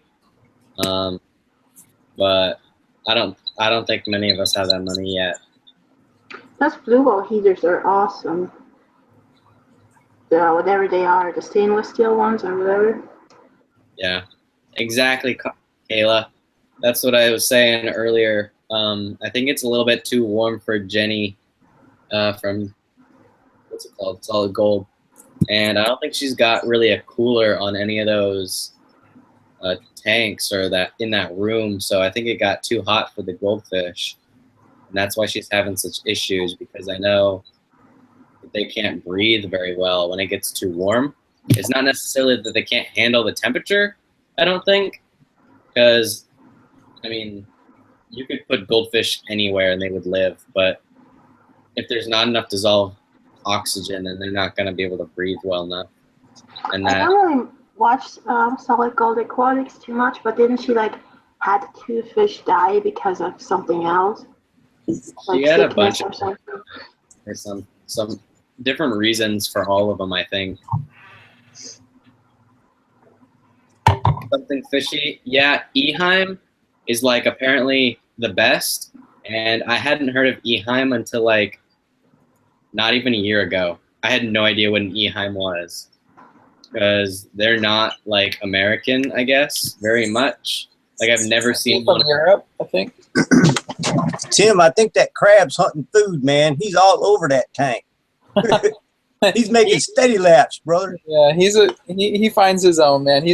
I've actually had that crab longer than any fish I've had in that tank. He's working hard, man. Oh, is that one of those red-legged hermit crabs?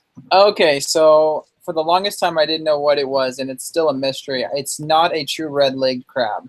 There's red leg, there's blue leg. I mean, when you talk about saltwater crabs, there's a ton of them. There's probably like 20 different species that are all the same.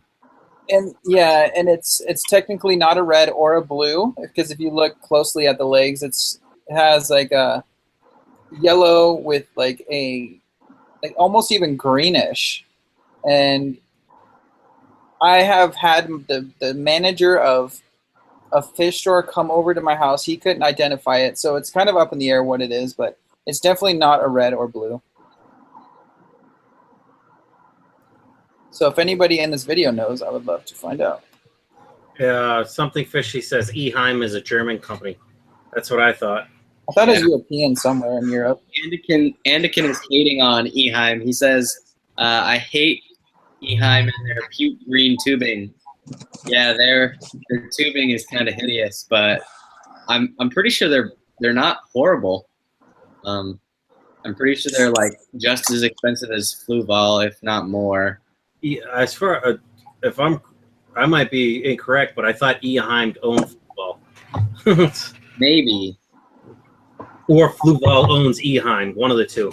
I don't know. We can go to Hagen's website, and I'm pretty sure it's called Hagen. Because I've seen the Eheims that says it's made by Hagen, or Fluval, or whatever.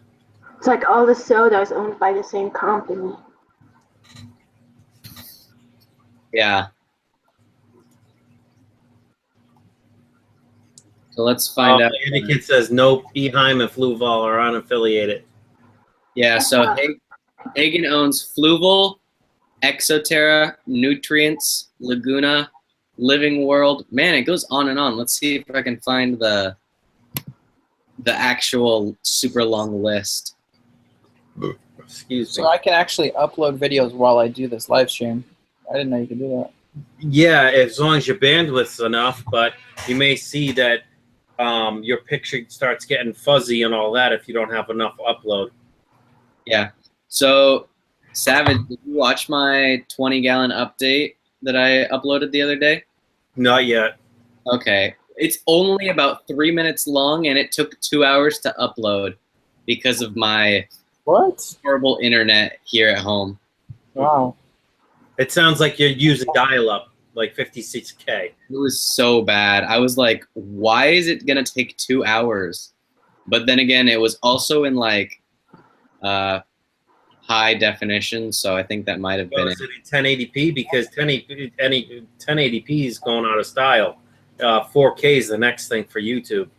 Yeah, but it doesn't matter because there's no difference on a computer resolution. They got the 4K monitors. Some people do, yeah. There's some Mac computers that have that. Yeah, the big ones now, but not anything that I'm affording. Most people are still going to be on 1080p for a little bit longer. Yeah, for at least 2 years, I think. I record in 1080p and upload in 1080p still. Yeah, well, honestly, it's just like it's backwards compatible anyways for everyone. So if someone does a 4K video and the person doesn't have the ability to watch 4K, it's only going to let them pick up to the highest, right? Graphics resolution possible. But guys, I mean, all that pricing is going to come down, and it's going to be more available. So that's how it always goes. Because I mean, really, now they have the 8K out. 8K is a thing. Yeah. I mean, we can't actually see. The human eye is up. I study some of this stuff. Like the human eye can only see really, like, not far past 4K, from what I read. And so I don't really understand why they're going all the way up to 8K, except for like pixel density. I mean, that's all it is they're trying to get more pixel density because the sharper the image will look. The more pixels you can put on the screen, the sharper it is, you know? Yeah. The I don't more know. lifelike it looks. Yeah, pretty wild. But I mean, I watched like the Consumer Electronics Show. They had the 8K Sony TVs or something. It was nuts. Maybe it's for far away watching. Maybe. Something like that. Maybe. I don't know. Well, at the same time, 4K is still a fairly new technology, so they're working out all the kinks. Right. You know, I've noticed even with the Samsung being the leader in the 4Ks right now, as far as I understand, I've seen where it's lagged. You know what I mean? You could see the video like lag. So I don't know if it's the processors, you know, because it was a display, because Sears went out of business, and my mother-in-law picked up a 4K 60-inch Samsung for like $600 or $700 when brand new. It's like over $2,000, you know? Yeah. But it was probably sitting on for almost a year and a half, 2 years on the display rack. Yeah. You know? I mean, it's gonna be cool to see fish in 4K when people actually start recording in 4K. But I mean, how many people actually have a 4K video camera that they're uploading content for fish right now? I don't think any of them. The thing is 4K is so much more, like from 1080p to 4K, I guess it's like 5 times more. Oh yeah, there's a difference. I can see the difference. Yeah, It's a huge difference. but I mean, like, how many people are now? Are even like the mainstream streamers like? No, they're switching to 4K, but very slowly, because they understand most people aren't going to be in 1080p for the next couple of years at least. Like, do we have any people on the Fish network that are streaming in 4K right now? I don't think you can stream in 4K. Hey guys, I just found out. Sorry, it's a little bit off topic, but Fluval is owned by Hagen.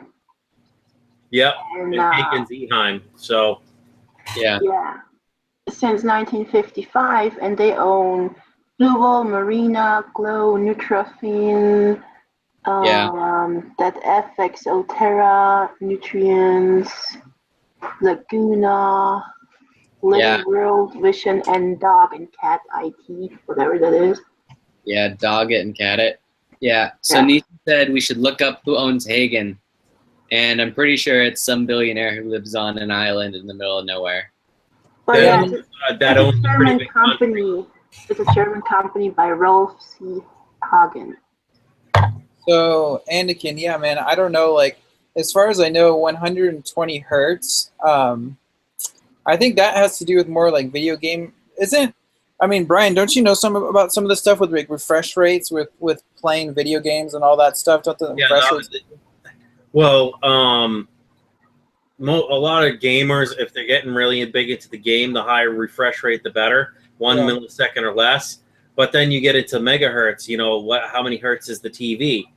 And some of your better gaming monitors, 120 hertz. And as far as I understand, the human eye can't see past 60 frames a second anyways. That's kind of what Anakin was saying. He's saying it's the quality. You can tell the quality difference to a certain extent, but after that, what's the point? You know what I mean? I will truly be excited to see fish in 4K when people start recording their videos from their home in 4K, because that's gonna look cool. But I think we're a little bit off from that right now. Yeah, he said, let's be real. Who wants to see someone's pores that much? No offense to y'all, but if I wanted to see that, I'd fly to see you in person. Right. Because the more quality you get and the finer the picture, the more detail it can pick up of your face. You're going to see all those blemishes. You know what I mean? Well, that's why I'm sure someday they're going to have like filters or something for people when they're live stream. I don't know, man. Like Snapchat has those filters for people that leave those. I don't know. They put filters to like make it look perfect and make you look like a beauty queen, whatever. But, I don't know. Yeah. So let's see. You can't see it see past 60 frames. You can actually set your video card based on how many megahertz your monitor is. Most monitors are 60 hertz, right? So that means like 60 frames a second. So if you get a 120 hertz monitor, that means you could possibly do up to 120 frames per second. But honestly, you're just beating a dead horse after 60. So yeah, well, my it's display. going to make your gameplay a lot smoother and less chance of it bleeding. You know what I mean? And Yeah. having that drag effect. If you're playing a highly intensive game, you want the higher frame rate because then you don't see that like graphic lag. You know what I mean? Yeah. Well, my display right now is higher. It's 2880 by 1800. So 22,800. So that's higher than 1080p. So I'm sure you guys are. I don't know what you guys are watching on, but like the resolution of our screens, I think is okay for now. I mean, I don't know. I don't know what most PCs. Well, honestly, that resolution is based on your video card, what your maximum resolution is. All it's going to do is that resolution is going to shrink everything because it's trying to put more information in the, you know what I mean? Okay. Add more pixels so everything looks better overall quality, but when it does that, it typically shrinks the picture, you know, to fit it. So. Well. Oh, by the way. So if you ever notice, it's almost like, you know how you can make your icons small, medium, large, extra large? It's the same principle. The smaller the icon, the more defined it looks in some ways with the resolutions, if you look at it that way. So.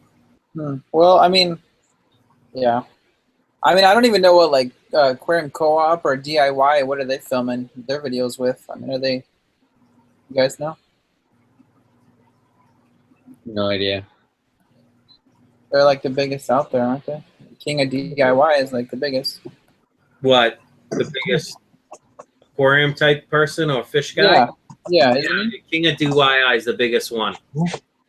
I wonder what he's recording his videos in. I think he's still doing 1080p. Yeah. He might have a 4K, but it's backwards compatible. He may upload in 4K, but realistically, the amount of people is insignificant that can watch it in 4K.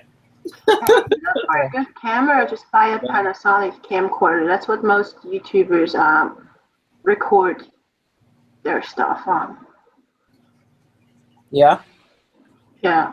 And they go from $200 to $2,000. So it depends on what kind of money you want to spend. Yeah. So here's a totally off-topic question for everybody in the stream. So do you guys go to your store when like they get their shipments in every week? Do you guys check out your local fish stores on a certain day, or do you order online, or what does everybody do to get their fish? Yeah, I go in a lot because it's on my way home from work. So I went today and just talked to the guys. There wasn't anything there, but I almost got some Raspora for outside, but decided against it because I don't have anywhere to put them. And it's really cold outside, so yeah. I always go on Thursdays because that's when they put their fish out. Mm-hmm. Yeah, I do too. I go on Thursdays to my pet stores. Well, my local pet store is a PetSmart. So otherwise, it's a roughly 2 hours in my truck. Wow. Really? I used to. So 2 stores just closed down. One of them is moving, so they'll be back. But one of them closed down because he was not going to his store enough. He was having someone else manage it, and it wasn't working out. So I used to have Sumner, Puyallup, Lakewood, Federal Way, and Kent, all within an hour's drive of me. Or I guess if you want to go within an hour's drive, there's even 2 more, I think. I have like 7 within an hour's drive of me. I have to go to Denver to find like more fish stores. Denver's not too far. Yeah. So I'm an hour and a half away from Corey, so I'm not even far away from Seattle. So do you guys ever order online? Has anybody in the chat or here ever tried to get fish online? Yes, I have. I've bought fish, shrimp through Aquabid. I've bought a lot of plants online. Most of the time, they send you extras of it in case there's any dead loss, because you always stand the chance. So I know usually when I get shrimp in, there's like 2 or 3 extra shrimp usually, or 4, depending on how many you order. I think most people figure for 10% dead loss. So when I got my pea puffers, and there was 4 pea puffers, I ordered 3, so they gave me an extra one just to be safe. And I needed that one actually because one passed. Oh. You do that with the African cichlids because they're so expensive. If I was to buy like 2 deep water haps, they wouldn't send me 3 because they're like $15 each. Yeah, yeah. Yeah, exactly. It depends on the cost. So if you were buying some local people that are selling to all the hobbyists will throw the extra fish in just cause. Maybe it'll be a smaller one, you know what I mean?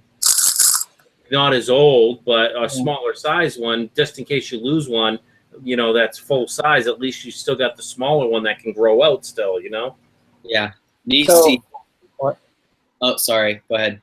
I was just going to say, Kayla said Thursdays and Fridays are new fish days. First Mondays of each month, $2 tank days. What is that about? $2 for a tank, or what does that mean? It's probably $2 a gallon sale. $2 a gallon, huh?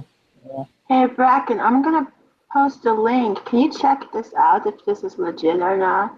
Yeah, sure. After I say this to Nisi, because I'm pretty sure Nisi lives in Alaska. I almost said Canada. Yeah, but he lives in Alaska. Yes, you're right. He only has a Petco and her work. So I didn't even list the PetSmarts or Petcos. So within an hour's drive of me, I couldn't count how many PetSmarts or Petcos. Within 30 minutes, there's 3 Petcos and I want to say 5 PetSmarts. So crazy. Yeah, I pass a Petco, 2 PetSmarts on my way to the freeway, and then when I get off the freeway near my work and my grandma's house, she lives over there, I pass another one of each. I find it interesting that I watch videos from people in different parts of the USA, and we all kind of get different fish. Like there's some fish that I see from fish keepers on the other side of the country that I don't ever hardly see on where I live in Washington. And I know that's partially because some of them are illegal here, but yeah, it's kind of interesting because. So what do you see that you don't see in your stores? What do I see that other people have that I don't see here? Yeah. Well, I just want to see if they're on this side of the mountain because we had sort of a specialty store, the one that closed down. I used to work at the one that closed down. So. Okay. Well, I mean, like most of the fish, I'm a big reptile guy, and we can't get hardly anything here for reptile. Yeah. I went to buy a turtle online, and there was at least 10 turtles that I wanted that we couldn't get in Washington State. They're like all illegal, besides the red ear slider. Yeah, the only thing we can have here is the side necks, the red ear slider, and the Mississippi map turtles. And I wanted to get a Florida. It's one of those soft shell turtles, and they're illegal here. So hey, most of them are legal to take them from the wild. Read the law because it might say wild caught is not allowed, but if they're captive bred, you may be able to keep them. Well, Captain, I actually did. I actually went to our government's website to look at the restricted laws on some of our fish, and they're not allowed here. They don't. It's the soft turtles. Washington, everything is legal. So I have salamanders that are illegal, but I didn't know because in the law it says it's like there's like a bunch of different websites that you can go to, but unless you read the law, it's not accurate. So yeah, I mean, which is funny because in the law, if it's misspelled, that makes everything that's under that name legal. So say if there was, for example, there's one of my favorites is Plethodon, and they're mole salamanders. So if they spelled Plethodon incorrectly, then you can keep them because it doesn't say the correct name. Well, I was talking, I think, yesterday on the stream or whatever, and I think they get by some of those things by naming things different. Like our Petco sells crawfish as lobsters, but they're not true lobsters. Like they'll call them, I keep these lobsters in my tanks, and there's like the electric blue lobster or the vanilla lobster. And I don't really think they're true lobsters. I think they're more crawfish to me. because they don't get huge like lobsters are, but I don't know. And we're not allowed to have crawfish in Washington State. I don't know if you know that, Brackon. But I don't know. I really wanted a Florida softshell turtle. I think they're amazing. Yeah. Yeah, hognoses I'm pretty sure are also illegal here. Kayla? How about diamondback terrapins, the turtles? I think I'm not 100% sure on those. I know. Here, I'll pull up the list. I have the list. I have the government list here. I can. Well, the thing is from what I've read and what I've seen, most states, even if they're captive bred, diamondback terrapins and stuff like that, it's okay. You know what I mean? As long as they're captive bred, because you're not taking from the, you know what I mean, from the live population. You know what I mean, the native population. Are they of least concern though on the like? They're endangered. They are? Oh yeah. Oh yeah. Right. Okay, When that live diamondback terrapin kept jumping in my dad's salt pool over and over and getting swirlied in the filter area, you know what I mean, where the water goes into the intake or whatever. Yeah. We thought it was going to die, and me and my dad kept bringing it down to the water over like I think 48 hours, 72 hours, and I found that it's called Fish and Wildlife. I'm like, this turtle keeps hopping in my dad's pool. What do you want me to do? Because it's going to eventually die because we're not going to catch it in time. And turtles can only swim for so long. Then they'll go sit at the bottom. But then if they don't have enough stamina to get back up for air, which they can hold their breath for a while, it'll die. And they're like, nope. If you've tried for the last 3 days, they're like, well, this, they sent me some paperwork in case it was ever questioned, saying that they said I could keep it. Normally, you can't keep those type of turtles, especially if they're from the wild. So who's ever interested, here's I'm putting the link right now for Washington State's illegal reptiles and fish. So you guys can check this out if you're curious about whoever in this chat lives in Washington. This is straight from the government. Yeah. Hey, they don't have like a list of each species. They just say genus names, and then anything under that genus is not allowed. So yeah, you can see right on there, if you go to that link, it'll say classification prohibited. That means it's not, for the Florida. They group them together. But you can see on that link I posted, fish and mollusks, reptiles, and all the ones that are legal in Washington.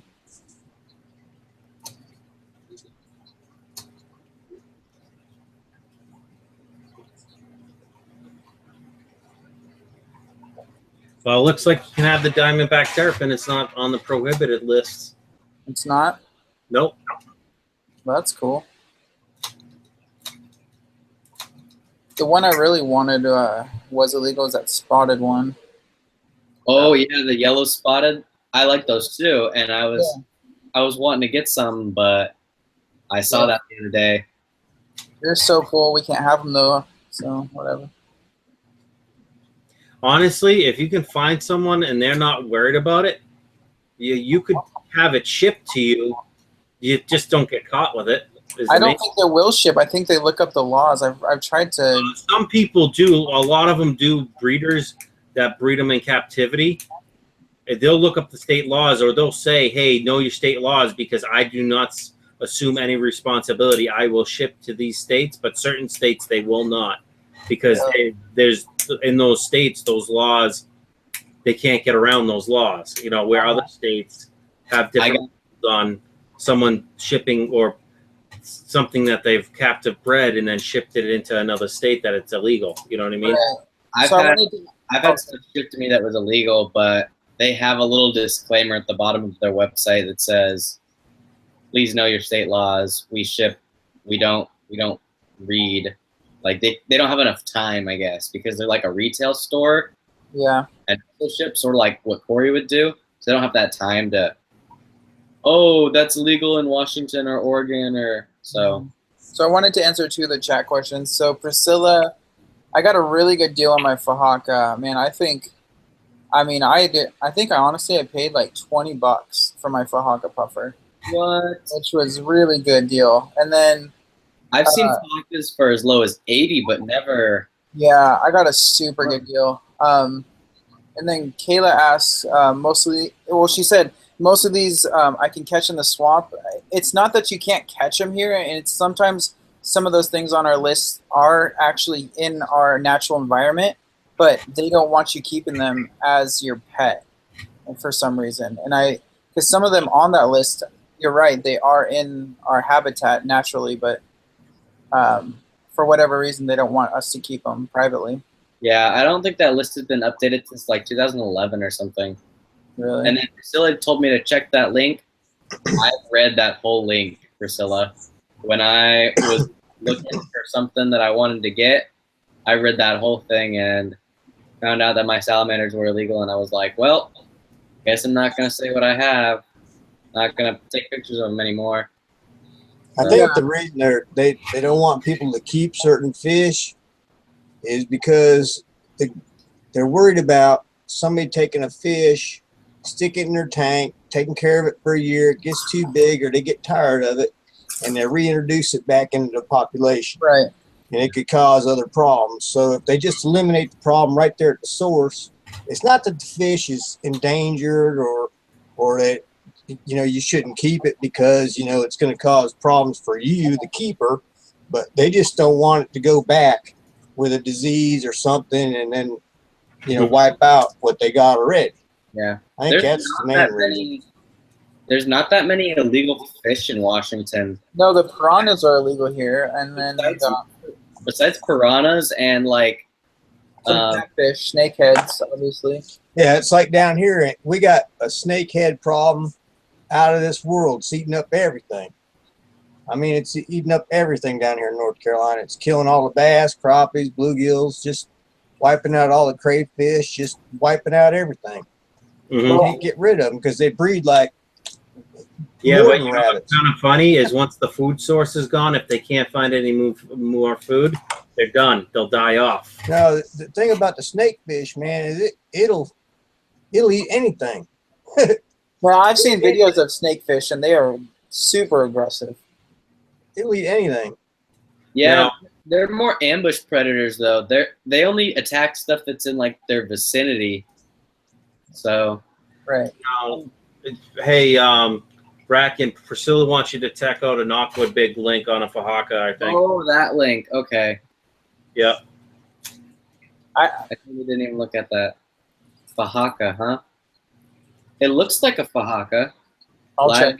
The arrival. I think it's $35 with free shipping, but it's for a 1-inch Fahaka. I think if I look. Not a bad deal, I guess. I mean, that's $15 more than I paid. I don't know if it is legit. If that's what you're. That's a Fahaka. I can tell. I know that's a Fahaka in the picture. No, I meant the seller. So I'm going to the seller's page. Oh no, someone said they had like 800 sales or something. So they have. I mean, it'll tell you the rating right here. Okay. 33 feedback summaries, and. But you guys, isn't this just a starting bid though? Yeah. Yeah, but there might be a thing. There might be a buy now price. Yeah, the buy now price is $35. And that includes the shipping, so that's not a bad price because you got to. Yeah. Question is it expedited shipping like next day or is it 3-day shipping? Yeah, and Fahakas get big, don't they? They're the second largest. I think they're the second largest freshwater fish. They get about 18 inches long. Yeah, they're pretty big. They get like almost football sized. You get almost 2 feet if you really want. It's about a good 1.5 feet, most of them definitely, but. Yeah, so like bigger, a little bit bigger than football. So you're gonna want a 6-foot tank for sure. Yeah, at least.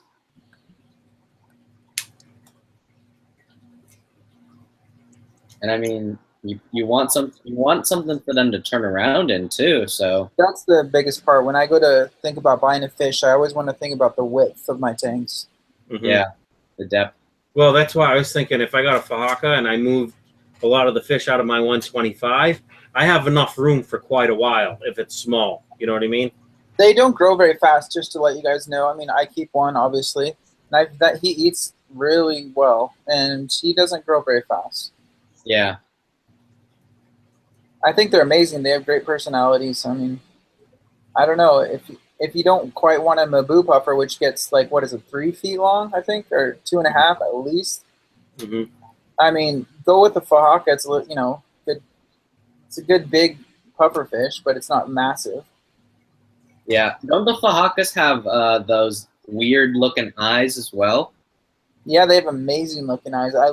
They're crazy cool. They're like, I would say like this reddish green. I don't know.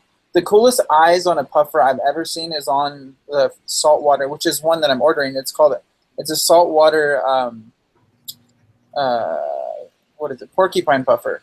The eyes on that puffer are like so blue. They're the bluest eyes you ever see on a fish. They're like on my Midas Blenny. He has blue eyes too. No, KylesWildWorld says the Fahakas can grow 1 inch per month for the first year if dewormed and fed properly. A Fahaka will grow to 12 inches in its first year of life. Yeah, I've heard that. After that, it must be like an inch or less than an inch a year or something. I've heard that before, and I'm not too. I know people that have kept them, and I mean, I'm just speaking from personal experience and seeing people keep them, and I've not seen them grow that fast. Well, the water conditions are probably right. The question is, did the people deworm them? Because usually puffers need to be dewormed. Mm-hmm. And if that's the case, then they get their appetite, and then they can grow. If that they don't have worms. Oh, 1 inch after that.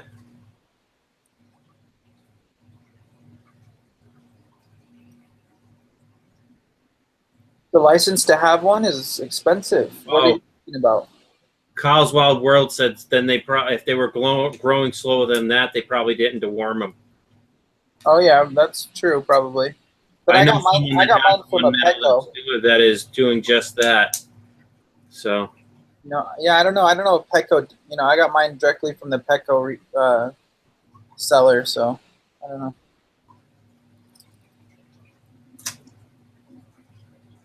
Cool. Well, guys, I think I'm going to let the stream go for about another 10 minutes, then I'm going to cut it because it's 10 minutes to 4 in the morning. So, or you know what? Maybe I'll cut it when I'm done with my beer. I got a half a beer left, so that might take us 10, 15 minutes, depending on how much I nurse it. I don't understand what DPK is talking about. He's talking about panthers. You guys know what that's about? Something. Kayla was saying she the vet she used to go to used to have a panther named Michaela. She was featured on Animal Planet, and Florida is crazy. He didn't need a license to keep her either. I don't know, so it must be something towards that.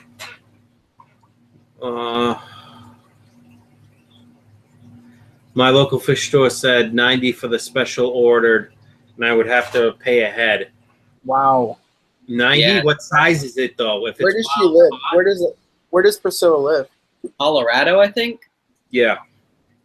But the thing is if it's wild caught and it's if it's 6+ inches, $90 might not be bad. No, I saw one for sale for $200 that was like 8 inches. Yeah. So I've seen them for like about that in stores, and I'm like, really? We have one for $80 in my store. Really? There. Is that what store are you talking about? Do you work at? If you don't mind me, what is that? Oh, I used to work not like all the time, but I used to go help my buddy at. It's called the Fish Emporium, but it's no longer. Yeah. When I left for college, the guy that was running it for him got a much better paying job and left, and it just crumbled because he was the lifeblood of that place. He's my buddy. His name's, I don't know if he cares, but his name's Adam, and he does African cichlids way better than me. I learned like everything I know from him and our other buddy Josh, and he's got like I think he's got a 150 with Frontosa in it that he's grown out, a 90 little tiny peacock tank, and then a 40 breeder, with grow out, and then a 40 breeder with Victorian cichlids. So he's got all 3 African lakes. So. Okay, so KylesWildWorld. Okay, I gotta tell you something about this. Yes, they can be. Kyle's comment was they can be murderers. I'm telling you, it's a crapshoot. You might not be happy with it. Have a fish that kills everything in your tank. Yes, that's true. When I first put my Fahaka into my tank, it was going after that big pleco that you guys saw earlier. I mean, my pleco is like 1.5 feet long, and it was trying to kill my pleco. And but within about I would say like a month and a half, it really kind of mellowed out. And I don't know if that happens for other Fahaka keepers, but I'm now able to keep it with other fish without it killing my fish. Yeah. We always kept ours alone, but... Did you? Well, Priscilla says, so it sounds like, so I am better than taking my chances on Aquabid for 35. You are. Because people don't want to lose credit on Aquabid if they sell you a bad fish. Then it looks bad on them. How are they going to continue selling stuff? You know what I mean? Start a new account under something else. You know what I mean? And then you got to think, if someone's only done one sale and they got one good review, one sale, how can you tell by one sale from one, you know, for that one person? You know what I mean? Yeah. I don't know. I've bought a lot of things off of Aquabid, and most of the time, if they have a website where they sell multiple items, they don't want to screw stuff up. And most of them tell you, hey, within 4 to 6, sometimes 2 or 4 hours within arrival of the fish, send them a picture via email or text. If the fish is dead, they'll send you a new one. You know? I don't know. I've never bought off of Aquabid, so I can't comment. CylesWildWorld says, true, Priscilla. I have general cure levamisol, mentrazole, and praziquantel, Paragard. It can if fed well. Okay, I don't know. That's supposed to be. I think he was talking about the Fahakas will chill out if they're fed well. Yep. I agree with that. And Kayla says, like Captain said, the seller wouldn't want his rep crush because it takes 2 seconds to look at a bad review, and that's all the potential customer looks like or looks at. That's why it's like, if I sell on Aquabid, I'm going to do, if for some reason, if I was to sell guppies and the male or female was to die, it costs a lot of money, but I would send them another, you know, male or female. Most likely, if I'm sending a trio out, I'm going to send something extra just to be safe, you know? Yeah, and I think a lot of sellers don't sell in low quantities. Like, I know the Wet Spot, when you buy, like, little African cichlids, they only normally sell 6 because they have minimums. Yeah, 1, they have minimums. 2, they don't want you to be mad if one dies and you have no other ones. And if you're breeding, 6 is the best number to get. It's the lowest number and the highest number, really, that has, it's like the high or the lowest for cost, but really good for proportions between males and females. Mm-hmm. So when you buy off of Aquabid, you don't pay shipping? Some people will include it depending on the price you want to pay, especially if it's a buy it now, because then they're probably sending it only through 3-day, and they might be a really good shipper where they know, hey, I'll put that stuff that removes the ammonia, you know, like the chunk of what is it? Almost looks like only like pinky floss but brown, and it'll absorb all the ammonia, nitrates. You know what I mean? That little sponge almost that absorbs all that. And they'll throw that in, which costs them probably $3 for a little section of it, right? You cut a little 1x1 square, throw it in the bag with it, and that'll suck up all the ammonia and nitrogen. And there's no tax on Aquabid either. So it's kind of like an eBay. Mm-hmm. Yeah? I've bought a lot of stuff off of eBay over the years that were fish related, especially when I was living with my parents. I bought my my 3 Diamondback Terrapin domestic bred terrapin, the little babies, off of eBay. It was okay. I bought plenty of cherry shrimp, probably over 3 or 4 or 500 of them off eBay, but I used the same couple sellers. You know what I mean? The people that, you know, have thousands of reviews, and they're not below like probably a 90% review rate. Probably more like I didn't go below 95%, you know what I mean, rating most of the time. Right. And look at this. We're back up to 21. And Nick, he said he's was watching TV. Dank Tanks is in here. They're all waking up now, ain't they? Yep. Yeah, 22 people now. Yep. Hey, Captain, you're up to 40 likes, man. Good job.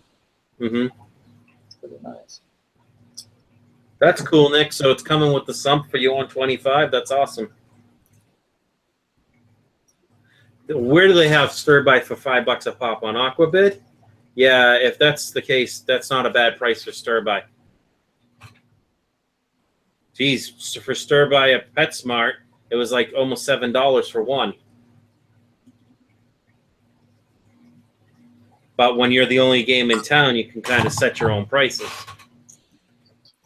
And I feel like I got it good. It's only 1 o'clock here. Mm-hmm. Well, Dank Tanks is over in China right now, so that makes sense. Kayla says, I love these early-ass streams. And Katie's like, oh, it's because of me. Let's see. Let's see. Give KG Cichlid a quick timeout. Enjoy that 5-minute break. No, I'm joking. I wouldn't do that. Let's see.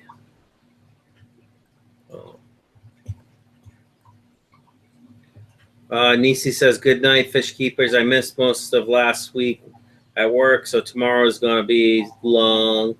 That's things. See you later. Priscila says at Nisi, check out the goldfish. DPK Fish Aquariums today. The F-bomb has been on strike. Yeah, really? I thought I dropped the F-bomb at least a couple of times. Maybe not. Let's see. Let's see what the shrimp are selling for on Aquabid. So Aquabid, you're kind of at the mercy of how they want to ship their fish to you, right?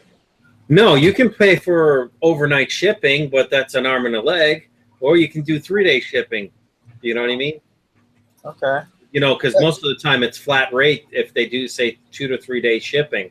But these fish and products or whatever you buy off there are coming from, like, individual people, right? Yeah, hobbyists.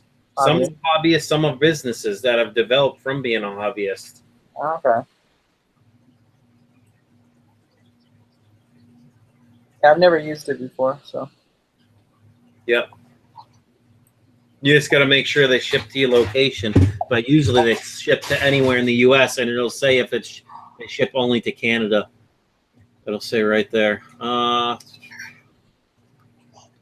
25 red release shrimp, 50 red release shrimp.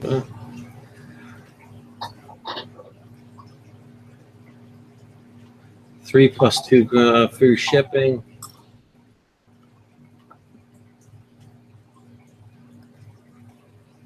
So, Jason, when do you get to have your next tank? You said you don't have any tanks, man. I got tanks. I got 29 tanks. Oh, yeah? I actually got 40, 50, 60, 69 tanks. Guys, I have some good news. What's up? I count 6 new guppy fry. Nice. That's awesome. Or technically they're endlers, but. Just now, Brackon? Yeah. I saw one earlier today, but I think it was a little bit bigger than these because it was about 2 days ago. KG Cichlid, Dank Tank says, what should I put in my 20 long panda cories? Yeah, why not? KG Cichlid says, fuck yeah, say it with me. He's a late streamer. Same here, 358. I got 401 now, but that's been a couple minutes since I seen this. Andykin, man, you're gonna stay an all-nighter, man. That's pretty. 3 hours before I need to wake up for work. Yeah, I feel you. I've done that. Funny thing is, what was it? The day I went to go get my tires put on my truck, I stayed up all that night from the night before. I didn't go to sleep till midnight that following night. I think it was a Thursday. So Wednesday night into Thursday was when I did that 8-hour live stream or 7-hour and 15-minute or 8-minute live stream. Then I stayed up, got those things done, went straight to work, worked till almost midnight that night, or, didn't get home here till midnight or whatever, right at midnight. And then I went to bed, and then I was back up for a couple hours later, getting up ready for work, or couldn't sleep anymore or something. I can't remember. I've been in the same boat, Captain. I've been running at both ends. Yeah. Damn VA got me in there. It's supposed to be a quick 1-hour deal. I'm in there for 8 hours. Then I had to go to work in the guard shack. Then come home and the phone's ringing for other job interviews. So, I've been running since like last Wednesday. Seriously. So Priscilla, I would say definitely get that. I mean, if it's $35 with free shipping. I love my fahaka. I mean, my fahaka is very. If you want a fish that really brings life to your fish room, I mean it's a great fish to choose. If I had the money right now, I'd probably jump on it, because at 1.5 inches, you can put that in a lot of different tanks. Even really, if you had to for a month or two, you could put that in a small 10-gallon. Oh yeah. Temporarily, and then start moving it up to 29, 55, and work your way up. I mean, the payoff for owning a fahaka puffer is their personality. So if you want a fish that you can really, it notices you when you walk into the room, and it's kind of like a puppy dog. So I would do it.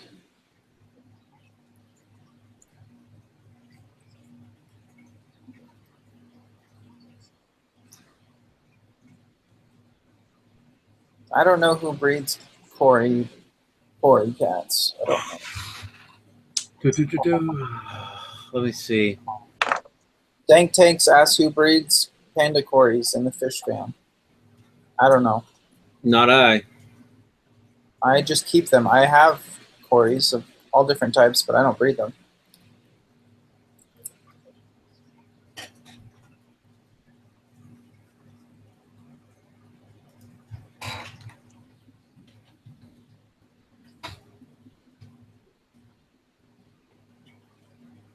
Something fishy. Are you talking about the orange lasers or gold Corys, or what? CW10. I don't know that.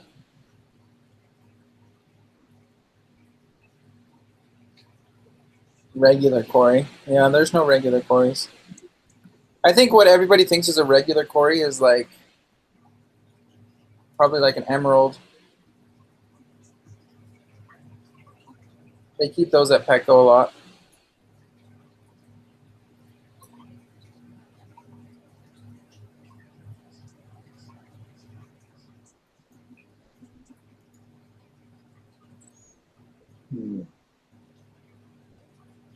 Priscilla, I don't think you should have showed everybody that vid, man. It looks like White's getting in on the action. You might have just blew your chances. Well, they got 2 fahaka puffer fish free shipping for $55, and it's from the same person that's selling 1 free shipping. Tim, what's that little skipper you got down there on the bottom? Which one are you talking about? What does it look like? Little skipper. He's right on the edge now. I call him a skipper. I don't really know the name of him, but he's right on the edge now. So, are you talking about on the ground? Yeah, he's on the bottom. Like a what do they call that? Sand. That's a scooter blenny. Yeah. A what? So if you're talking about the one in like yeah, he's heading towards the. He's kind of heading towards that cave now. Yeah, it's called a scooter blenny. Scooter. Yeah, I call him a skipper. Scooter Blenny is what we call him in our stores.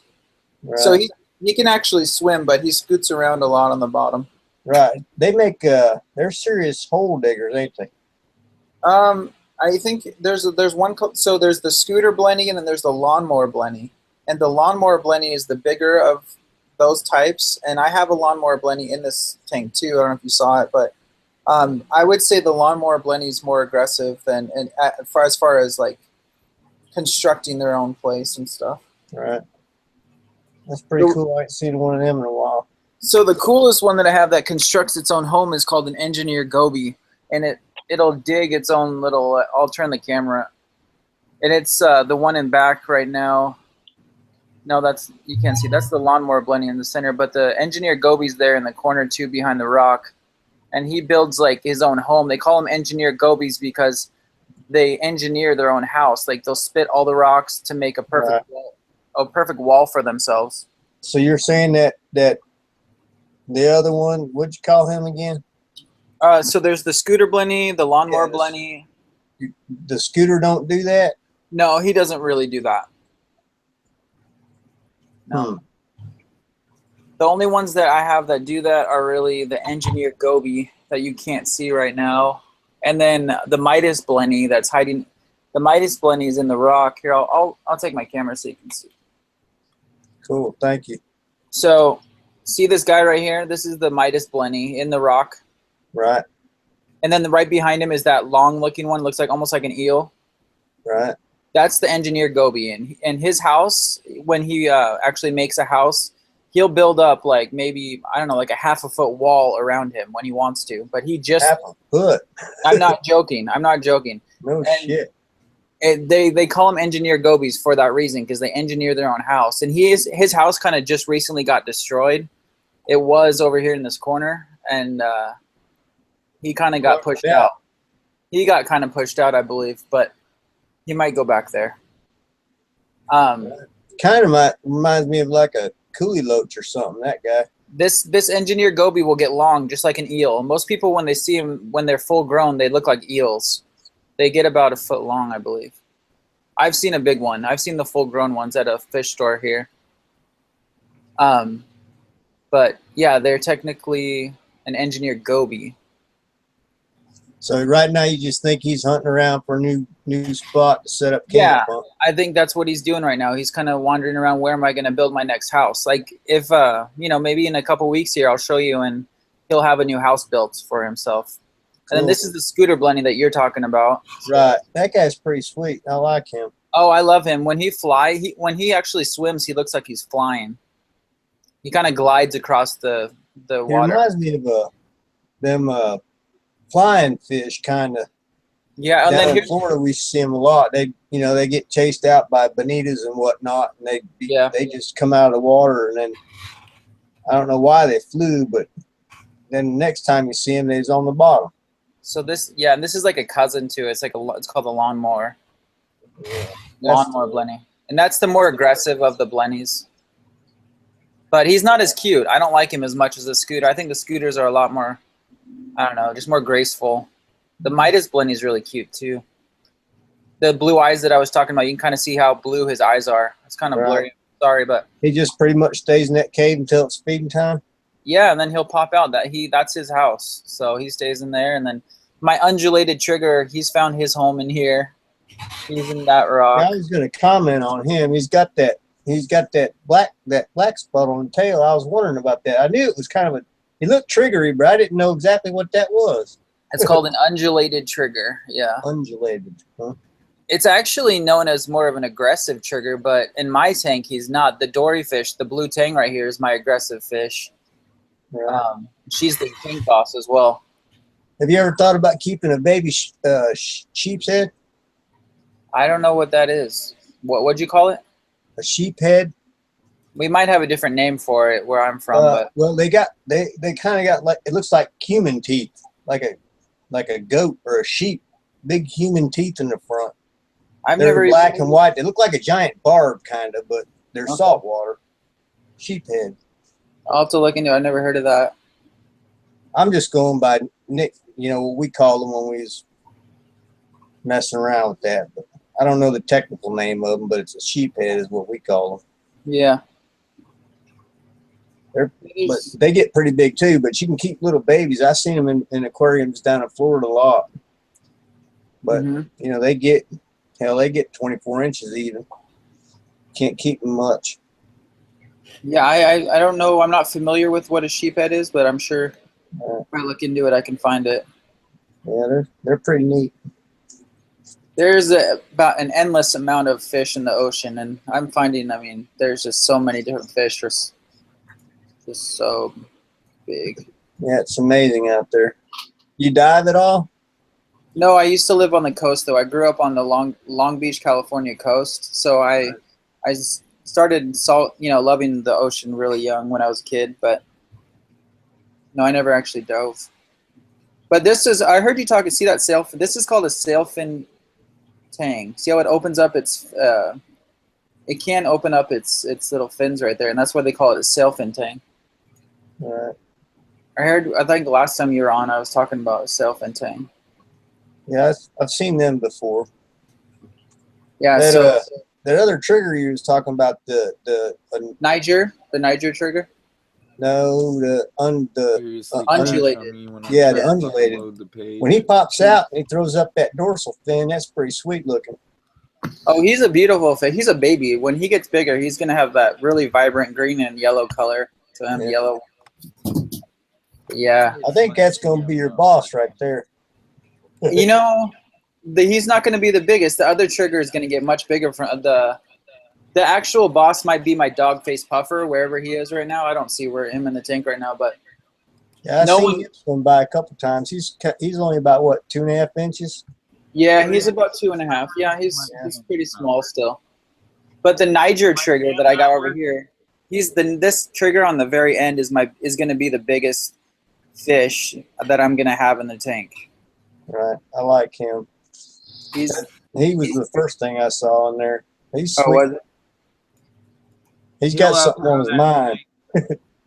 He'll outgrow that tank, just so you know. Yeah, he will. He will outgrow that tank.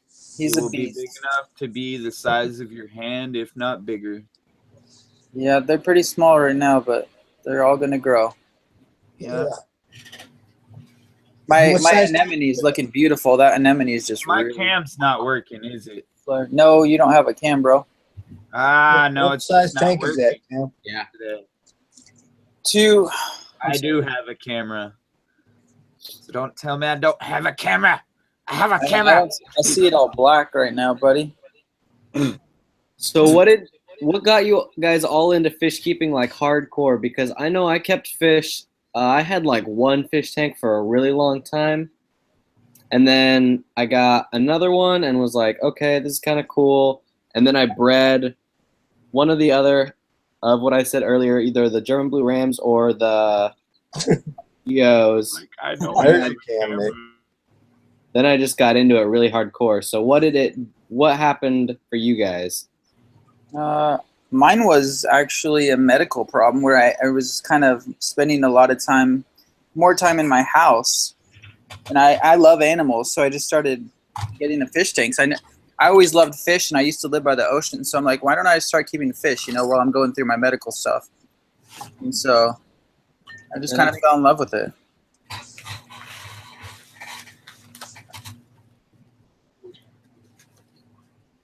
Lots of moving around for me, Brackon. Lots of moving around. I mean, I remembered when I was a little boy walking on the ocean and picking up sand dollars and, just starfish, and I used to love that. So where I live right now is not on the coast. I don't have the ocean where I'm at, but you're like, what, 5 hours, 6 hours away? Yeah, because you live in the Seattle area. I'm on the other side. Yeah, that's insane. But I know it was weird being so far away from forest and water, being on that side for a whole year almost. I think there's something peaceful, and I think it's amazing to watch them grow. And a lot of people, I love teaching people, and I love people coming into my house and being like, wow, what is that? Or, how, it's just, I love the hobby a lot.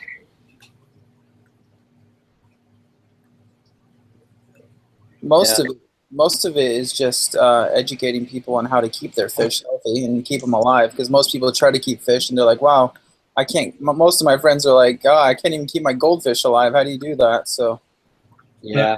Goldfish are like one of the easiest things to keep alive too. And I had so damn hardy, you know. Yeah. But I know I had people ask me how to keep their stuff alive when they've got goldfish in a 10-gallon and they've got 6 of them. They've got way too many in a 10-gallon, and then people that would clean out their tanks weekly, like completely, and I'm like, you can't do that to your tank, and not using correct filters and stuff like that, and it's so hard to convince people to do something else because this is what they think they're doing correctly. And so I know it's really, especially for me being a college student, a lot of my friends got betas, and that killed me so much inside. Yes. I think most of the questions, I mean, when I show people my fish tanks, I mean, they don't, I guess they're really impressed because it's hard for them to keep their little fish alive. And so most of the questions I get are like, wow, like, how do you keep it alive? I'm back.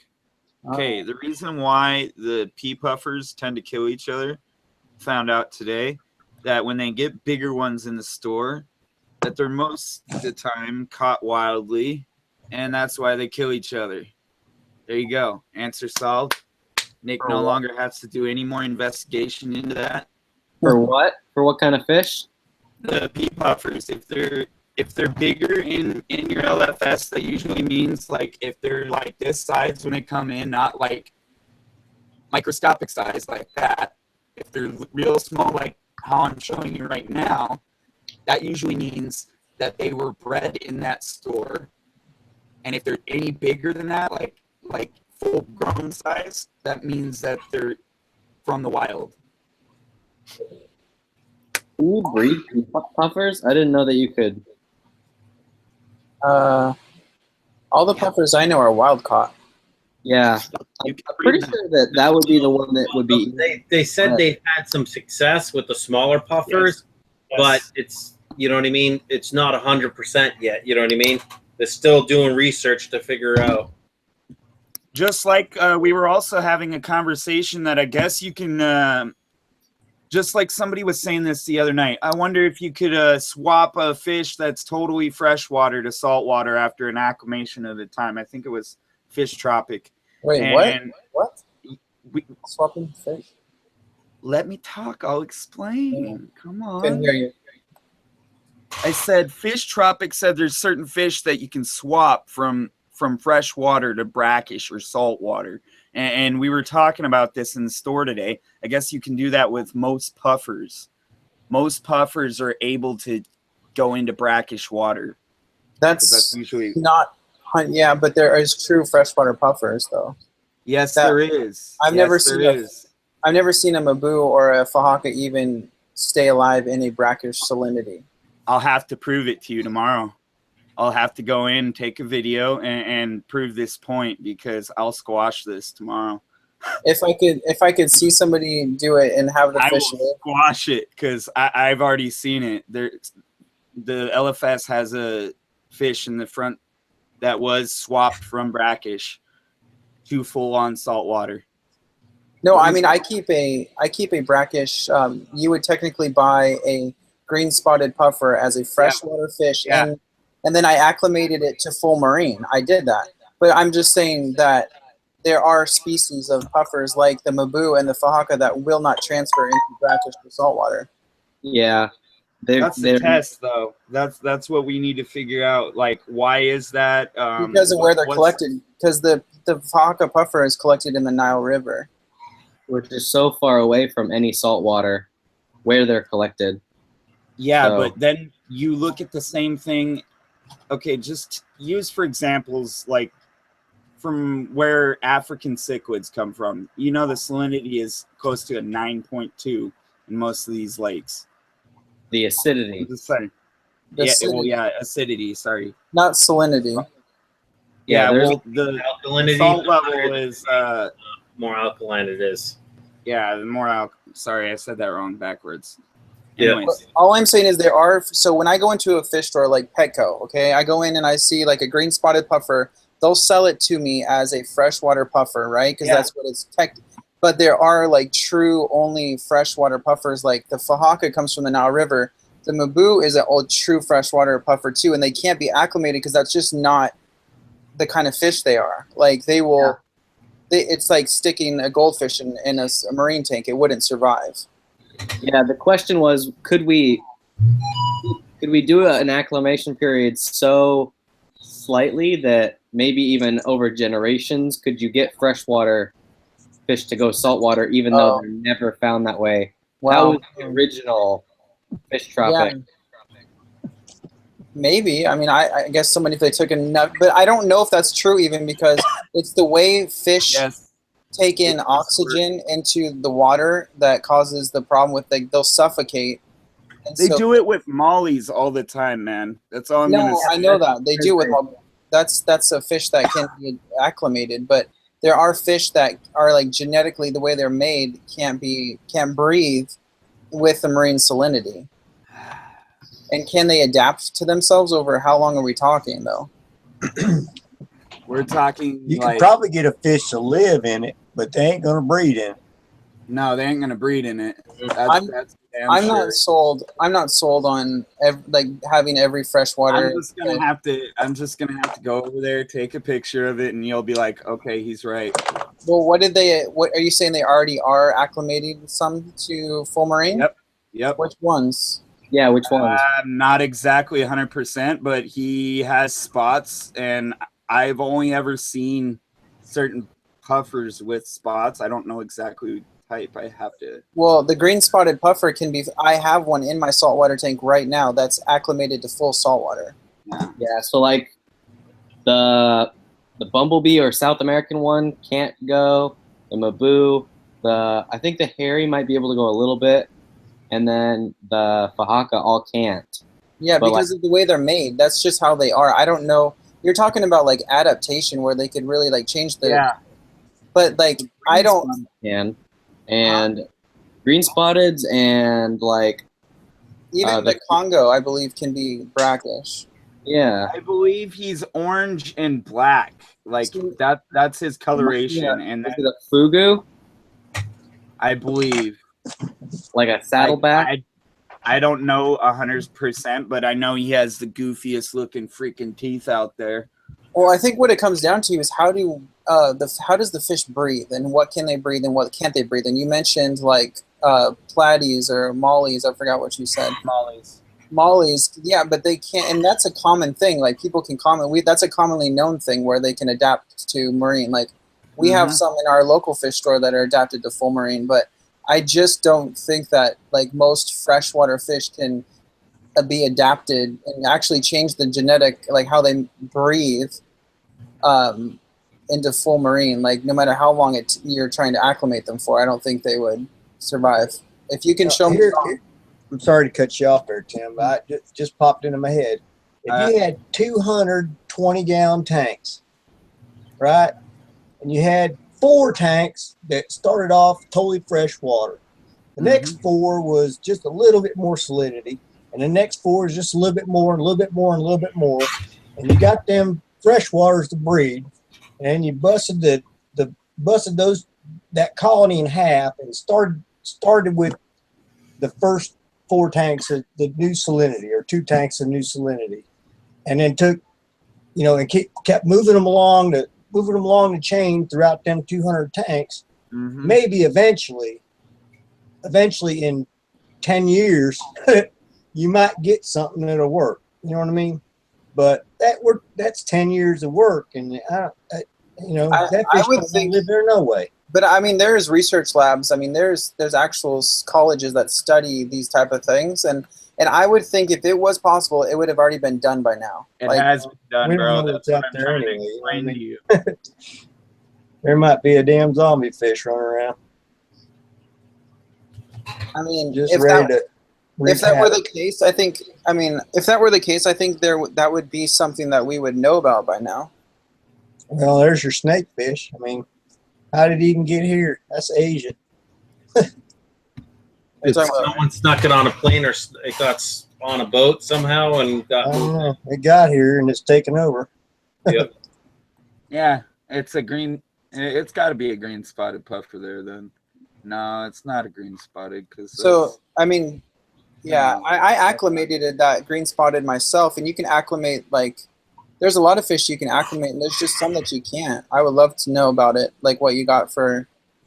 Like which ones they're saying that they can acclimate. If I can get this guy, if like they're supposed to ship it back to a customer because they've been babysitting it for another customer that moved away a couple states away, and they're gonna end up initially sending it to him. If they don't send it to him, I will buy it and I will prove that he was once originally freshwater. Yeah, I mean, I agree with you. There are some that start off freshwater and go to full marine. Like, there's a lot of fish that can do that. But I didn't even know this. Even those bumblebee gobies, those little tiny guys, you wouldn't expect that they can go full marine, but they can because they can handle brackish. Right. Most gobies are able to handle full marine. Yeah. Eventually. I guess if a fish can go from saltwater to freshwater, like your common salmon and the bull sharks do it all the time. Now they're not living there, you know, but they go from the ocean to the freshwater, and then they go back again. So there's got to be some kind of metabolic change that goes on inside their body, right? I mean, cellular. Well, I think it's time period. I mean, it's time spent in the salinity that really matters. I mean, I can put a fish in my saltwater tank and have it survive maybe for a couple hours, maybe, but it's not going to live, you know, in full marine for that long. So I know we used to catch catfish out of the creek and throw them in the swimming pool, you know, and that had all kinds of chlorine. Them jokers lived for 2 months in there. Yeah. Full chlorine. And I don't know how that happens, but they did.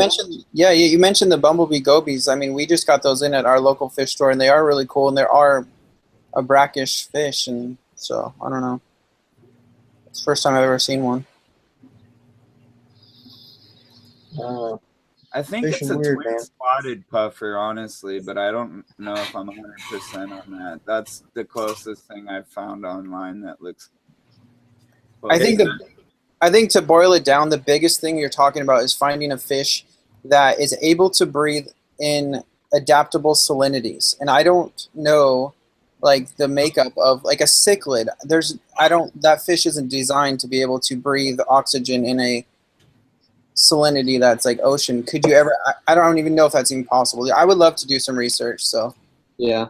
You should look up the fugu or saddleback puffer because I think that's what it was because they've got an orange color on their back and they're a little bit more elongated than most puffers, but nah, it's not that. I mean, there's a handful of puffers out there that can live There's over 5,000 species of puffers, bro. I'm talking about that can go from freshwater to saltwater. Honestly, if you really think about it, where there's a will, there's a way. I'm looking at I know a diamondback terrapin's a reptile, but it had to develop where it could be both in freshwater, brackish water, and salt. So like if it can go swim in brackish, it can swim in salt, and it's been proven, right? So you got to think there's fish out there. How about the sharks? You know what I mean? And, yeah, like I said, the bull shark. How about the crocodile? The crocodile go from brackish water, live out in the damn ocean for months, come back and feed a little bit in a river or something, and then go back out. That's a little different though, because it doesn't breathe the water, and it's just. Well, it's still absorbing salt through its skin. what its mouth and whatever it eats and everything. It's Yeah, still but getting not as much because they're reptiles. So So I just want to answer a chat for Dank Tanks asked, do I have any pajama cardinals? I don't. I have a Bengai cardinal, if that's what you saw in my tank. It's called a Bengai cardinal. yeah, those guys are cool because they're mouth brooders, aren't they? Yeah, I only have one, and I really should be keeping a group of them, but they're they're like $17 a piece where I'm from. So, yeah. And I would need like... You know why I said that? What? I just won't say it. I'm gonna close my mouth. They're $5 over here. That's all I'm gonna say. Well, I bought mine at Petco for... But I live in California, so... Oh, wow. That's awesome, dude. I don't mean to brag either. Well, if you did that, then I would say I enjoy my axolotls, and you can't have them there, so... Yep. Can't have them. I don't care. I'm just joking, dude. So what? Describe the puffer to me because I wanna find this out. Honestly, I'd have to go over there and take a picture of them. I thought I had one already. Hold on. Let me check my phone. Because I take a lot of pictures and delete, so you never know. Was it not a figure 8? No, it wasn't a figure 8. It wasn't like your standard figure 8 or anything like that.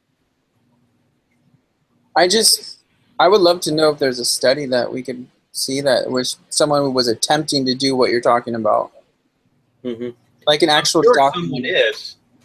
There probably is someone crazy enough. Some marine biologist is trying to see if they can't create a new species, or you never know. We haven't searched all the waterways. You never know if there's a fish that can just go from bowl to any type of water it wants, pretty much. Yeah. Yeah, they're still pulling up fish from the bottom of the ocean. And Yes, ain't they never are. been seen before. Oh, they are. I've seen some really cool ones too. Yeah, they're pulling stuff up every day. The deeper we can go, the more we see.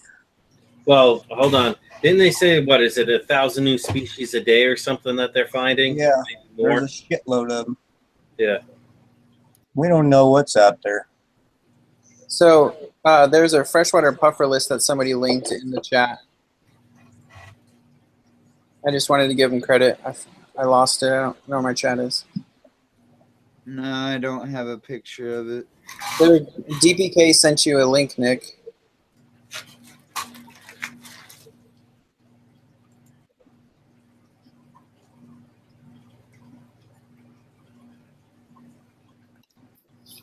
Maybe I do. Hold up.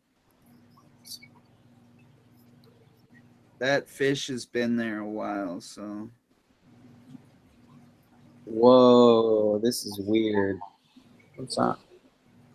It's DPK's link. He's got, I think they're called hognose or foxface. Foxface is a marine fish. Well, it's sold as marine. Yeah, so it's sort of, it looks like a foxface. I think but it it's might not. be a fox face, honestly. I think they're called sheepfish because it's not pointed. And then there's Vieja Argentina. I don't have the chat open, so I wouldn't even be able to click it. So there's 2 cichlids in the very first frame and 2 marine fish, and then it pans left, and there's a Midas, a flower horn, a yellow base fish with blue horizontal stripes, which would be marine. Let me. Which one are you looking at, bro? Which link is it? I don't even know what you're looking The at. first link or the second link? I think it's the second one.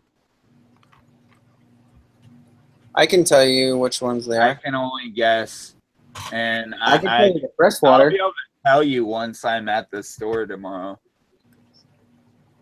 Yeah.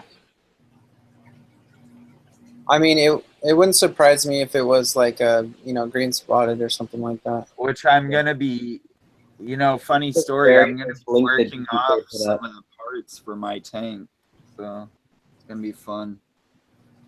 Wait, where's the link? I can't find the link you're looking at, Brackon.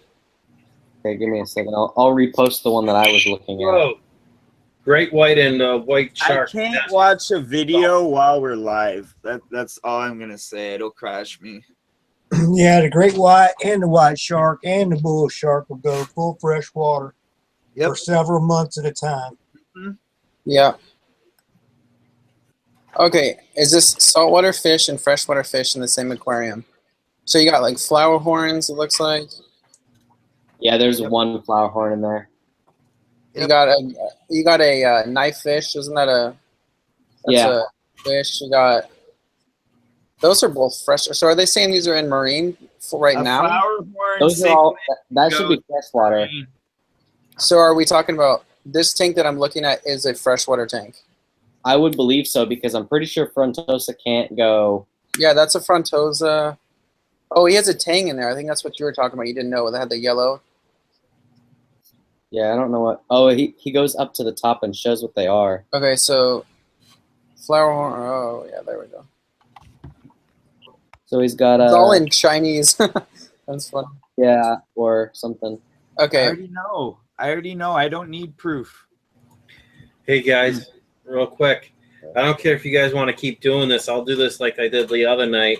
If you guys want to keep talking, I'll keep the stream going, but I gotta crash out. I'm exhausted. All right, man. All right, Captain. I think I'm going to follow your advice there and check out myself. Y'all have a good night. X'd out of the wrong. Good Yeah, yakking I at mean, you. the rest of you guys, if you want to continue talking, feel free. I'll just leave the stream up. I'll just shut my cameras off or stop sharing my screen and mute my side. That's up to you, though. Okay. Well, I don't mind. I'm just hanging out. I wonder what what types of fish can go brackish like that. I'm curious on what fish, if there is a fish that can go from marine to freshwater, that would be great. I'm pretty sure some gobies can. I thought the isn't it mollies or something that can go from? Mollies can go from freshwater to marine. Yeah, and then marine back to freshwater, right? I don't know about that. I don't know. I think I believe it's the case because that's how you get the really giant mollies or whatever. You know what I mean? Yeah, you can go like back and 4 or 5 forth. inches in size or something. So they jump. You can go back and forth with live bears. Yeah. So There's certain types of Malawis that can actually go in salt water I for would. periods of time. Yeah, not for any extended period. Not an extended period of time, but like a short period of time. Like yeah, the marine fish that I see in here, there's a tang. There's one other fish. I believe it's a foxface. Yeah. I think there was one some more. people like one more beer, Brian. It's like no. they're goby cichlids, though. That's why. Goby cichlids are not Malawi. Those are Tanganyikan.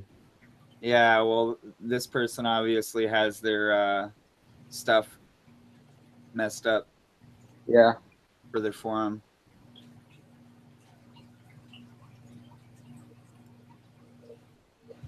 Have some rice whiskey. Jesus. If I had rice whiskey, I'd have it. This other one I'm seeing has scats, which are either or, and then a porcupine fish. Is that a porcupine puffer? Yeah. Do they have it in freshwater? I don't know if they're in fresh or salt, but then they've got a blood parrot and blue surgeon, monos, clownfish. I would think it's marine if they have a clownfish in there. Yeah, I'm pretty sure that this would be marine. And then the freshwaters are just converted over. Because I know freshwaters can go salt easily. That's what I think, yeah. Because I know most... Okay, here's what I'm going to tell you guys. For like a few seconds. I learned this from a few guys that have been doing like saltwater for years. They used to run freshwater numbers in saltwater tanks and never had crash problems. And you guys probably think I'm crazy on that, but if you want a quote on it, go to Rico's streams. What are you talking about when you say freshwater numbers? What does that mean? Yeah, I'm kind of confused. Like numbers of what?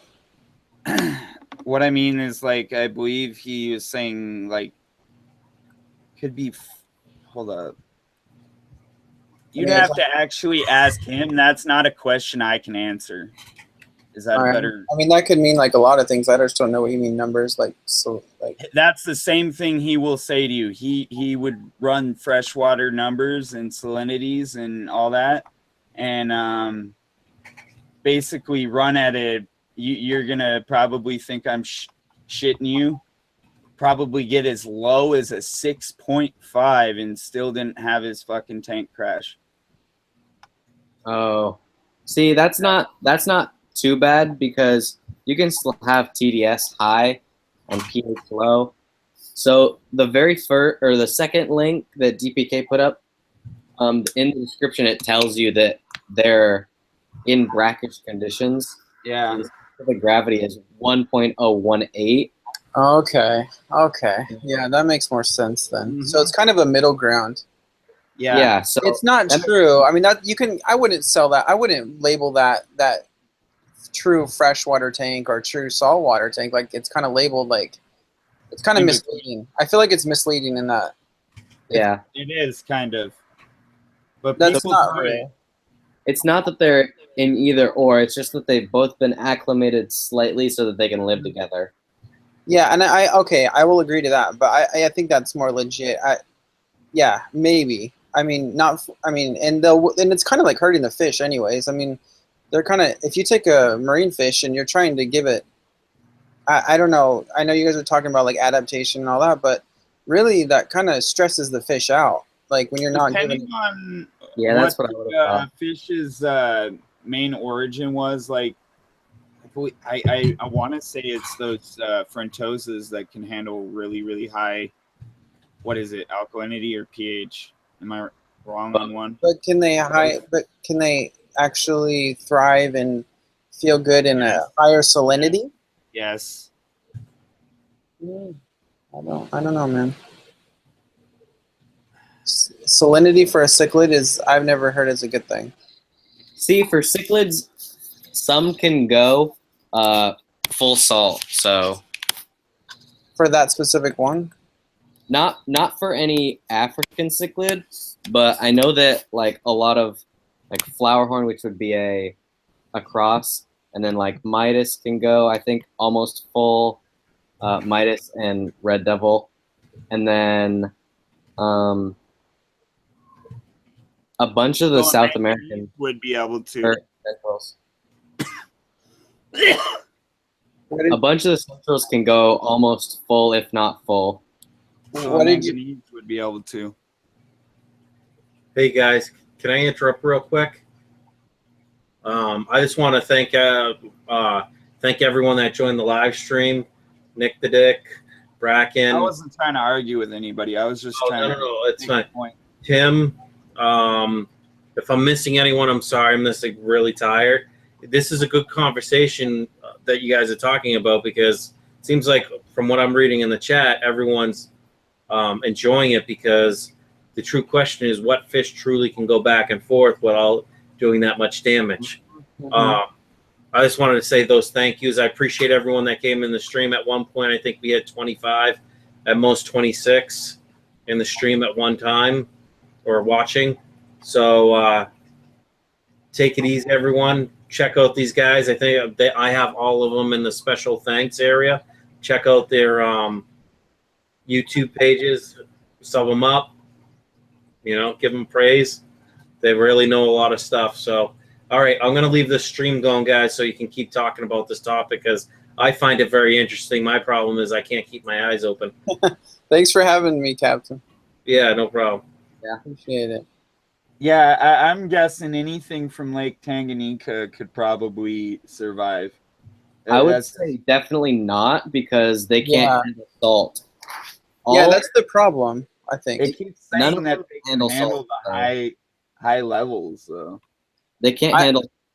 I know that all the Africans cannot handle like any level of salt. Right. So that's Right. That's what I do know too, and that's why I'm kind of confused when you're saying that they can. So, because I mean, yes, you might say other types in other areas may, you know, and I think what it really boils down to as fish keepers is you can do a lot of things, but like I said earlier, I mean, we don't want to really stress our fish out just for the sake of stressing them out and trying to please ourselves when we know about fish that won't really thrive, you know? Yeah. I mean, there's a lot of testing that can be done, but I don't know, man. I don't know, like Brackon said, I don't know any, like, Lake Tanganykan or like African cichlids that can even survive in a marine setting. I'll prove it right now. Okay. So this just for I'll pop some DPK, info right there. the link that DPK sent me, or he said, here's for Brackon, I think is what he said. That was not, none of those were saltwater. Those were all freshwater fish. The one that you say, Brackon here, those were all freshwater fish in a freshwater aquarium, so. What is this about? I missed what you're talking about. DPK sent me he said Brackon here, and then he sent a link, and then I watched the video. And they were all freshwater fish that I could see. There was one fish I didn't know what it was, but I'm pretty sure it was just a orange chromis or chromide. Yeah, chromie is what we call them. Which can go full freshwater. So I read this link that he just sent. It's a link about acclimating one to full saltwater, drove a few people to actually doing it, and a few cichlid species such as the Jack Dempsey, Demisani, peacock, albino African cichlid made it in full saltwater. Reading this on an article online inspired me to try it. So I guess this guy's talking about his own personal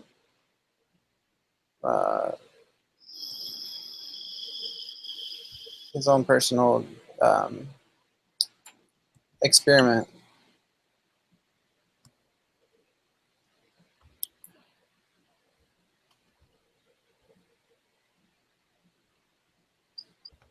Okay, fuck this. I'm just gonna drop the link. What's up? Because that'll just take too long to copy and paste all that shit. So basically, if you go down to Cichlid Care, it'll say Lake Tanganyika can get as high as 9.3. The best range for these fish is a pH of 8.5. Period.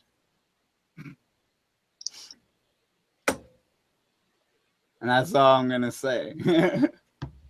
Well, I'm not arguing on that. I'm talking about salinity.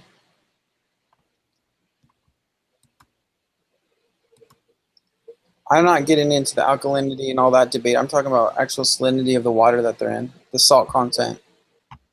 And I'm telling you, you add salt to cichlid tanks like Tanganyikans, and I know because they sell it over at the LFS. It's a different kind of salt, though. It doesn't raise salinity. Yeah, there's actually a difference between freshwater salt and marine salt. Like, that's one of the first things that you got to learn when you're keeping a marine aquarium is. I know that, but the point is if they get salt at all, it's still salt. It's made of some form of iodine, is it not? Yeah, but there's about 1 million different kinds of salt, so. Here, I'll send you a link. I mean, there's tons of information on the differences of salt between marine salt. I don't need a link, dude. I don't need a link every time. I've read enough links tonight to feel like I'm kind of getting overwhelmed with all these links. Okay, well, I just thought I'd give you one since you gave me one. I basically damn near close to work in a fish store, bro.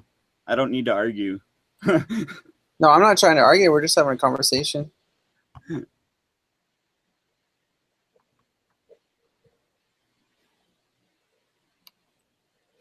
I think we all care about fish here, so I think that's the, you know.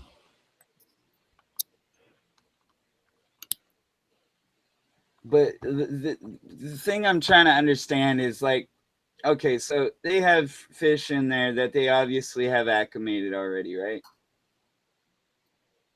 And if you're putting half salt, half fresh water, you're putting salt into water. All right, right? Okay. Period. I'm putting salt into water. Yeah, you're adding some salt into some fresh water when you're making brackish water.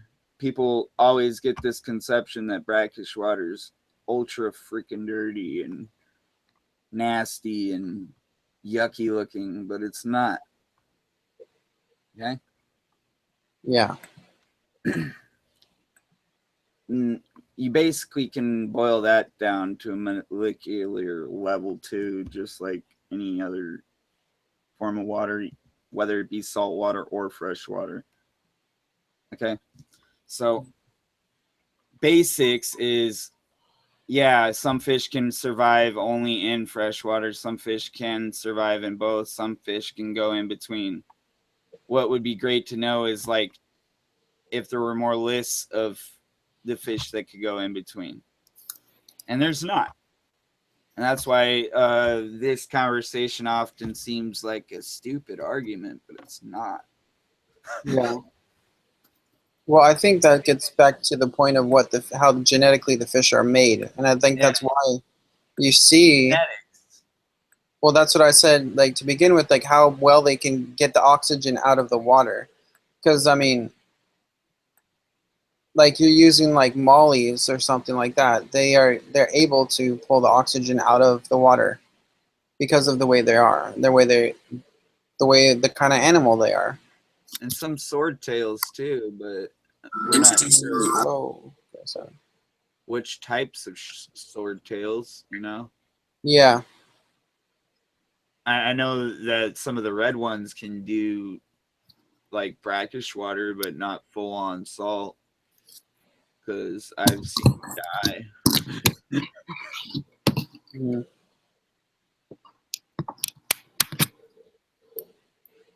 So aquarium salt is just pure NaC1 with nothing else in it. Yeah. Which I'm trying to find the difference between that and then the marine salt, because there's a huge difference. That's what I'm more into, like trying to find out the difference between what kind of salt, because I know that freshwater salt is used a lot for sedating fish, calming them down.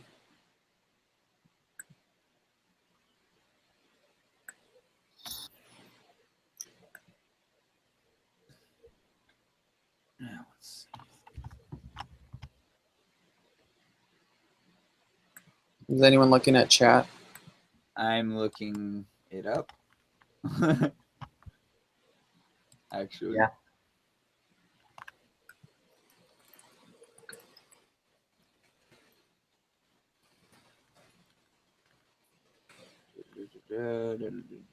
Read. All right, I typed my stuff in there. Come on.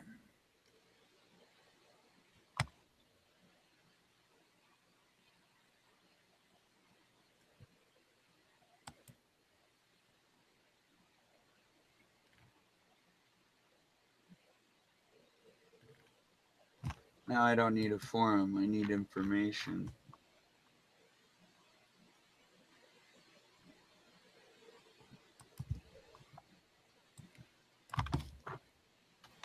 Is Brackon still here? Who else we got here?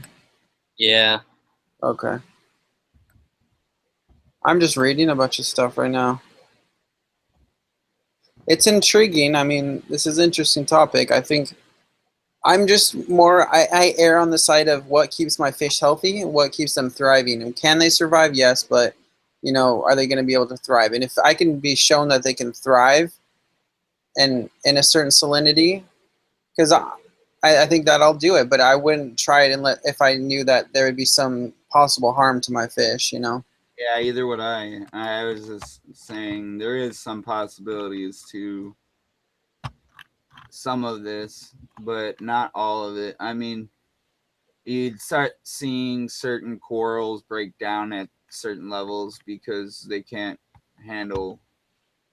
Well, the calcium in the don't get me wrong, there is some corals that can handle brackish water, but there's very few and far between. Oh yeah, definitely. I mean, corals are one of the most sensitive to salinity creatures that you can have in marine environments. I mean, just doing a water change is sometimes like scary when you have like a sensitive like chalice or something like that. Like there's hardier coral, like the Kenya trees are really hardy. I've had those survive like major salinity dips. But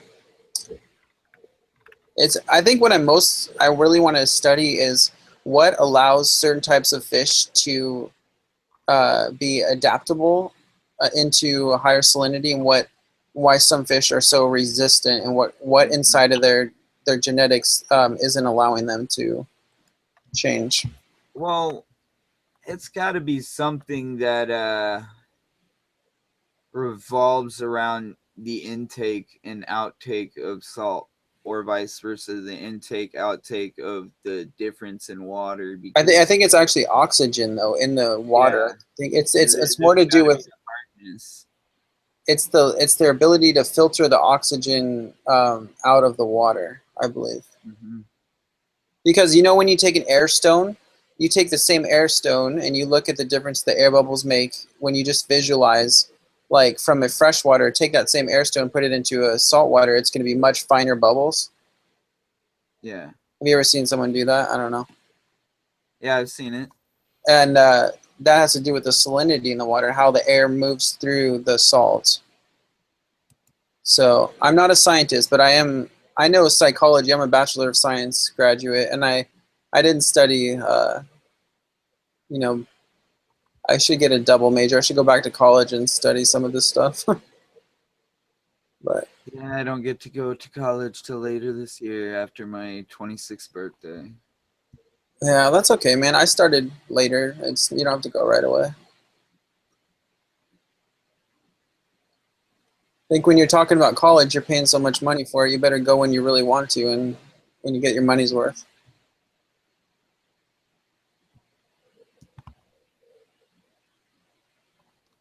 I live in one of the most liberal states there is, man, so it's kind of hard to, like, when you're choosing a college out here, yeah, to find one that you like.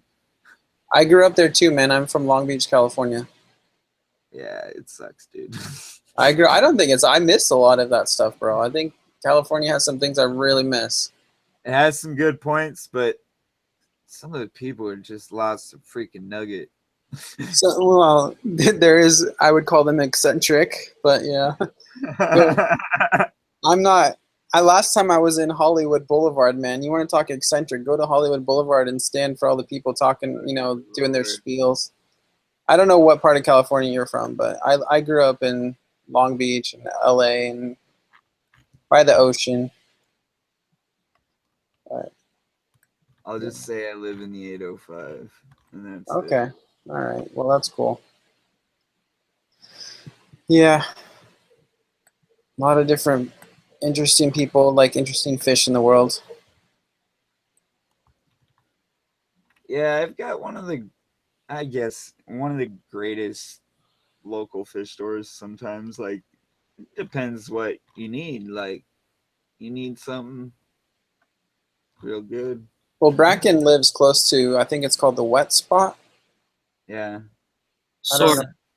I wish I still lived up north, dude. I loved it more. I want to travel to it's called the Wet Spot. I think it's like in Portland or something. Yeah, it's like 2.5 hours away. I saw videos of that store. It looks pretty cool for freshwater. I don't think they even keep saltwater. I think they might, but I don't think they do any like online stuff. Yeah. But I'm not 100% sure. Yes, I use a refractometer dink tanks. I'm sorry not to get. I gotta keep track of chat here.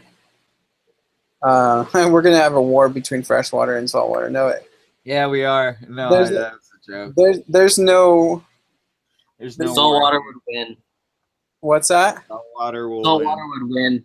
There's too much of it. Okay, I'm gonna just say this: the difference between after keeping marine and freshwater, the difference between looking at and understanding tanks is a marine tank is like a complete ecosystem. I mean, you need everything to thrive, to have the tank thrive as a whole. Like you need to have the right kind of like critters that will do the small tasks. I know you guys, I know people say in freshwater you need like the cleanup crews or whatever, but it's not as vital as it is in saltwater from what I've found. What's that? You know how many links I open a night because of you guys? I just think that saltwater. That I'm overwhelmed. Like totally, like my page is still fucking full of like 10, 12 links from the other night. Hey, it's all right. Freshwater is more forgiving dank tanks. I definitely agree. And when you make a mistake in saltwater, you just lost at least $100, and like it sucks. Each time. Yeah, but I think they're both beautiful in their own ways. I mean, fish are fish and animals are animals, so we can all appreciate them. But yeah, it was a fun debate, chat, talk, whatever. I think we learned a lot. At least it raises questions for me to really study some of this stuff. Yeah, I'm gonna basically be working off most of my summer for that 125 gallon and all the parts and pieces that go with. Yeah, I feel enslaved. Oh, are you talking about a saltwater tank, 125 gallon? Oh yeah. Oh yeah. I mean, I was at a store today. I was at Petco and looking at the reef tank, and like one little frag coral was like $80 for. It's like the size of a quarter maybe for this really rare chalice. I think it was. It was just stupid. Like no, I think I've totally worked out a deal with them in there where I'm gonna be like totally working for them for like. Petco? No, my local fish store. I'm not gonna give out a name because, yeah. That's all right, man. But yes, I do use a refractometer, dank tanks. I use a hydrometer too. I mean, I really want to get a digital refractometer. They're like $100, but they're the best thing to measure salinity and the easiest right now. Yeah, I don't really think it's necessary. I think if you even use a hydrometer, you're fine as long as you make sure it's working. So how does the digital refractometer work? Does it like shine a beam through your water? Yes, it does. It shines a beam. Well, this would be another question I'm going to say again. You should ask the great man Rico when he's on because he's got one. I don't have one personally, but yeah, it shoots a beam through the water, and basically by the color of the, because I believe you put a chemical in there too, just like a normal tester, right? And it shoots it through the water and tests the water based on what it sees the water as. I don't own one, but my friend does. Him and his soon-to-be wife, they're crazy. They have like 2 500-gallon in-wall tanks. Yeah. With one room that would be like a normal person's laundry room, but it's their sump room, and that's big boy game. It's big. These guys are big boy games. Like yeah, they have 2 500 gallons on different levels, and another like 120, and they hosed them all down to their one room, and he uses a digital refractometer, and I don't think he has to put anything but the actual water onto this little metal plate, and I don't know how it measures the salinity in there, but I didn't see any light or lasers when he did it. Yeah, it's got a little laser inside of it, man. That's crazy. Yeah, I know they're like $100. I was thinking about picking one up, but I'm not that technical yet. They've got cheap ones, but I don't know, man. Yeah. I think you really want to be careful to get something reliable when you're talking about salinity. Yeah. And I don't really know if I even trust mechanical. I would rather stick to like a refractometer or a hydrometer even. I don't know. I don't know. Because you could lose a lot of money in one night if your salinity's off. You know what's funny? Is yeah, you can lose a lot of money in one night, but if it drops not so drastically, like let's say like 4 points in a night, you aren't gonna lose much. Yeah, there might be a little bit of whitening of coral or whatnot, but I wouldn't see you losing much, you know. Well, you probably lose your anemone, that's for sure. If you have Yeah. an Yeah. because they're really sensitive. You might lose the lionfish because those guys seem to be so hard to keep. I don't know if you guys ever kept lionfish before, but No, I've never kept salt. This is going to be my first venture into it. yeah, I would definitely stay away from. Like I was saying before you guys got on, I think talking to those other guys, I would get the anemone last until just wait till your tank is fully cycled if you want one. I'm gonna get like later on a mandarin, but not right away. Oh, they're beautiful. I love the mandarin guppies. There's actually 2 different kinds. There's the I think I know they have both of them over at the LFS. Yeah, like We the get a lot red of great stuff because we're so close to the ocean, you know, that it's like right there, hop and a skip, and then you know imports is right there too. So Well, yeah. So DBK says the only thing I know saltwater fish need salt to regulate the blood, and freshwater fish get dehydrated faster in freshwater. That's all I know. Yeah. So have you guys ever, or I guess Nick, you've never had salt, but Tim, have you ever had the ruby dragonette? I've never had that fish, no. See, that's what I would rather get instead of a mandarin, because if I ever go marine, I'm probably gonna be a micro tank. I'm probably gonna be 55 or less. Oh, there's beautiful gobies that you can. I was just looking at a goby today. There's these things called, I think it was blue goby or green goby. Yeah, there's so many though. Yeah, I would love to like if I do, I'm gonna start up a puffer tank in my bedroom when I get back, and it's probably gonna be just for now figure eights, and then I'll move on from there or whatever, you know. Well, now we're talking brackish, aren't we? Yeah. And that's why I came in with the argument. Okay, that's what started this whole thing. that was my little. Well, I think we learned a lot. I mean, I'm going to do some more research and probably get back to you guys maybe next live stream on what I learned about it. So, well, I think I found one of the puffers that it might be. I don't know. That's another slotted puffer that somebody's trying to play off with their crap camera. Brackon, I know that there's blue, yellow, and one other color of gobies, and they're like a nano goby. They're like a small, and they're so cool looking. They probably don't get more than an inch long, I think, or an inch and a half. And I know the owner, or like the lead saltwater guy at my local fish store. He keeps like a tank full of them, and it's just so pretty, dude. Like with a couple corals and stuff, and it's just a nano tank. But you're talking about the little ones that are kind of more fat. Yeah, I'll show you a link to them. So I know exactly what you're talking about. They have yellow ones all the time at the LFS. No, the yellow ones are the most common, but they come in like these other colors that are really cool too. Yeah, they do. They have yellow, orange. I've seen red ones, but blue. I know they come in blue and green. Yeah, I haven't seen a blue green and yellow. I don't think I've ever seen blue though. Yeah, and there's actually a black one too that I was gonna buy it, but they didn't have any. So I think they're really cool. I think I would love to do that. I might do that with my bottom 10-gallon tank. Just do like gobies and coral. Because they can go in those small tanks because they're so tiny. Have you ever seen the? I think they're called blue striped, or maybe there's a red striped one too. But they've got sort of like your Midas right there, but shrink them down. Oh, I know what you're talking about. Yeah, and then they've got two stripes. Yeah, dude. Those are the problem with those though.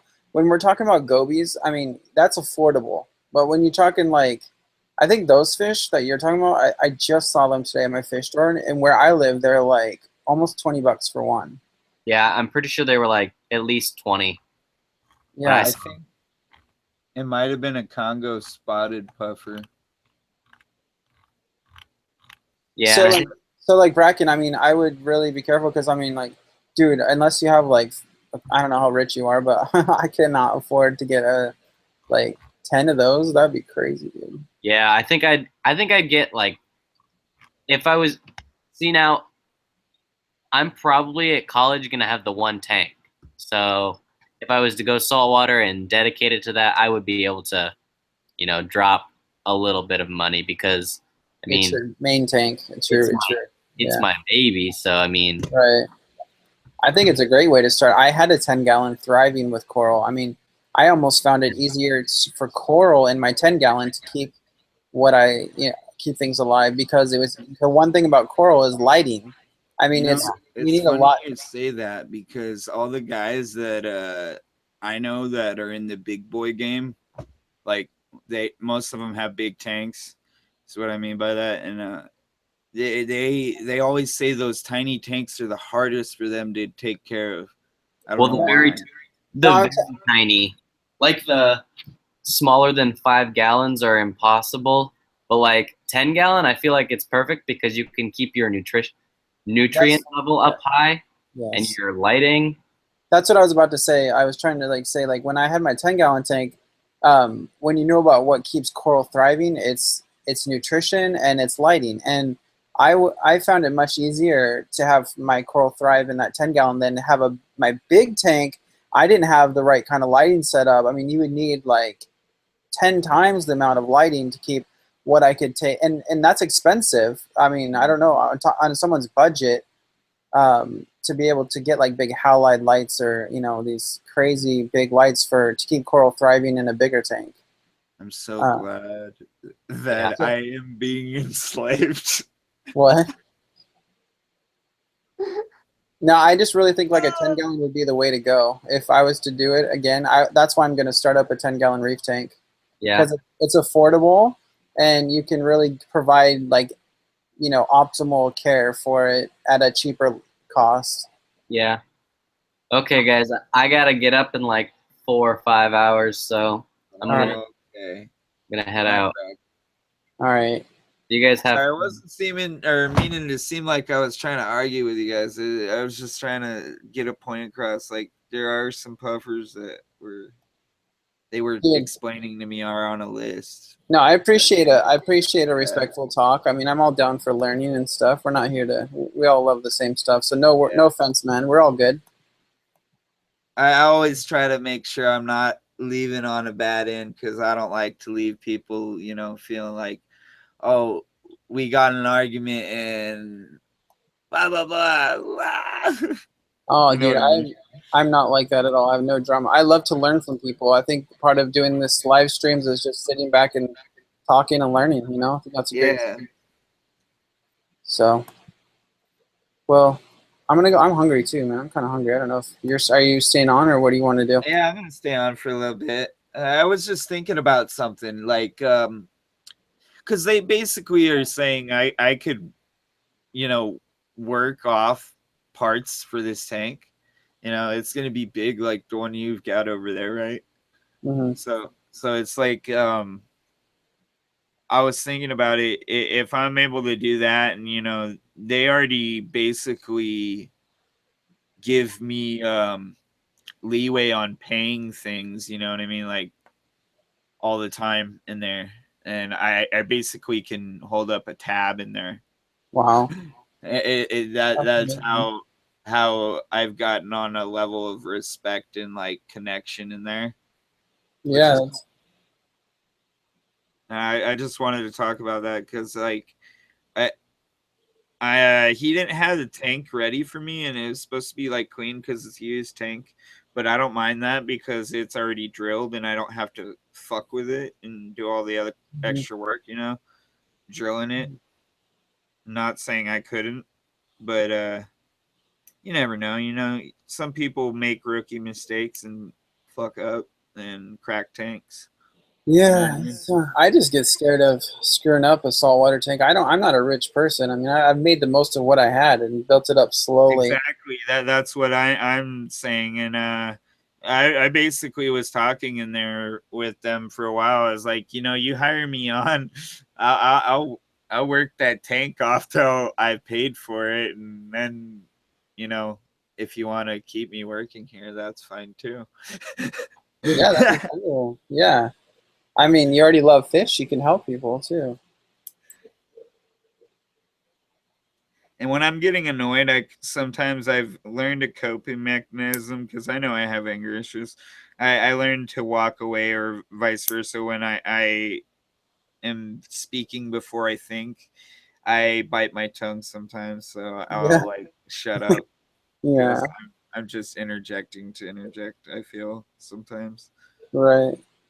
So the chat is talking to us. I feel like we need to include them. Read the chat! Okay, read the chat, Nick. I feel like they're here with us. I mean, we got read the chat. We got 8 people here, so I think my favorite saltwater fish. What is your favorite saltwater fish?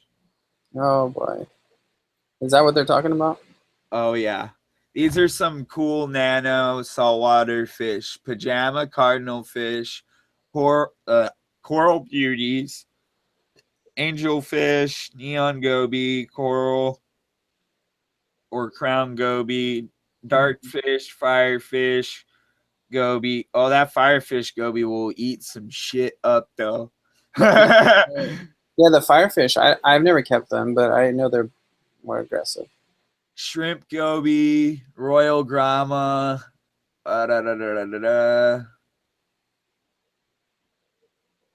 You know, dank tanks. I've never put nano fish in huge tanks without putting pajama cards. Big fish.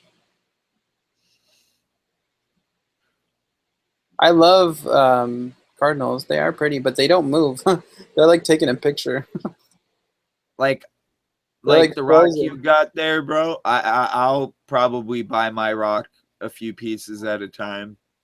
Oh yeah, dude. It's expensive. It's stupid. Oh, it's mad stupid, bro. But I get it because they take it straight out the ocean most of the time. Some of it. Hey, I love freshwater, born to keep fish. I really do. I think freshwater will always have a place in my heart. I mean, I think freshwater has that green look to it with all the plants that you can get. I mean, they're just different to look at. Like a beautiful. What's that? I was about to ask you, ever watch that River Monsters? Yeah, I love freshwater. Don't get me wrong, but when I think about freshwater, I think about when I lived out in Arizona, and basically, you know, like I think about all those fish that are bigger than me in the water, right? Yeah. And I was a kid, right? Yeah. So, you know, big ass fish could drag you under, right? It doesn't matter if it's a freshwater fish or not. They could still be mean. Right. No, that's true. That's true. Hey, Dink Tanks. No, I don't know if you guys have seen my fish room. I'll pull the camera back, but I have about 7 fish tanks in this room I'm in right now. I love your fish room, man. So there you go. Now you can see Dink Tanks. Thanks, bro. I don't know if I'm getting it on camera right now. You have to help me out. I can't see what I'm doing. No, you're not. Turn. What do I got? Okay, there we go. Right? There we go. So, hold on. Okay, Dink Tanks. So I got, like, this is my rack, my big rack. Wow, that's like, I can't keep things straight. So I got babies growing out here. You can see my freshwater flounder right there, which is really a brackish fish, by the way. Yeah, that is. So then the next tank over, I'm keeping a bunch of they're crayfish, but they call lobsters. And then my that freshwater flounder, I've seen that converted over to saltwater, bro. Dude, that's another thing I was doing all last night. I know. I would love to do that. I've been doing so much research about that. We'll talk about that after I show them my tank. So I want to talk to you about that. Hold on, guys. Sorry, probably making you dizzy here. And then I got another big freshwater tank. So what do you keep in there? Oh, have you not seen my tank, my freshwater?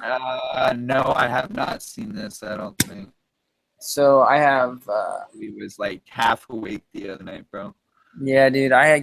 This is a lot of cichlids. I have a Fahaka puffer. Right. What? Looks like a bee right there. That guy that's really striped and looks like he has freckles all over his body. That's a featherfin. Oh, is it? Yeah. It's also known as the upside down fish, catfish. I wish I could point at it with my finger. Yeah. I'll take you over there. I'll pick this up. So this is the featherfin. Oh yeah, yeah. And then I meant the cichlid right there. That cichlid. Over. Which one? Over. The other direction. Yeah, right there. That guy. The one that's all, yeah, that guy with all the patterns. That's an OB. Yeah, that's an OB peacock. Yeah. I just lost one of those recently. That's why I knew what it was. Oh man, yeah, I love them. I actually need to get another one so it'll actually. If you have more than this in there too. I do. Yep. I have Venistus. I have a iridescent shark. I have. I had that that yellow peacock you've got right there. Yeah, it's called a yellow lab, and the yellow one's a lab, and then the other one that has yellow on is an ACI. What's the yellow one without the stripe? What are you talking about? Like I don't know if it's a yellow lab without a stripe, and they've got a. That's the yellow lab right here. Right, that's the yellow lab.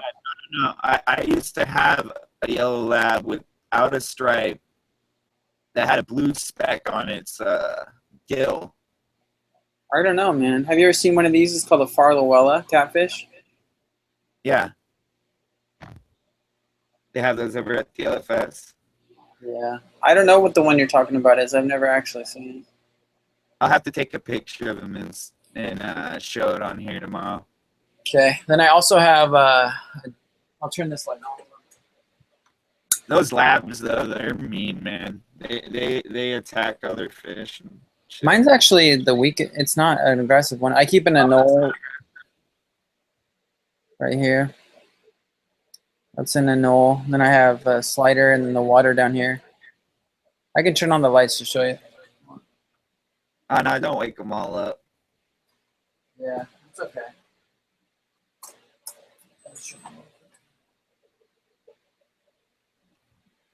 But yeah, so this is my reptile tank. I almost scored some turtles the other day, but the lady backed out at the last minute. I love turtles, man. They're just peaceful.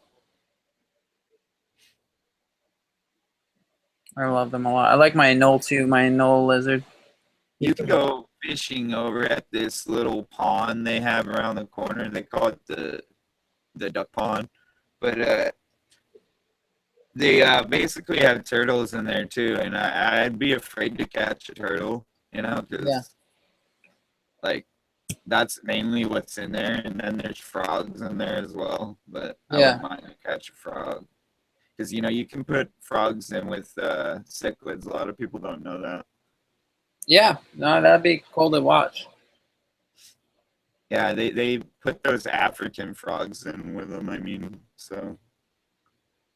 Yeah. Thanks, Dink Tanks. Yeah, I keep axolotls. I love them too.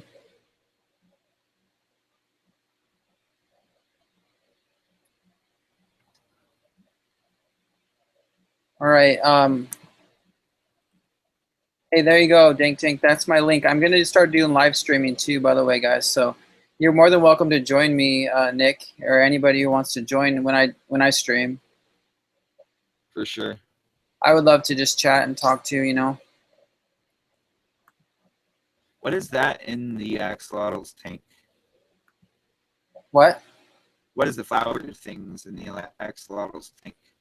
Oh, those are just decorations. You really should. Axolotls should be kept with no substrate, and they should really have nothing else in the tank to be the healthiest.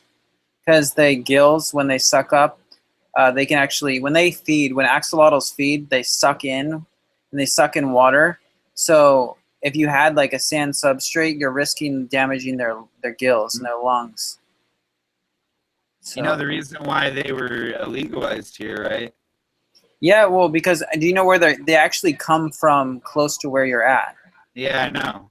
Well, they were getting messed with a lot, and well, they're endangered species. Did you know? Yeah, they're endangered, and people would go and kill them and stuff, and yeah, they're only found in one lake region in the whole world. It is what it is. They're misunderstood, and they get called the water dragon, and really, they're just a misunderstood creature like an eel.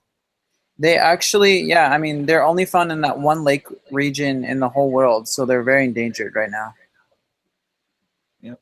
So yeah, I love them. I studied up on them, and I like keeping them. I think they're cool. They don't move a I lot, wish but we could own them, and I wish we could also own piranha here, but we can't.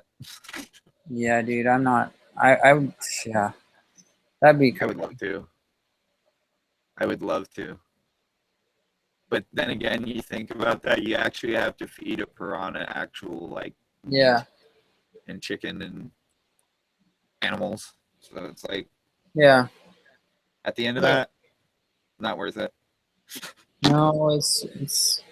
I'm gonna put a link to my profile on YouTube, so anyone can subscribe and join me, including you, Nick. I mean, if you want to go to chat and just sub me, I'll start live streaming here soon. I actually probably already have you subbed. Okay. I tend to sub everybody. Oh, And if I okay. don't, Let me try to sub you and make sure I'm subbed to you. Can you like say hi or something? yeah.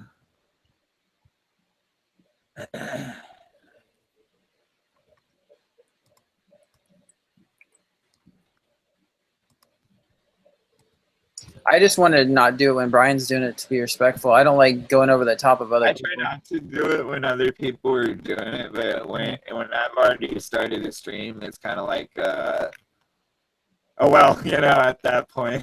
Mm-hmm. And sometimes I do individual streams where I'm just giving little updates of what I've been doing lately or whatnot. Yeah.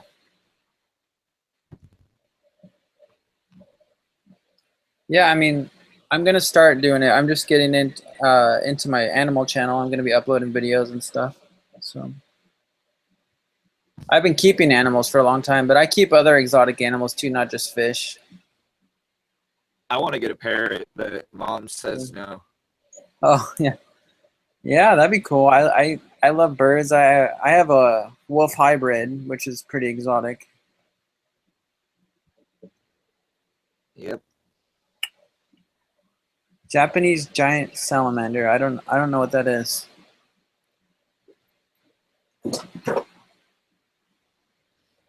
All right, Nick, you're gonna have to take over. You're gonna have to take over. I'm gonna go make some food for myself, or I'm gonna pass out. But I'll stay on this chat though. I'll just go. I need to go make some food.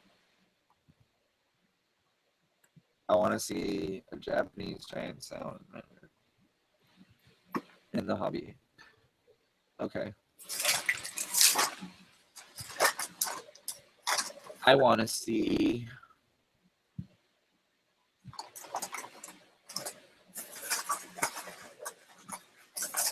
the world's biggest puffer fish in the hobby.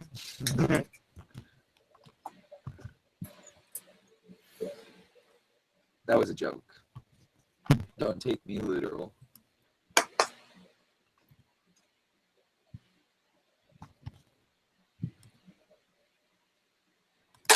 All right, man. I'll be back.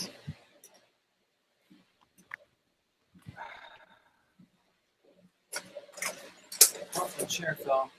Instant ocean. You're gonna become not my best friend. Not my best friend. I won't use that. How big is this one? The large one is $29.99, and they're trying to sell it for $40 over there. Dude, I gotta buy 2 of these then.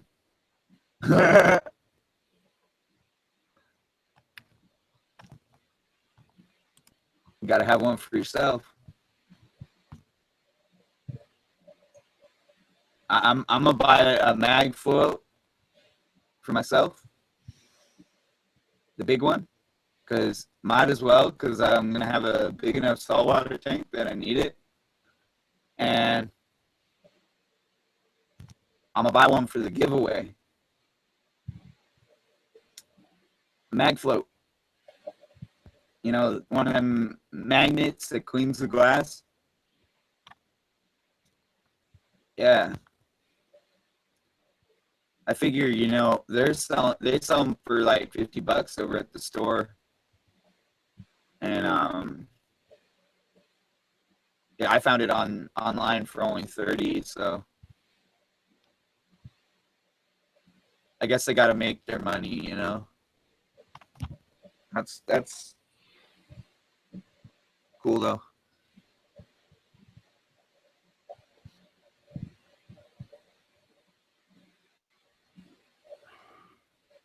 But yeah, I'll basically be working my booty off for my fish tank supplies, for my saltwater tank supplies.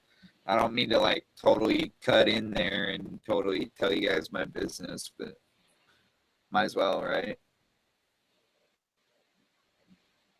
It'll be fun. I'll be working my ass off and learning a shit ton about saltwater that I don't already know. I mean, I know a lot about saltwater already, but I don't know enough. I could know more. You know what I mean? Just like I found out that my Placo gave himself a Popeye. Or an infection in his eye. Vice versa, still Popeye. He bumped his eye so hard against something in the tank that he jammed his eye and he has what looks like a black eye. But clear coating over the top half of his eye.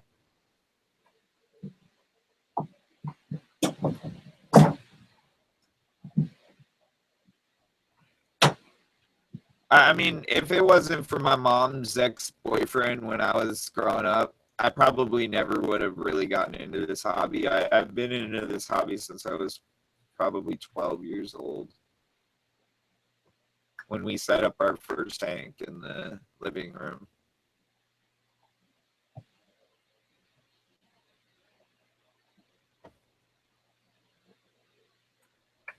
Oh, you're talking about Planet Plus Phoenix, or vice versa, a 24/7 Phoenix.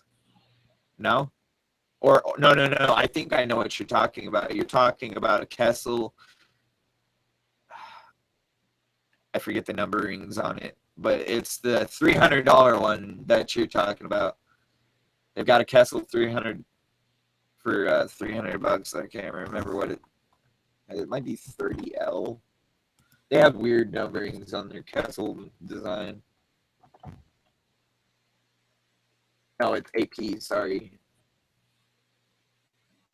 AP 700 maybe, or the 360.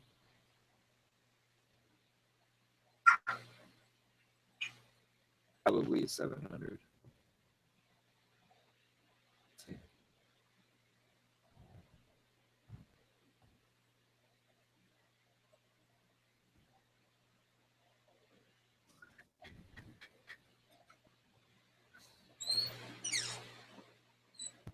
No, that's the total. That's, I believe. No, you know what? I might be right.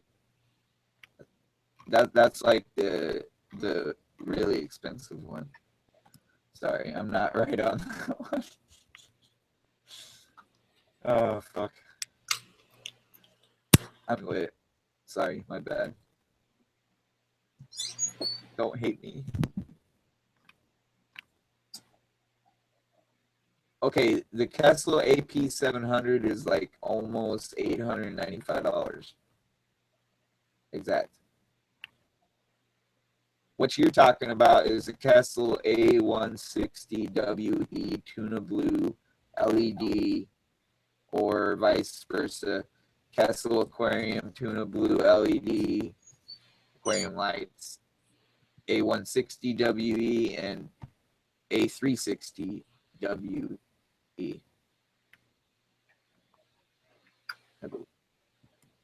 That's a combo set. Whew. Numbers and letters, man, it's my forte.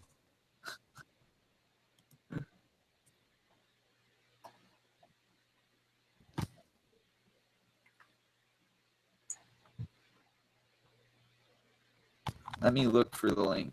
Okay, I'll send you a link. And meanwhile,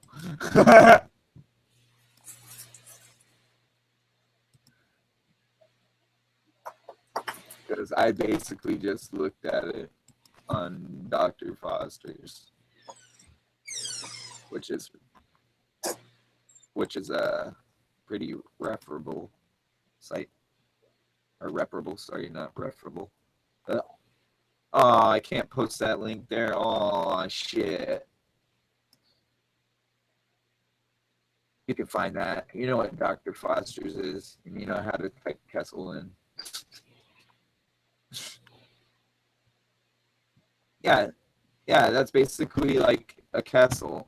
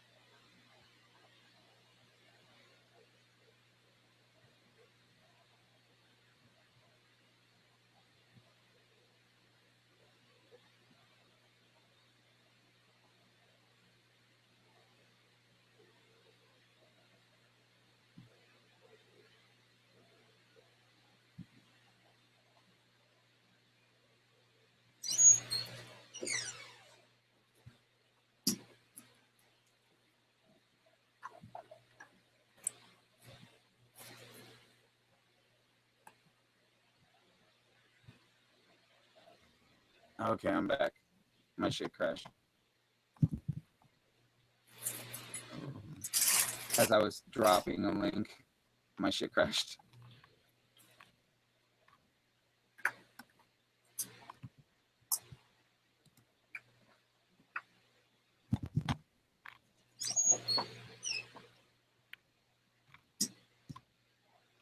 Yeah, that's basically what it is. It's a 24-hour like DPK.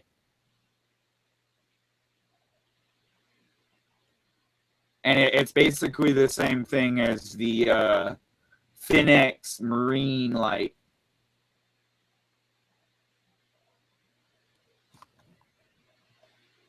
Which would grow the same growth, I believe, possibly, quite possibly. I could be wrong. I've been wrong before, so don't quote me on that. Please don't quote me, son.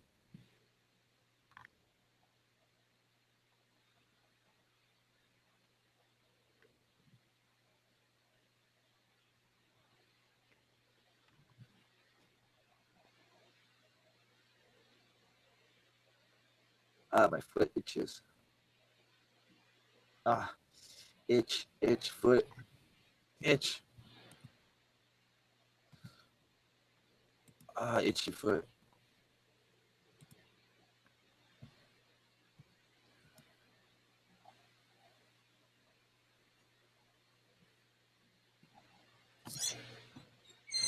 You mean hydroponics?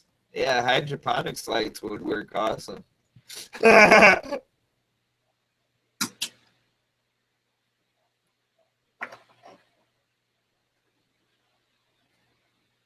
Yeah, they use too much power, man. That's my problem. That's why I use LEDs.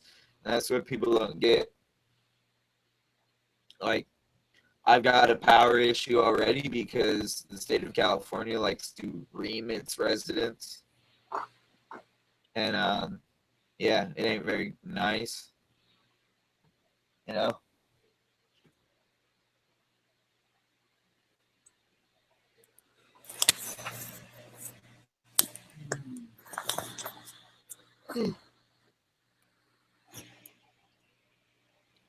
You've got a puffer? You said, Tim? What's up?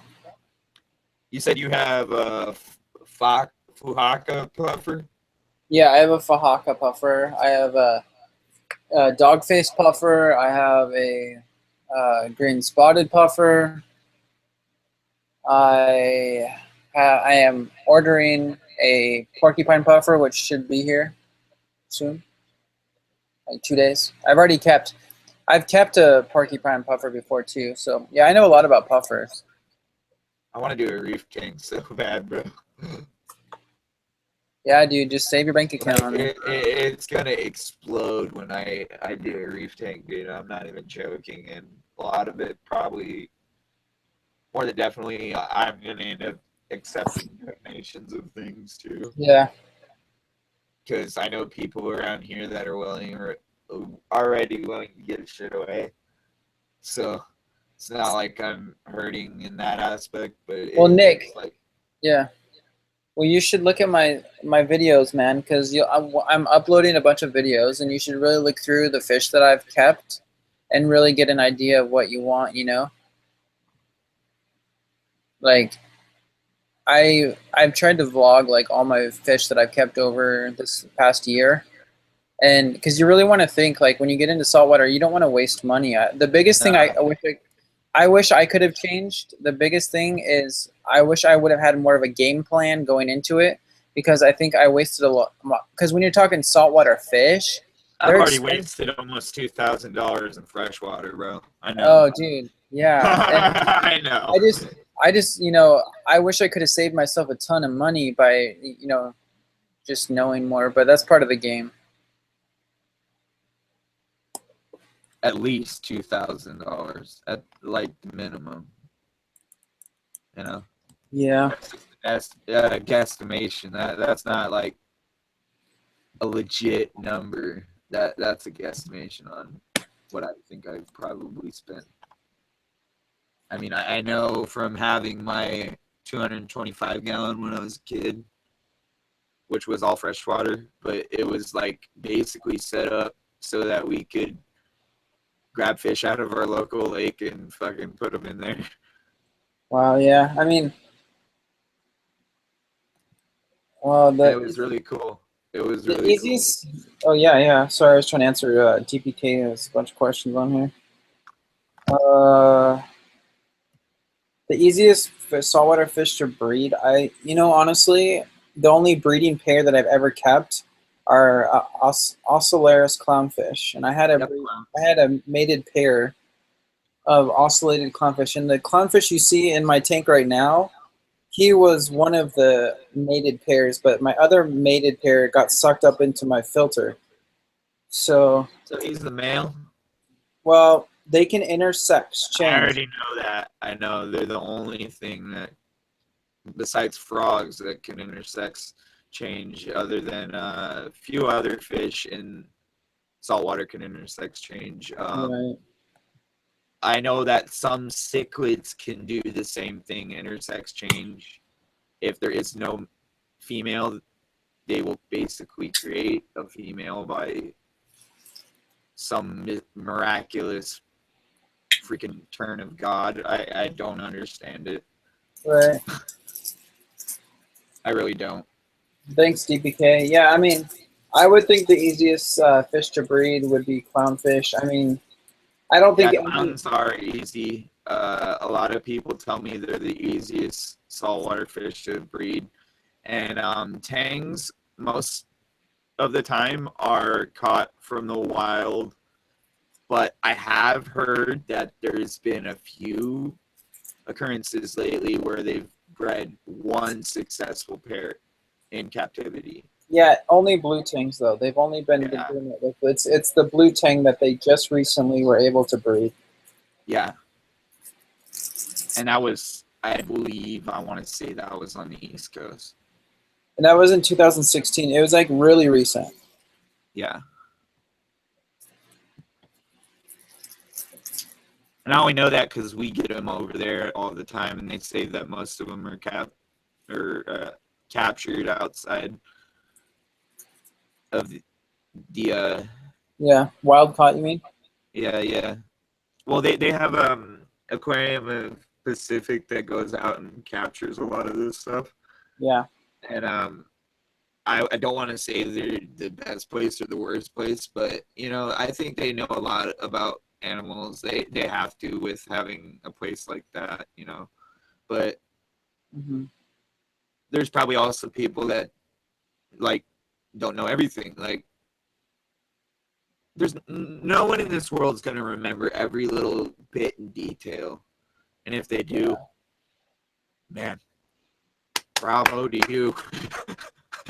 Yeah. Right? Oh, that's funny. DPK was talking about the thunderstorm effect with the LED lights. I've seen those before. Yeah. We were talking about that. Basically, you can get that with a 24-hour system set up. I believe they sell some lights like that. You just have to ask them for it. I've only seen them in person once. I've seen them a few times. You know, they got this cool Phoenix light that they put over the. It's not really designed for freshwater, but they use it on the freshwater, and it's more of a red light for, like, I believe a sump, or something like that. And the reason they put it on the they put it on their, what are those fish? They're cichlid. They're big red parrot cichlids. Right. Yeah. Yeah, they put it on them, and man, it lights those fish up so bright that they look like they are literally fire lava fish or some shit. That's really cool. When they're moving around, it looks like super sick, dude. I wish I could own one of those lights to do it with my dragon's blood peacock, because he would love it. That'd be really fun. It makes its colors pop too. We were talking about this last night too. Like certain foods make their colors pop. Yeah, like shrimp. Yeah. Okay, so But shrimp can also hold a lot of parasites. Oh yeah. Parasitic worms and stuff. Yeah. It's true. TPK, I am not going to get a seahorse until I get my reef tank going. The reason is they need absolutely, like, they don't want to be 100%. They need pristine water quality. Yes. And I'm not talking. I mean, they need like excellent water quality. So I mean, just use for example Taylor Nicole Dean. She just tore down her seahorse tank and gave it to somebody who had more time than her between traveling back and forth to California and all this other stuff that's going on. You get what I'm saying? Like that tank alone is a lot of maintenance. And like, unless you have high maintenance time, then I wouldn't have that tank. I mean, you would have to overfiltrate. It would just be a lot of money and a lot of time that I don't really want to. I'm kind of stretched thin. I'm stretched because I keep about 7 tanks running, and if I was to do a seahorse tank, I couldn't really do it. I couldn't keep all my tanks going the way I would want them to go. It would take too much of my time. Starfish up there. What? Your starfish. What kind of starfish is that? That's a chocolate chip. Yeah, I thought so. I just thought I'd ask. I'm like that, bro. Sorry if it annoys you. No, it's okay. I mean, yeah, I just wouldn't be able to keep. I want to be a good fish keeper and animal keeper, so I think there's a limit that you need to know that where you need to stop, and you need to be like, okay, I need to keep my fish healthy, and I don't need any more because I need to manage the fish I already got. Yeah, I've done that a few times when like when I used to have Oscars, all right, or my Oscar. He I just would over glorify them with guppies, and you know, I realized I was really actually doing them an injustice because, you know, I was causing them to get used to nothing but live fish. Yeah. And that's not really good for a cichlid like that. They need multiple diet. They need more than that. They need, like, I forgot, you know, years out of the hobby, and you forget a lot of information, you know what I mean? If you take a break from the hobby long enough, you will forget half of it. I'm not even shitting you. Yeah. I've never taken a break, so.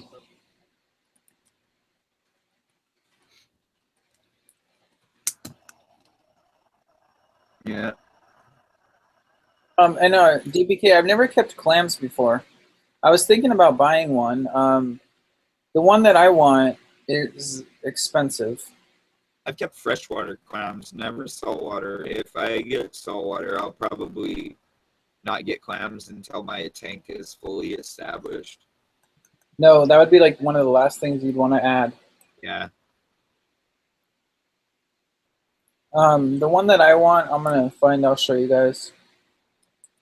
I want the harlequin shrimp, so I'm never gonna be able to own starfish. Well, I have a pistol shrimp, and I think it's the loudest fish in the whole ocean. Did you know that? No, I didn't know that. If But you yeah, the harlequin eats starfish. Yeah, they do, and that would be like terrible. I've seen videos on that.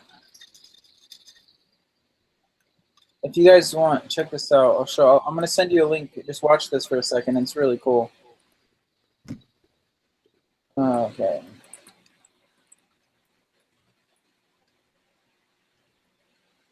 It's only like a minute long. Here you go. Check this out. Follow this link. Where is it? Where is that? There you go. This is super cool, dude.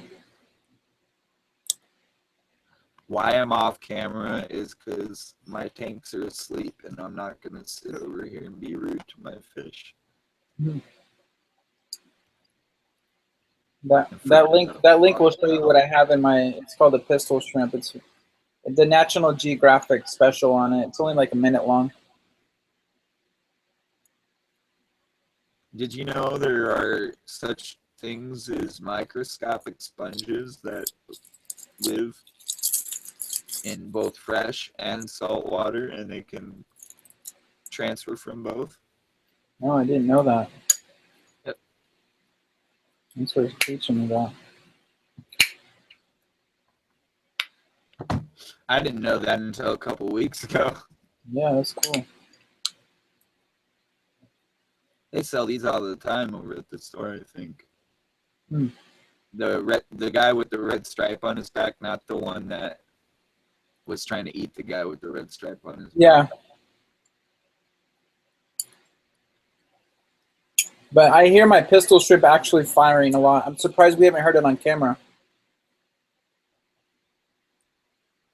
It's actually really loud. Yeah, it sounds like a... Right? No, it's loud, dude. It's louder than that. Yeah, like, I know what it sounds like, but it's like... Sounds like a little bullet going off, honestly. So I have one of those in that big rock that you see in my tank. It lives in my big rock. That thing's mean. It's gonna take your finger one day. Dude, it gets hotter than the sun. Did you hear that? It's crazy. Shit. That was a joke. Yeah. It's gonna take your finger. No, but they can blow holes in the side of fish.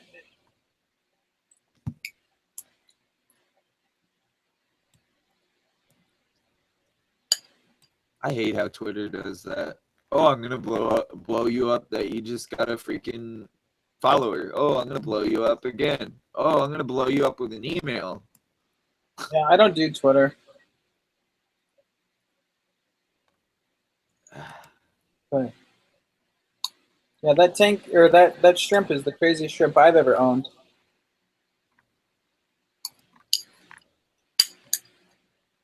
Yeah, DBK, it is.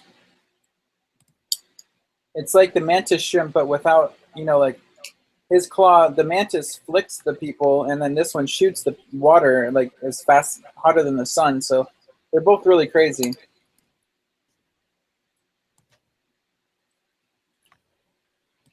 I am lit.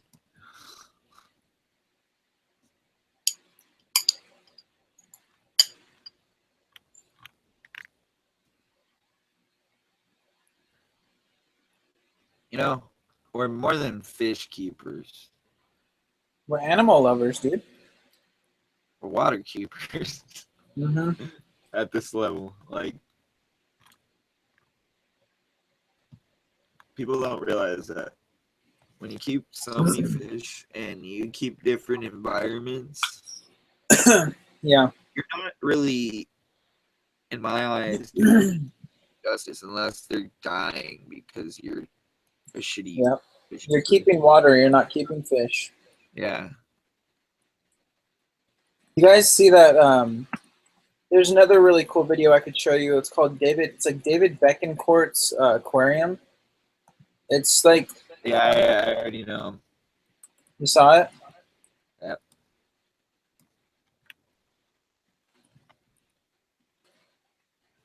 Or Betancourts? Yeah, I already know. I haven't modded, bro. What's that? I haven't modded on my YouTube, bro. Do you really? Yeah. David's cool. It's a really cool video.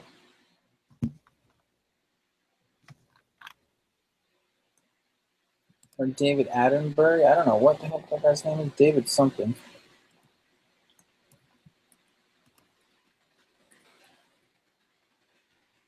David Betancourt. Aquarium or something. Yeah.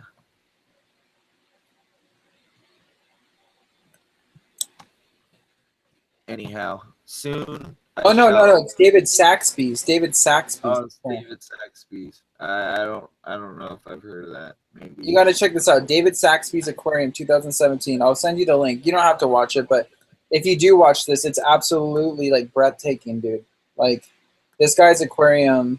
I'll link it to you guys right now. But this is one of the coolest things I've ever seen on YouTube.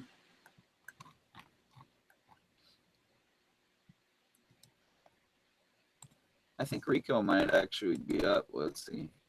Is he up? Rico is up. Fuck. He a streamer?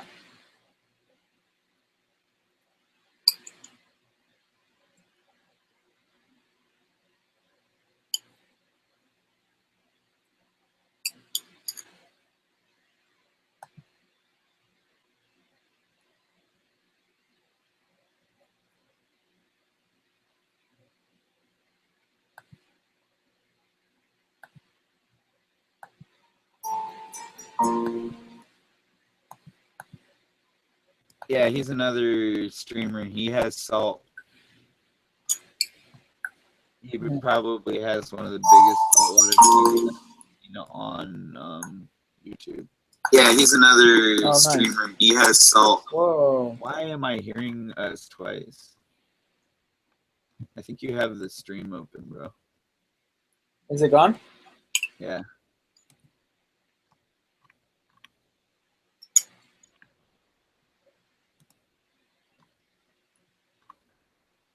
I can't even remember how big his tank is. He's got a big tank, though. Nice. Okay, DPK, I'm checking that link you just sent me out right now.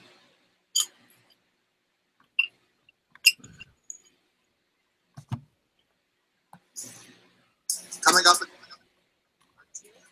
You'll have to go check him out. Rico's Reef Tank.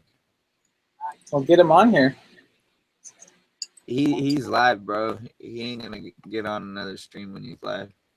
Oh. Yeah.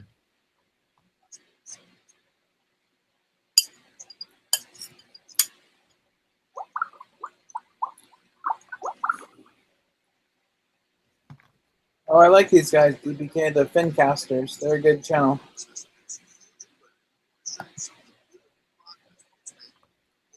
That's crazy live rock. Satellite LED plus. That's cool, I guess. Mm-hmm. Anywho. Isn't that crazy, dude? Yeah, man, DBK, that's a crazy. That David guy, he's nuts. Saxby.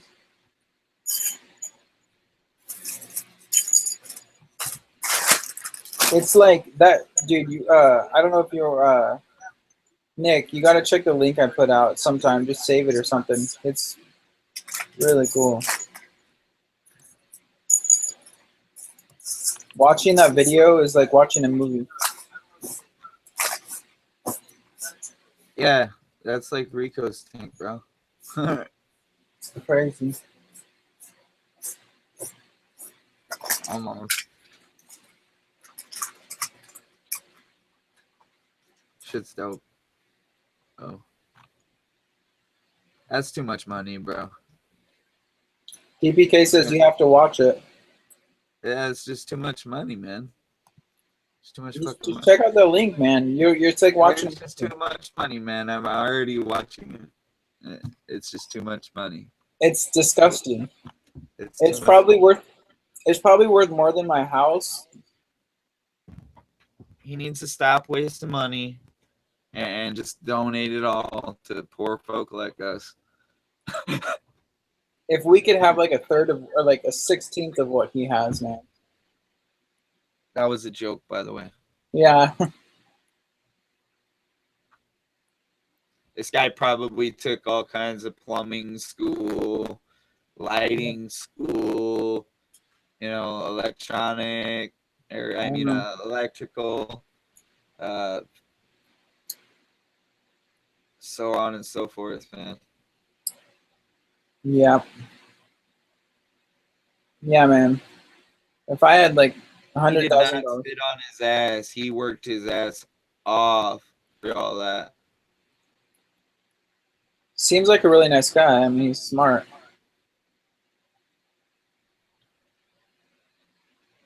And coral like he's got growing there. Yeah.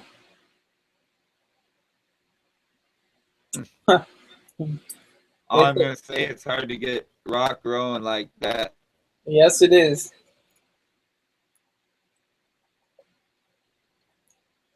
Live rock is not easy to get growing like that. I found it absolutely breathtaking. I couldn't believe when I saw that video, dude. It was like, whoa. You're talking at least $20,000, bro. Dude, more probably. I guarantee more. I'm talking at the least $20,000 minimum. Oh yeah. For like just a quarter of that, man. Dude, yeah, for sure.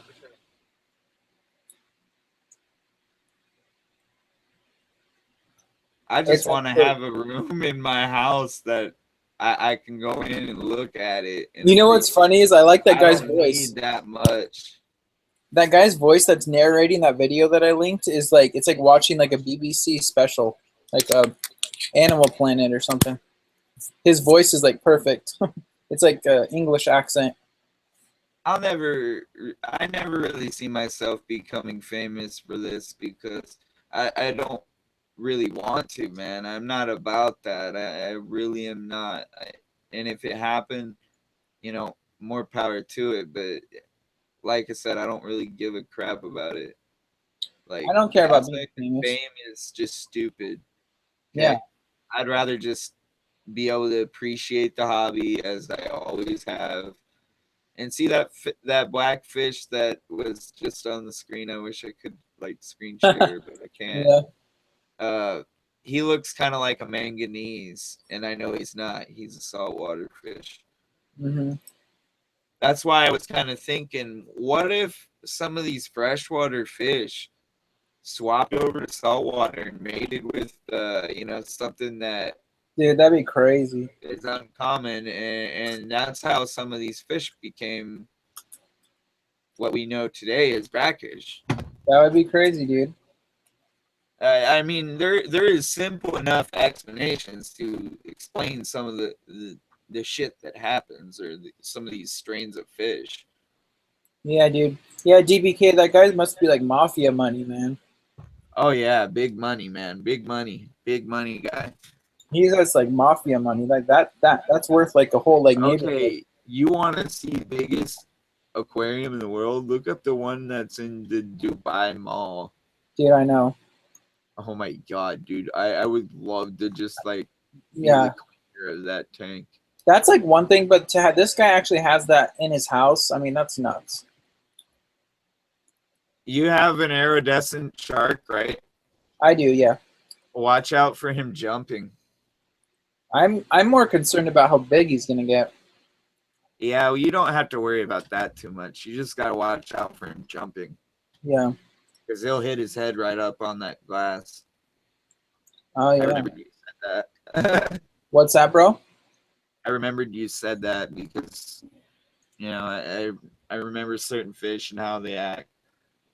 My arowana, I think, killed himself by hitting his head on the glass. I had one when I was younger. Iridescent. Did you really? Yeah. How big were you a little kid? Yeah. I was like, I want to say like 14, 15. Yeah. Yeah, I had a silver arowana, and I think he killed himself by smacking his head on the glass. I had a boa shark that grew the size of my arm, bro. Like, Really? my arm currently, yeah.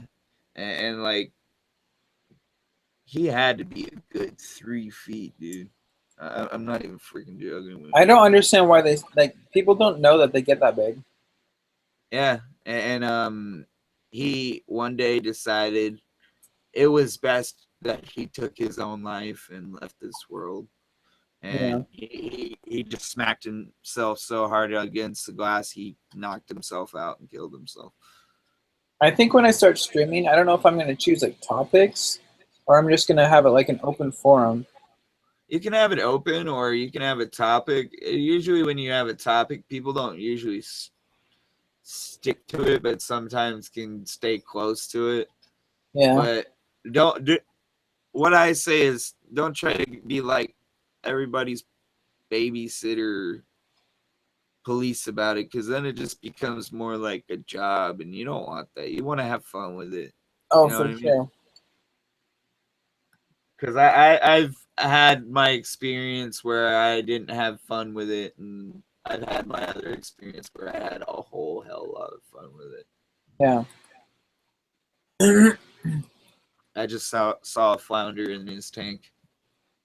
Yeah, I just got my flounders. I got 2 of them 2 days ago. Ah, my feet itch. Why do my feet itch? I'm kind of nervous about them, trying to get them to eat, though. What do they eat? They only eat live worms or live shrimp. Oh, so they eat blood worms like my fish.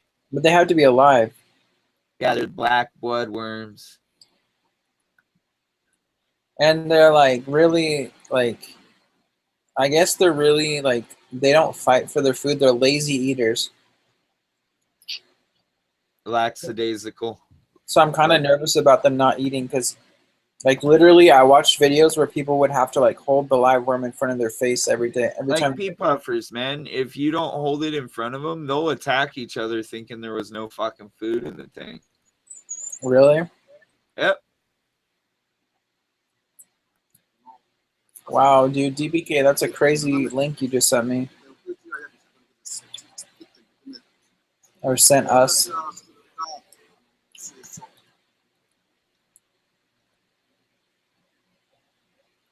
But yeah, like I said earlier, they have all kinds of those little baby tea puffers show up in their tanks all the time because they have so many plants in their tanks that are cycled out frequently that they mate in there, and usually the ones that mate in there are the ones that are from the wild. Mm-hmm.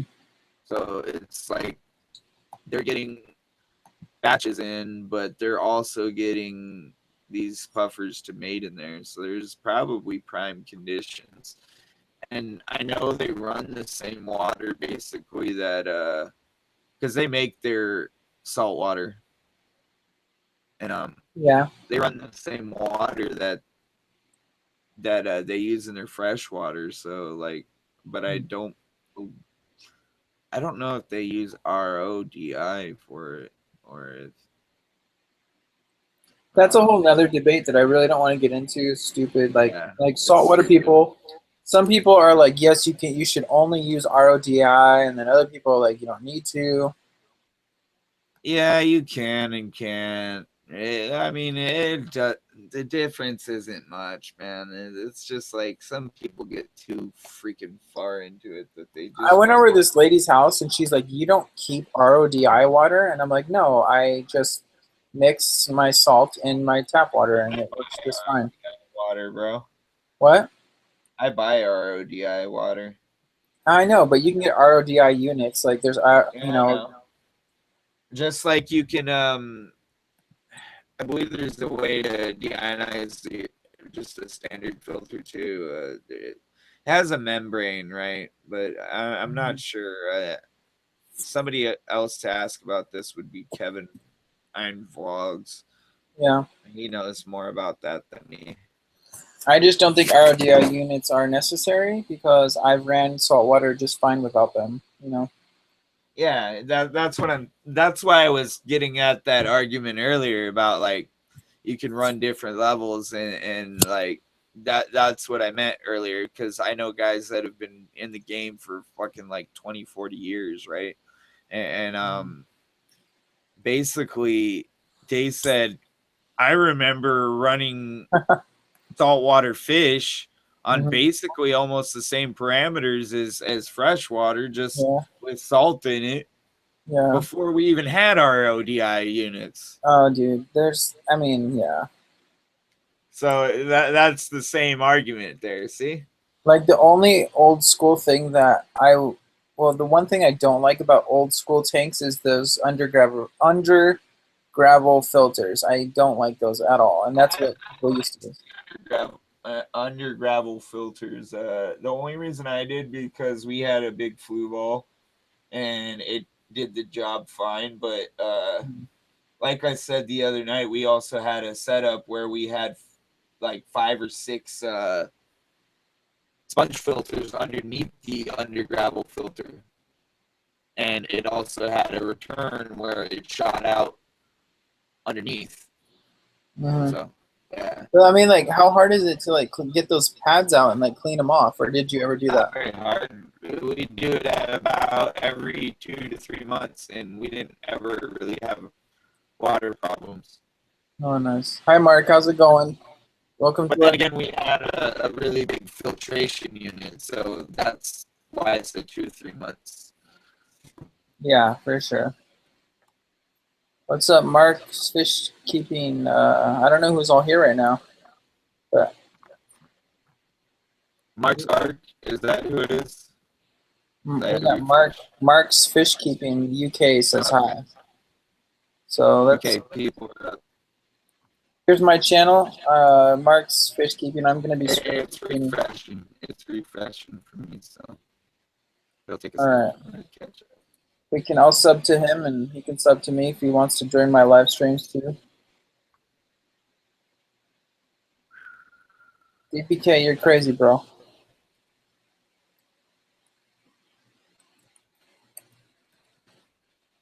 I would not still be on here if I had to get up that early.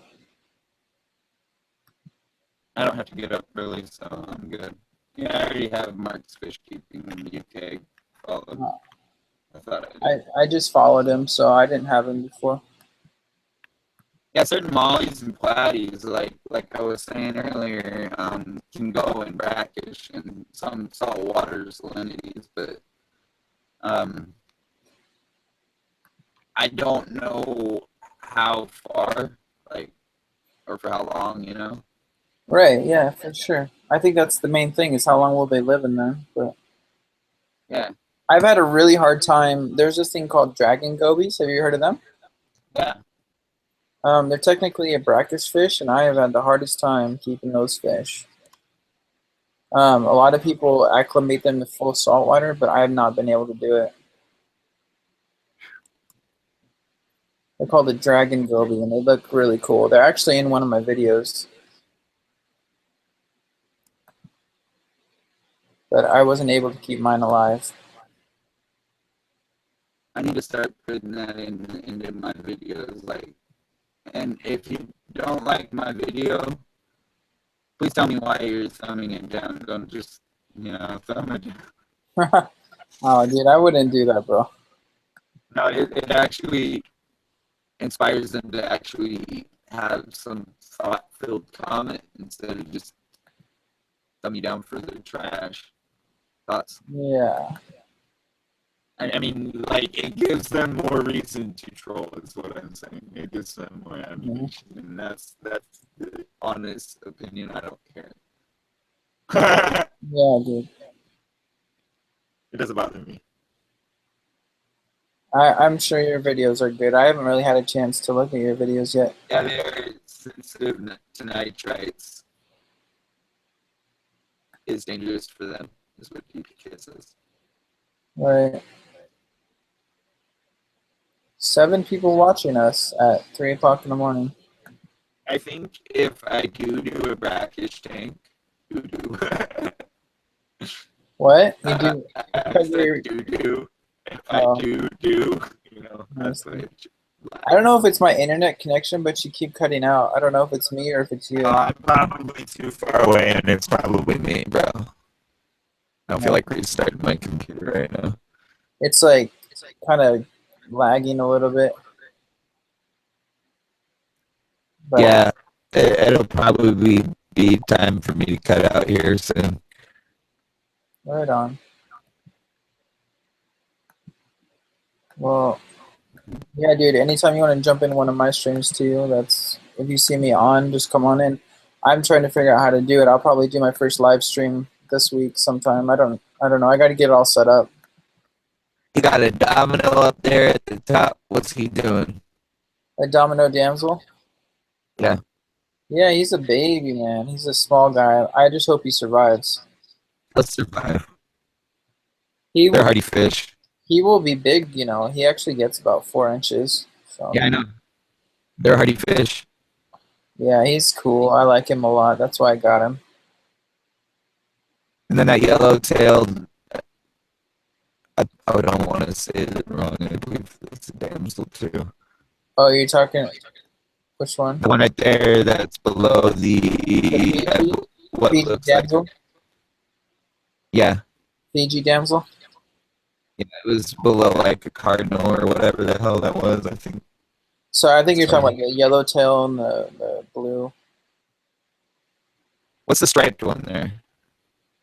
Okay, so the zebra looking one? Is that what you're talking about, black and white? Yeah. That's technically called a 4-stripe damsel. That's the name of it. It's called 4-stripe. Okay, I thought he was a damsel too. Yeah, they're really cool. I just saw your puffer. You see the dog face? Yeah. Cool, man. Where is he? I don't even see him. He was just over there by the clown. Oh, cool. He poked his head out for a second. He's a big boy. He eats a ton, man. He was stealing the food. Yeah, that would be him. He does that a lot. I'll have to stream when he's out more because he's cool, but he doesn't come out a lot. You know what's funny? I went over and got all this, like, a big old net full of snails at the LFS for the one and only pea puffer that's in the tank now. So yeah, he should be well fed while I go on vacation over the weekend.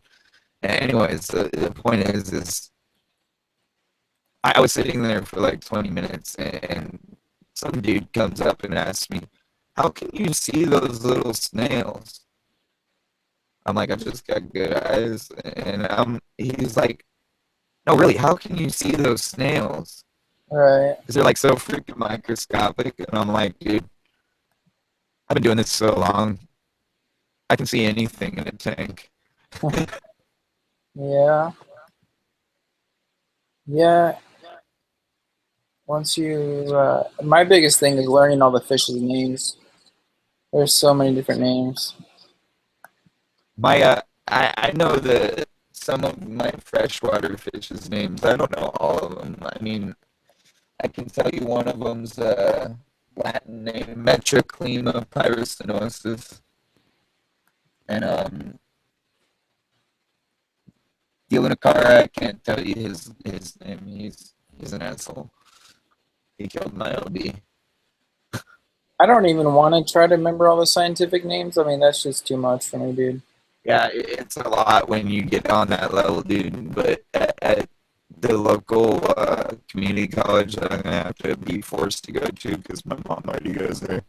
Yeah, it's gonna be fun learning biology and all that because, like, yeah, that's gonna be a bitch.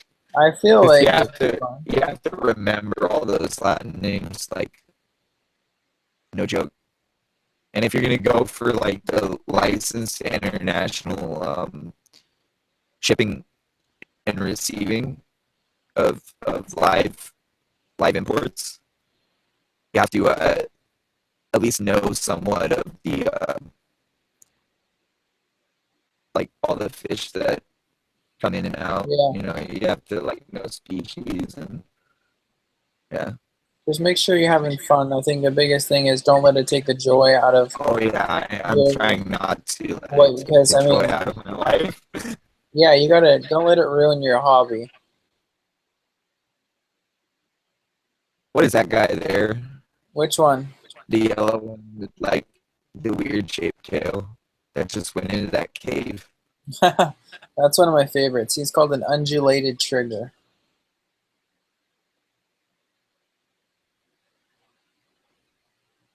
What he was doing is he was going to get the food and dragging it back into his cave. Yeah, So he's like, this is all mine. yeah, so no one else would be able to get it. He's pretty smart. That blue tang's like, nah, I ain't having that shit. Yeah, the blue tang is kind of mad. She's like, that's mine. She's funny though. That's my tank boss, man, the blue tang. I don't know if it will be like that forever. That movie Dory made me like kind of hate Hollywood. Yeah. Well, people don't understand how big they get, and they don't understand that you got to have, first off. Oh yeah. Huh? Yeah, if you're gonna have one in a tank, and it's under like, let's say for the minimum, and it's a baby tang, let's say a 40 to a 50 gallon. Yeah. And that's even pushing it there. All right. And well, they get about 12 inches long, so you're just maxing out on a 55 gallon. Yep. Yeah. I mean, the sailfin tank that I got, though, it gets over a foot long. Yep. So, and some of those fish will outgrow those tanks so fast that you'll be taking them back to the LFS within like a month. Yeah, and I don't want to get any fish that I have to do that for either. So I've had fish that I've had to do that with a few times. If it got I have fish right now that I have to do that with. I have a catfish and a Floridian. He's either a bluegill or some sort of perch. That's what they say. Oh yeah, man. If I got a fish that was too big, I would probably try to sell it first. Make sure I had to get home. I got him as like as a guppy. Yeah. Like he was basically a fry when I got him, and he was mixed in with the minnows. Mm. So he's been a bastard to my tank. Well, if you have to give him up, I mean, just, you got to do what you got to do. Yep. I will never get rid of my Metroclima pyracinosis, though, which is a red top zebra, or fire-eyed zebra, if you want to call them by what they sometimes call them. Yeah. I think which he's albino. That's the easy distinction there. Yeah, we should talk about sometime on this stream or my stream or whatever. We should go into our biggest disasters of fish keeping, and I've had a couple big mistakes. I've had one recently. Pea buffers, they just kill each other. Oh, yeah. Well, one of my Huh? I won't buy another one until I come back. I'm gonna redo their tank and put them in a 20-gallon. Yeah. And not ever put them in anything smaller than a 10-gallon again, or a 10-gallon at all. Yeah. Because that's just not right. Because even with all the plants that I have in my 10-gallon, it still didn't work. I tried it; it didn't work. Nope. Not doing it again. Yeah. They get too territorial unless you have like an overabundance of snails. Mm-hmm. Which now I do, but before I didn't. I had to go dig through. Like I said, I went in and I noticed the Tetra tank over there, the ruby red Tetras, I believe they are. Yeah. Had an overabundance of snails. I don't know why that was. Maybe to keep the algae down or something. Uh-huh. But I was thinking maybe when they get those in, that's where the snails are at. Because that's the only tank that I saw an overabundance of snails in, and or the guppy tanks. Yeah. But like I said, that could be to keep the algae down. GPK says my biggest disaster was calumerous worms almost wiping out my guppy worms. Huh? Calamars worms. Oh, sorry, I don't know. I don't even know. You're all good. Yeah, they basically will get inside of said food or vice versa, and they will destroy a tank. And that's a freshwater worm? It can be freshwater and salt. Well, I've never even heard of that, so it must be. I don't quote me on that one. I could be wrong on that one. Yeah. Well, that sucks, man. I think I've had some pretty bad disasters. I've had some really bad choices on my end. I put like an Oscar with a puffer once, and the Oscars eat anything that they want that's smaller than them. And my Oscar, I came home, was dead, and I didn't realize that my puffer was inside of his body. And oh yeah, he poisoned your Oscar. He must have swallowed my. He must have swallowed my puffer. I mean, this isn't funny, really, but it was just like what? Watch out with puffers because certain species they do carry. I can't remember what it is. Some sort of secretion of a toxin, and they will kill whatever eats them. Yeah, dude. Puffers have neurotoxin, or it's like tetrotoxin, and that stuff is so potent that it can kill. I think I read up to 19 grown men.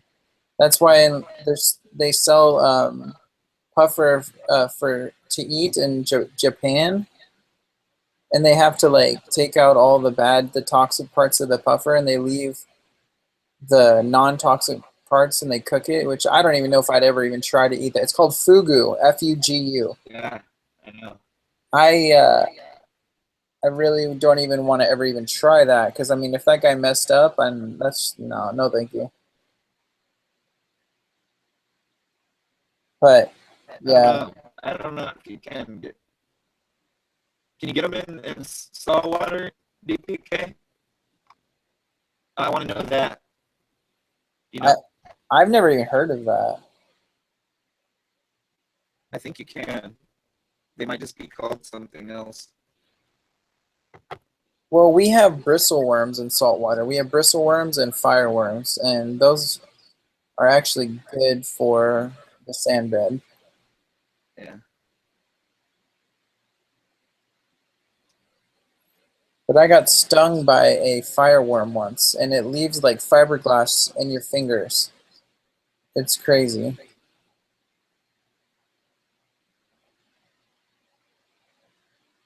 I'm on a 48-day streak with somebody on Snapchat. Wow. I know people with like 240-day streaks, bro. That's crazy. That shit's stupid. That's crazy.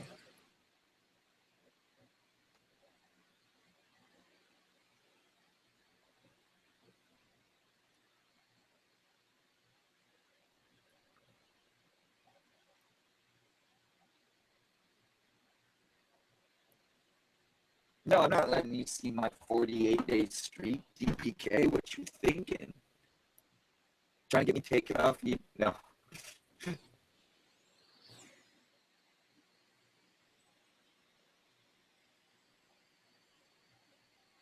I've got to pee, bro, so I'll be right back. All right, dude. I'm surprised that I've made it this long. I am too.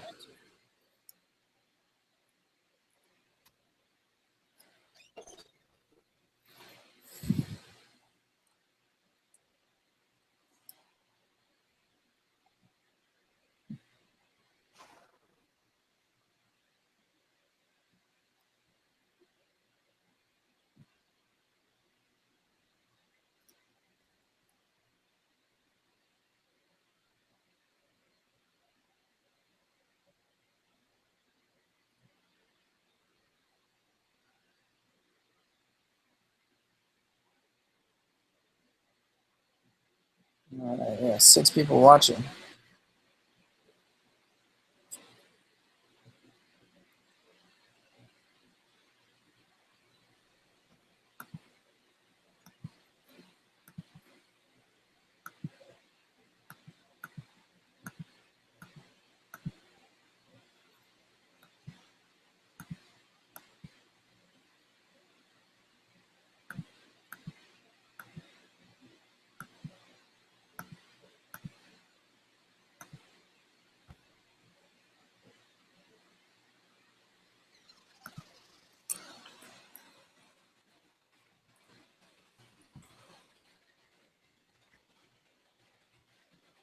Yeah, at this point, if he eats my guppies in that tank, I really don't give a shit. So.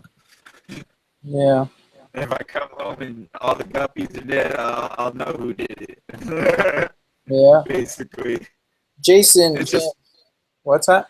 It's just one key buffer doing all that. Can you believe that? Wow. He's brutal.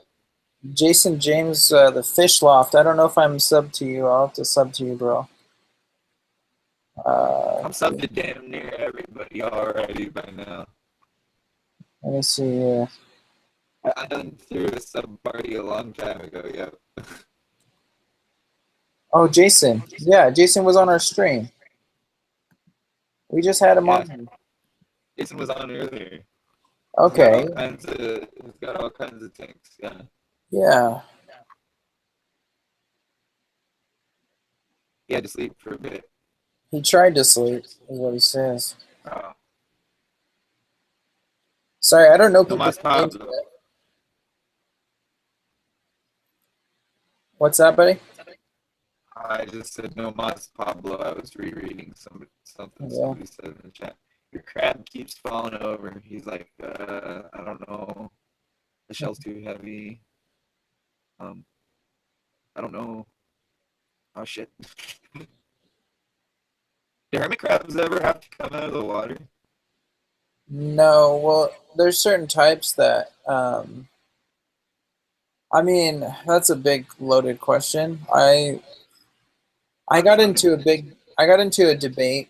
My local fish store keeps hermit crabs, like saltwater hermit crabs, in their saltwater tanks, and then they have another section that they call hermit crabs, and they keep them out on a dock, and they just have like these little pools where they can go into if they want to. And I asked my local fish store, I said, what's the difference between the ones you keep inside the saltwater tanks and inside, these like reptile cages?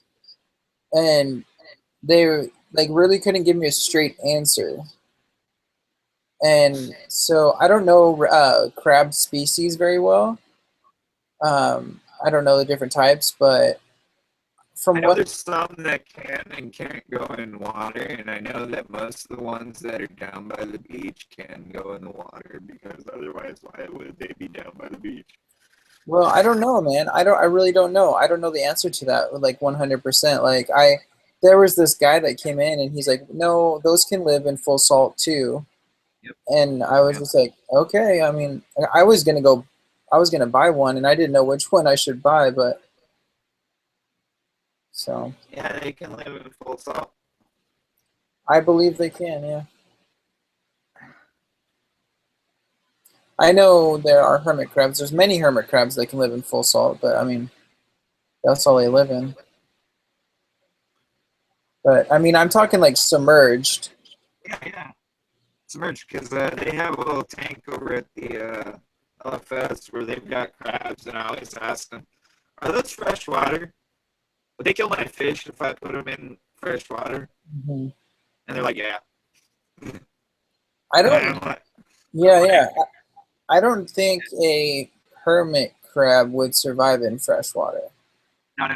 It's not a hermit crab. It's another type of crab, bro. It's a little miniature crab. But yeah, there's certain crabs that can actually go freshwater. There's certain crabs that can't, and vice versa. There's certain crabs that can't go in the water, and there's certain crabs that can. But I believe that hermit crabs can go in the water. I like crabs. I think there's really interesting one. There's one called the decorator crab, and it literally will take things in the tank and put it on its back as camouflage. So it'll pick up whatever is in your tank. Like, it would even pick up like another fish and put it on its back to decorate itself. It's crazy. I had one, but my dog-faced puffer ate it, so that didn't work out. I wonder how long a brackish crab would last in that tank. Brackish what? Brackish crab, because they could go full saltwater. Oh, I think it would do just fine. I think maybe the hermit that I have in there right now that I can't identify, it might be a brackish crab. I don't know. The guy that keeps walking right in front. Yep. No one is. I have not met somebody able to identify him yet. He's not a red leg. He's not a blue leg. I don't know what he is. He's not. There's another common one that comes in as like a menace crab. I forgot what it's called. Oh, it's Oh yeah, calamanus worms can infect saltwater for sure. There you go. Cool. We got a question answered on that one too. Yeah, fiddler crabs are interesting, Jason. See, yeah, that's what it was. They're fiddler crabs over there at the store. Yeah, those are smaller from what I think. Aren't they smaller, fiddler crabs? They're about the size of a 50-cent piece. Mm-hmm. If any bigger, they're probably the size of a tiny little, what you call it? Like the tiniest little White Castle burger, bro.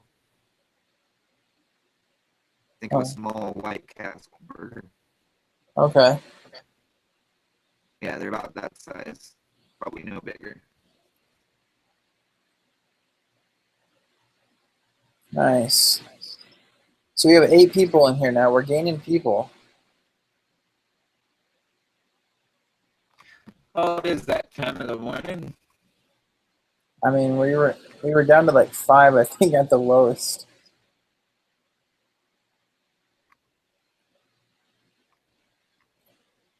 They are beach crabs, Jason says. They're beach crabs.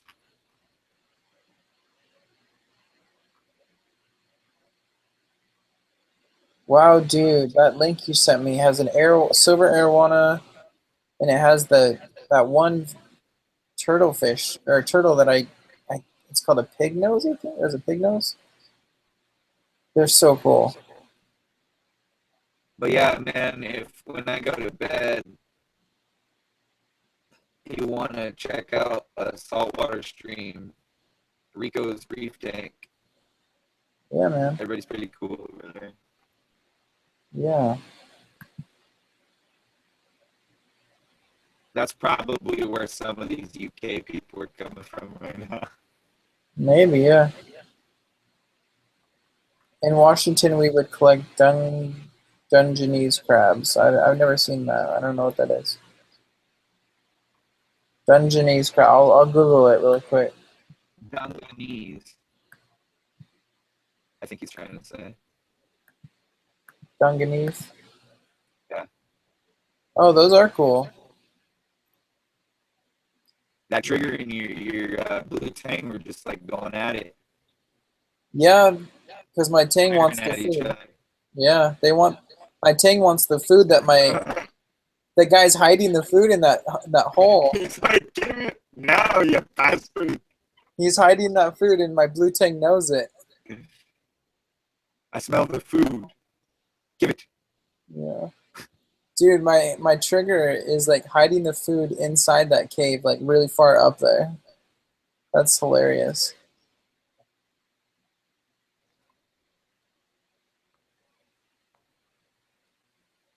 Wow.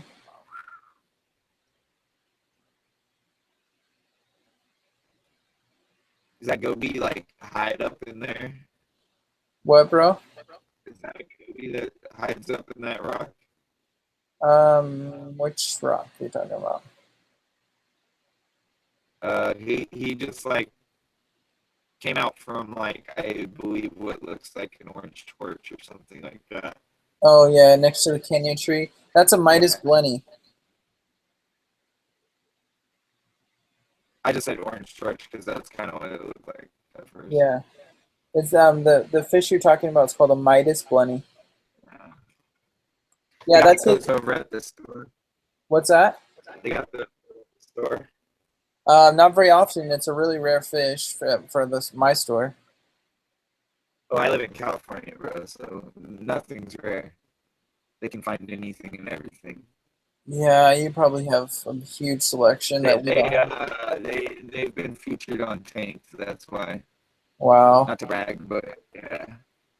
Hey, that's cool, man. That's cool. It is badass sometimes because they do get some really, like, they get some customers in there that just can't take their tank or they don't want to deal with it anymore. You know, rich people, like really rich people. Yeah. That just throw a tank away, like a freaking $12,000 tank. Man. Yeah. I don't understand that. Then why did you even buy it in the first place? Well, I think a lot of people, you know, see that's another thing. Here's one thing I don't like about the hobby. The price of fish for some fish is so cheap that it is like we treat those fish like they're disposable. Like, yeah. So I can buy like a $5 fish and feel like, oh well, it doesn't matter. He's $5, and then I can feel like a $50 fish. I'd be like, oh man, I need to take really good care of him. So I don't know what the solution is to that, but I think that the cheapest fish, I think that we have the wrong attitudes towards them because we treat them as disposable, and a lot of people don't really take care of their fish. So maybe rich people, like, since they have a ton of money, it really doesn't matter how expensive a fish is, they're still disposable. Just throwing it away. Yeah. They just look at everything as it's like disposable and it can be thrown away. And, you know, it's like, oh, you can go buy a new one. Yeah, I mean, so I think they might treat their tanks. I hate that attitude. That attitude pisses me off because it's like, no, you can't buy a new life. Right. You cannot treat a life. A life is equal to a life. Yeah, but I mean, as long as fish are like, some fish are like, you know, like feeder fish are like 10, 20 cents at my store. I mean, yeah, I think we kind of, I don't know what the answer is, you know, but we look at it as, oh, it's just minuscule. They're just pets to us, you know. Like, no, it's not like that. It's more than that. It's like some people grow attachments to certain fish in certain categories, and like me myself, my category is like uncommunity friendly. Yeah, I don't know. I don't have all the answers, but I just know that some people walk into stores and buy like those really cheap fish, just, you know, and they don't really take care of them because they don't care. But at first, when I started buying fish, I just started buying, you know, what I thought looked cool in the freshwater tank, you know, because like Yeah. I didn't really do much research into them. Yeah. I started, or as I go along, I started researching more and more. Mm-hmm. You just stop pecking at the bottom, looking for food. Yeah, two betas, one cup. I mean, I don't even like the comet goldfish. The common feeder guppy gets huge. A lot of people don't even realize those feeder goldfish, not guppies. Feeder goldfish. The comet goldfish get huge, and that's what they use as feeders. And I actually had one of my comets get really big on me that didn't die.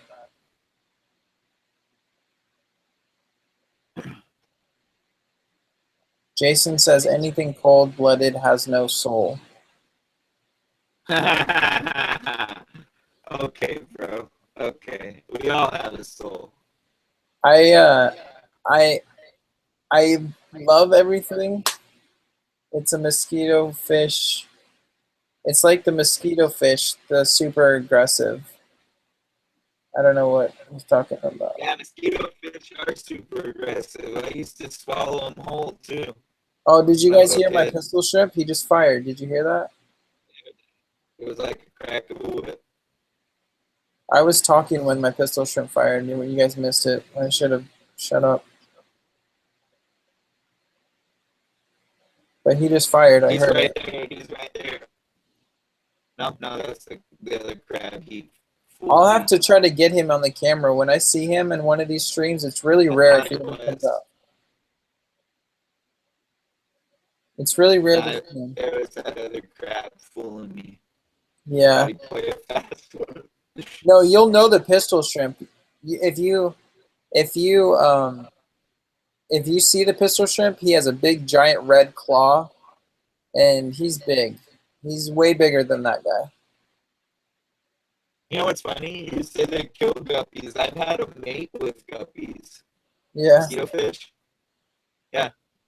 It sounds like well, they're not just guppies. They're actually endler guppies. So they've got some of the same genes in them. That's why they'll mate. Yeah.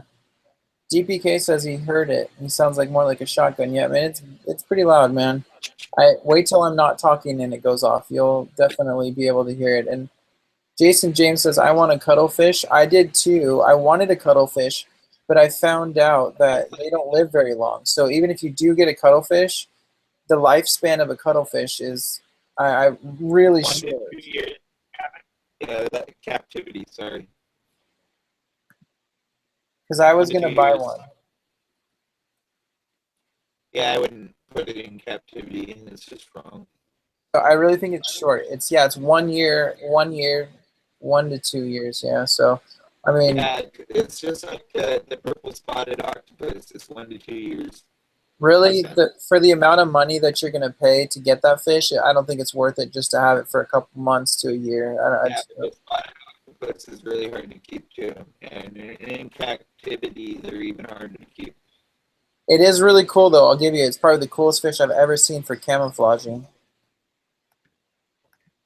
They also have the zebra. What was it? Comet zebra octopus. Mm-hmm. Over at the LFS right now, it's almost. I want to say it's $120. Yeah, it's $120. But that thing is the biggest escape artist there is, bro. Yeah. He's already escaped 5 times. Wow. I don't think that he's honestly going to get sold because he's just going to escape again. Yeah, I heard that they're really smart and they can really figure out things like how to open things up and. Oh, they got like 5 brains, man. Yeah, that's crazy, dude. That's crazy. They're probably smarter than us. By the way, that's a joke. Yeah. That's a cephalopod joke. Dude, they're probably smarter than us. So they might be. You know, I was watching that Jeremy Wade show earlier, and they were trying to figure out what swallowed a kid under the water and drowned him, right? Yeah. And I was like, it had to have been an arowana, man. Right. In Brazil, sorry to say, nothing's gonna kill you faster than an arowana. Maybe a group full of Yeah. black piranha, but I don't know. Where do arapaima come from? arapaima, yeah, that could be a possibility. I think arapaima are the largest freshwater fish, aren't they? Yeah, that's another reason earlier, you know how when I cut you off and I said, you know, when I was growing up, like, fish used to scare me, like, when I was swimming in the lake, because I'd see fish that were twice my size and could eat my leg. Well, that's the same scenario. It's like, you got a big-ass fish, you don't know what could be in U.S. waters, you know? Yeah.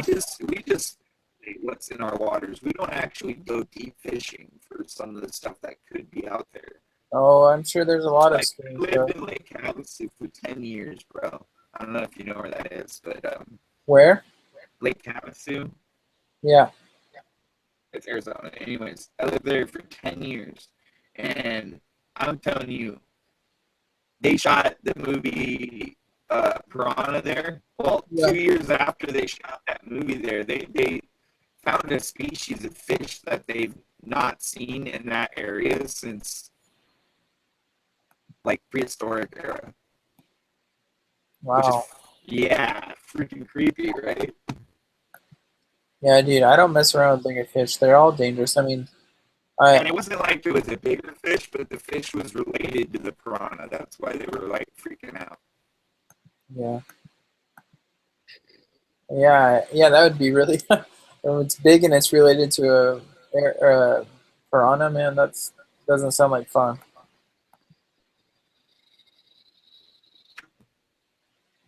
All I know is arapaima, TPK. They're the biggest freshwater fish, and I've seen like 6 guys try to carry one of them.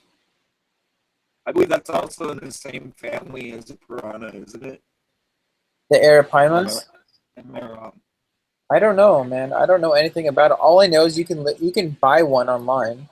It's stupid. Like, why would you want a 14-foot long fish? Who has a tank in America that can house a 14-foot long fish? I don't know anybody. Yeah, black piranhas are more aggressive. Yeah, we can't have piranhas in my state. Neither can we have them in here. But people still do. I have a deal at my local fish store for a video tomorrow. What does that mean? Jason, what are you talking about? For a video?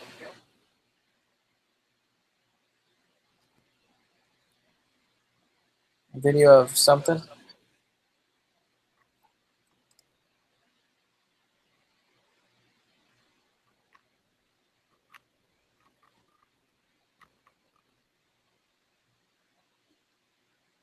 Okay. I can't remember what it was. It went like, I don't know, man. I'm not into piranhas. I don't really care about them. They're just, I don't know. okay, we're gonna smash this real quick. I can't remember what it was. I know there's a few different fish that are in like the same gene pool as that fish, but Sounds good. Sounds good, Jason. I never really got into piranhas. I think people get piranhas to think like they're cool or something.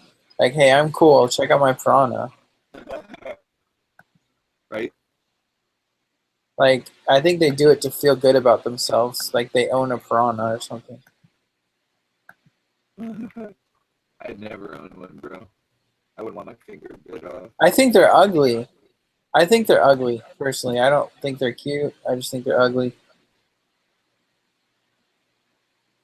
I don't know.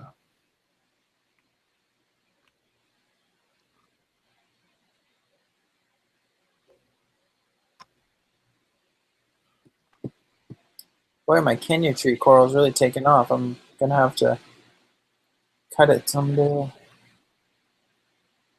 Frag it. Yeah, dude. It started off really small. It's already split into 2 pieces. I got one on the left side of my tank and one on the right.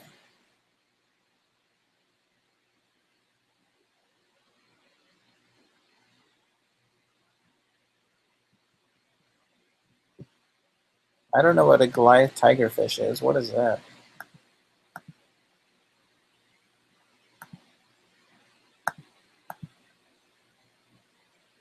Oh, those are crazy.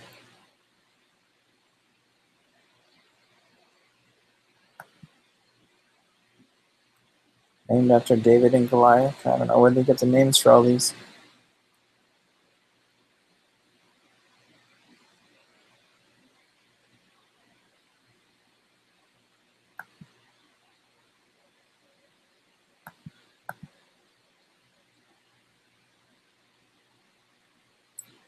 The copper coral to the left of the cave. That's actually live rock that hasn't finished cycling. That's new live rock. It's actually was dead rock, and now it's just taking on the cycle. Oh, swinging around? That would be maybe my Kenya tree. I think if you're talking about it moving.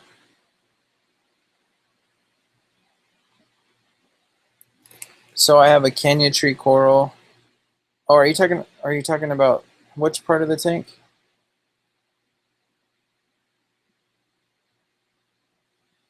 What's that copper coral to the left of the cave? By the crab. Oh, that's a leather coral. So that's a green or a yellow leather coral.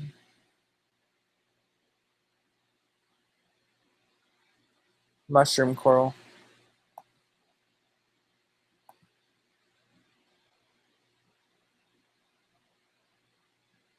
And that can be split, and I can split that up too and frag it. It's getting pretty big.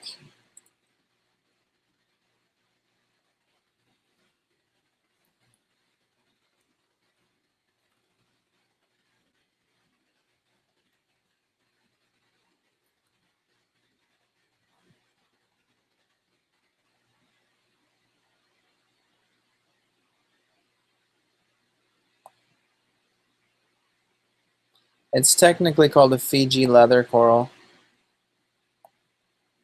Yeah, man. That crab, he is on a mission. Like, he just moves and moves. It's pretty hilarious.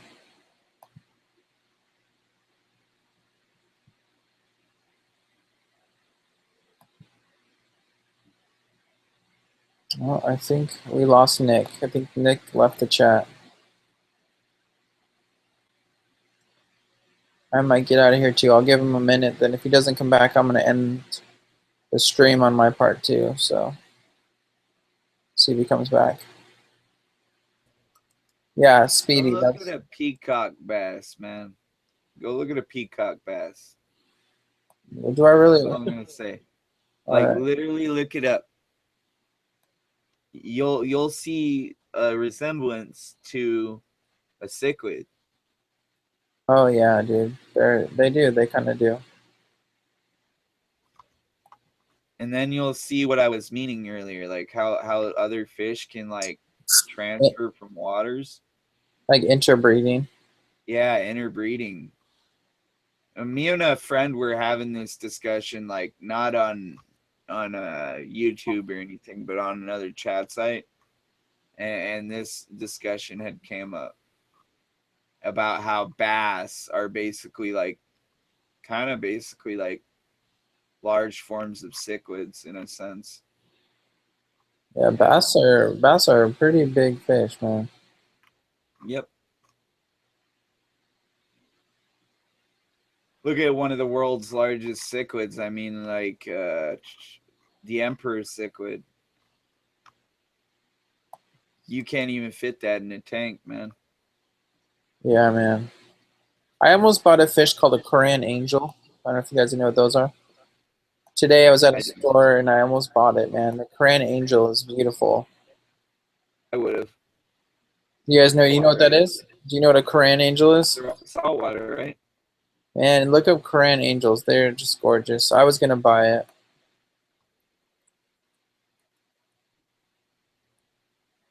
Yeah, the Emperor Cichlid gets way too big. You can't even own it, I don't think.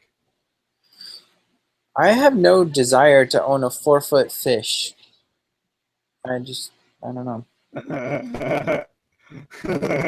I mean, I'm gonna cap it out about maybe 2 feet, a foot, but 4 feet long. That's why I was saying maybe it's possible that like the lake's salinity would be like high enough because like it is a rift lake. So I don't know, maybe not. Yeah, I'm gonna study more on all the things we talked about today. Because those frontosas, they like a really, really high pH and they don't mind the alkalinity being high either. I'm not even worried about the alkalinity and all that pH stuff. I'm just worried about, I just want to study salinity. Like how can certain fish breathe in different environments of salinity? Yeah.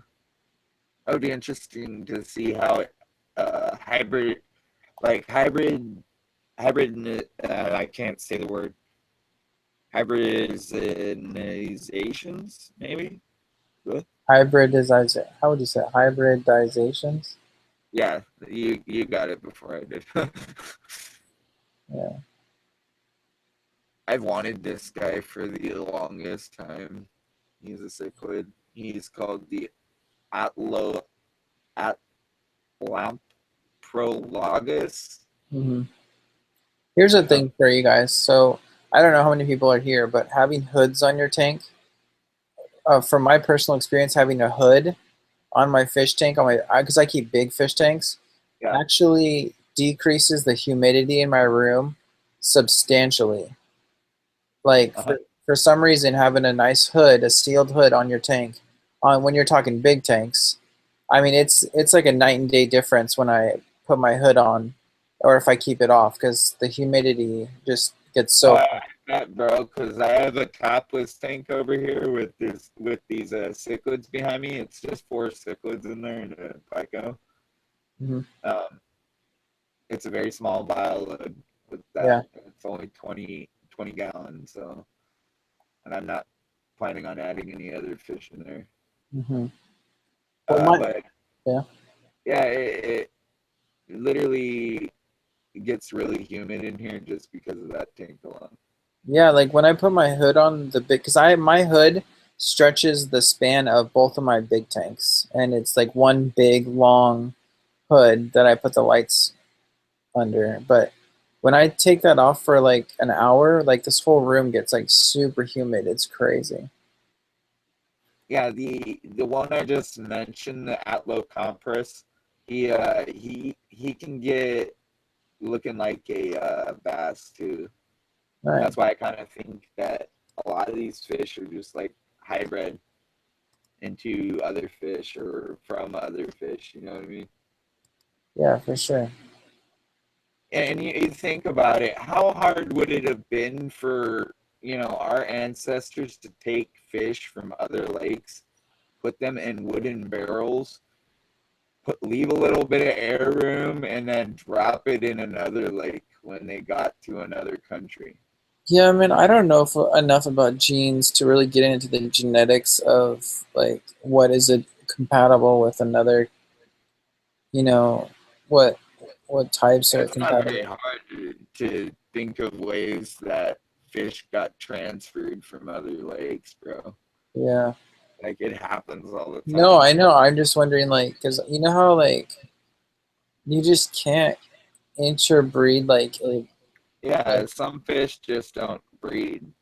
But, like, cichlids will breed, and you can get hybrid cichlids all the time. Like, same thing with clownfish.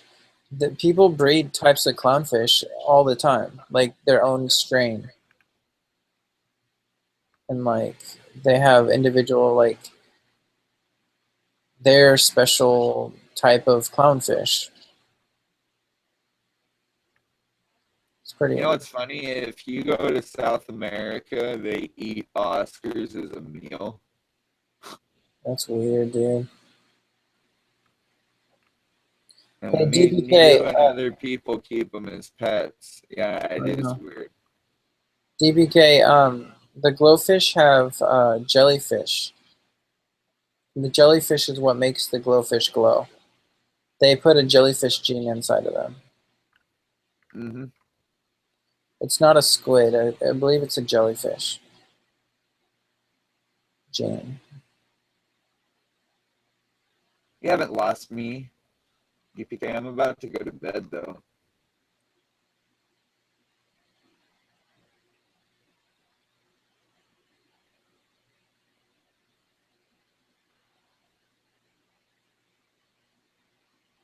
Things evolve is what I was basically trying to say. A lot of things can change over time period, not just change or evolve, but adapt.